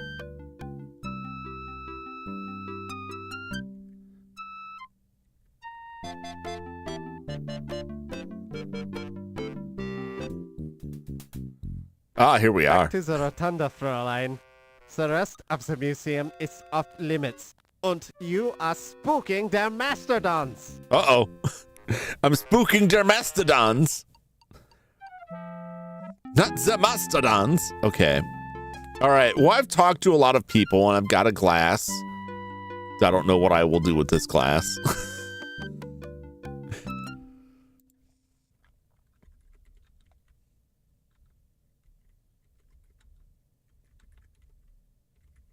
I believe I have talked to everybody about every damn thing here, but maybe somebody else will show up. Maybe if I try and walk out of here. I don't know. It's supposed to be... I don't think so. I don't think so, Silas. I hope that's not the case. Did you guys see this before? I don't know if I like closed it before ending stream before. This is so funny when you go to quit the game. Laura Bow quits. You can't quit. You're fired. It's very funny. It's very funny. Well, man, I got like... This happens to me so much, especially when the game involves a lot of like reading stuff. I got really derailed by a lot of discussions today. Hopefully you enjoyed the discussions that we were having about a variety of things, mostly video games. At least they were topical to video games, and it wasn't like going off on some sort of real estate scam again. We're next stream's gonna start. We're just gonna be this will be the third stream in a row where we're in that museum at that screen sitting there. When we talked, we got information from all of them. We went through everybody that I could see that I could talk to, and we gained some information. We gained some. We have some people that are very suspicious. Now I just need to figure out what to do, where to go next.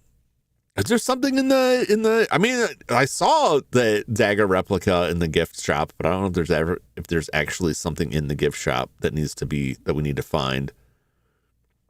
You want to do a real estate scam? I'm just saying, it's a good way to make money. It's not legal. I'm not advising you to do things that are illegal, but amongst the things that you shouldn't do that are illegal that can make money, the real estate scam's pretty up there. You could make a pretty penny off of that, right?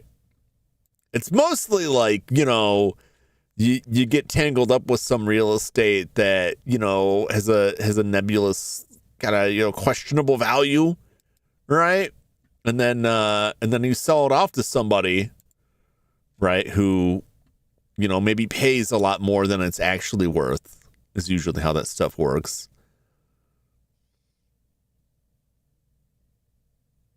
No one told the artist her hair's red.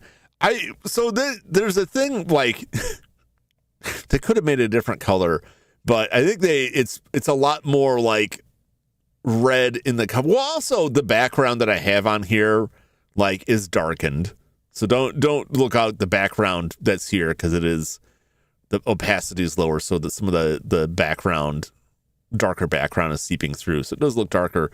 It is more like a actual human being's like reddish red hair on the cover.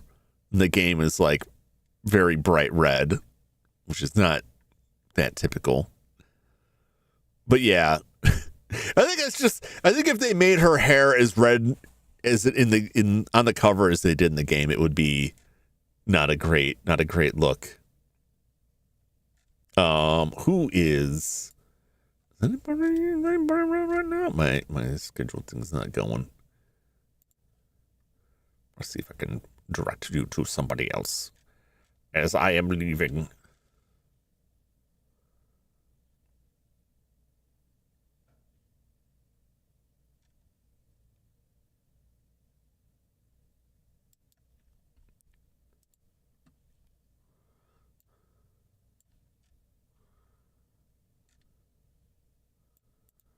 Oh, hey, it's Lyra. Oh, I haven't seen Lyra in a while. We really like crossing over.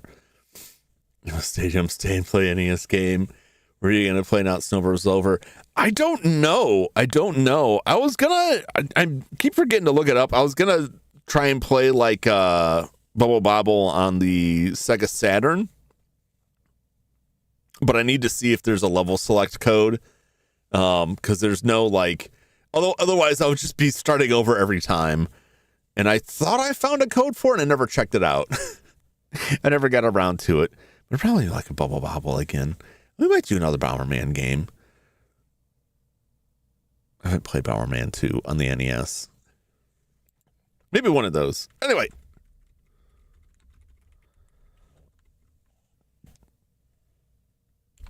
Do a vote. I probably will do a vote when I know I'm going to be doing it again soon.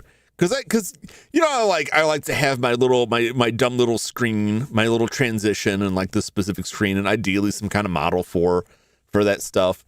So I want to make sure I have time to actually put something together. But the time has been like garbage lately. Like my free time has been awful. So I'm trying to get some stuff lined up. Once some things kind of stabilize and cool off, I might be able to get back to that. So it's going to be a little while. Anyway, I posted a link for Lyra. Lyra says she's playing Xenoblade Chronicles 3. I've been playing for a while. I haven't seen Lyra in a little while. So make sure you stop over and say hello to Lyra. Lyra's very cool. I will be back on Wednesday. Yes, a Wednesday for more Darkfall 2 Lights Out. I'm going to see if we can figure out our time travel adventure on that. That was a really interesting game, and I have no idea where it's going, and I'm really curious what's going to happen with that. Where we're going to go from there. We're in the present. It's the past for us now, but it's the present then.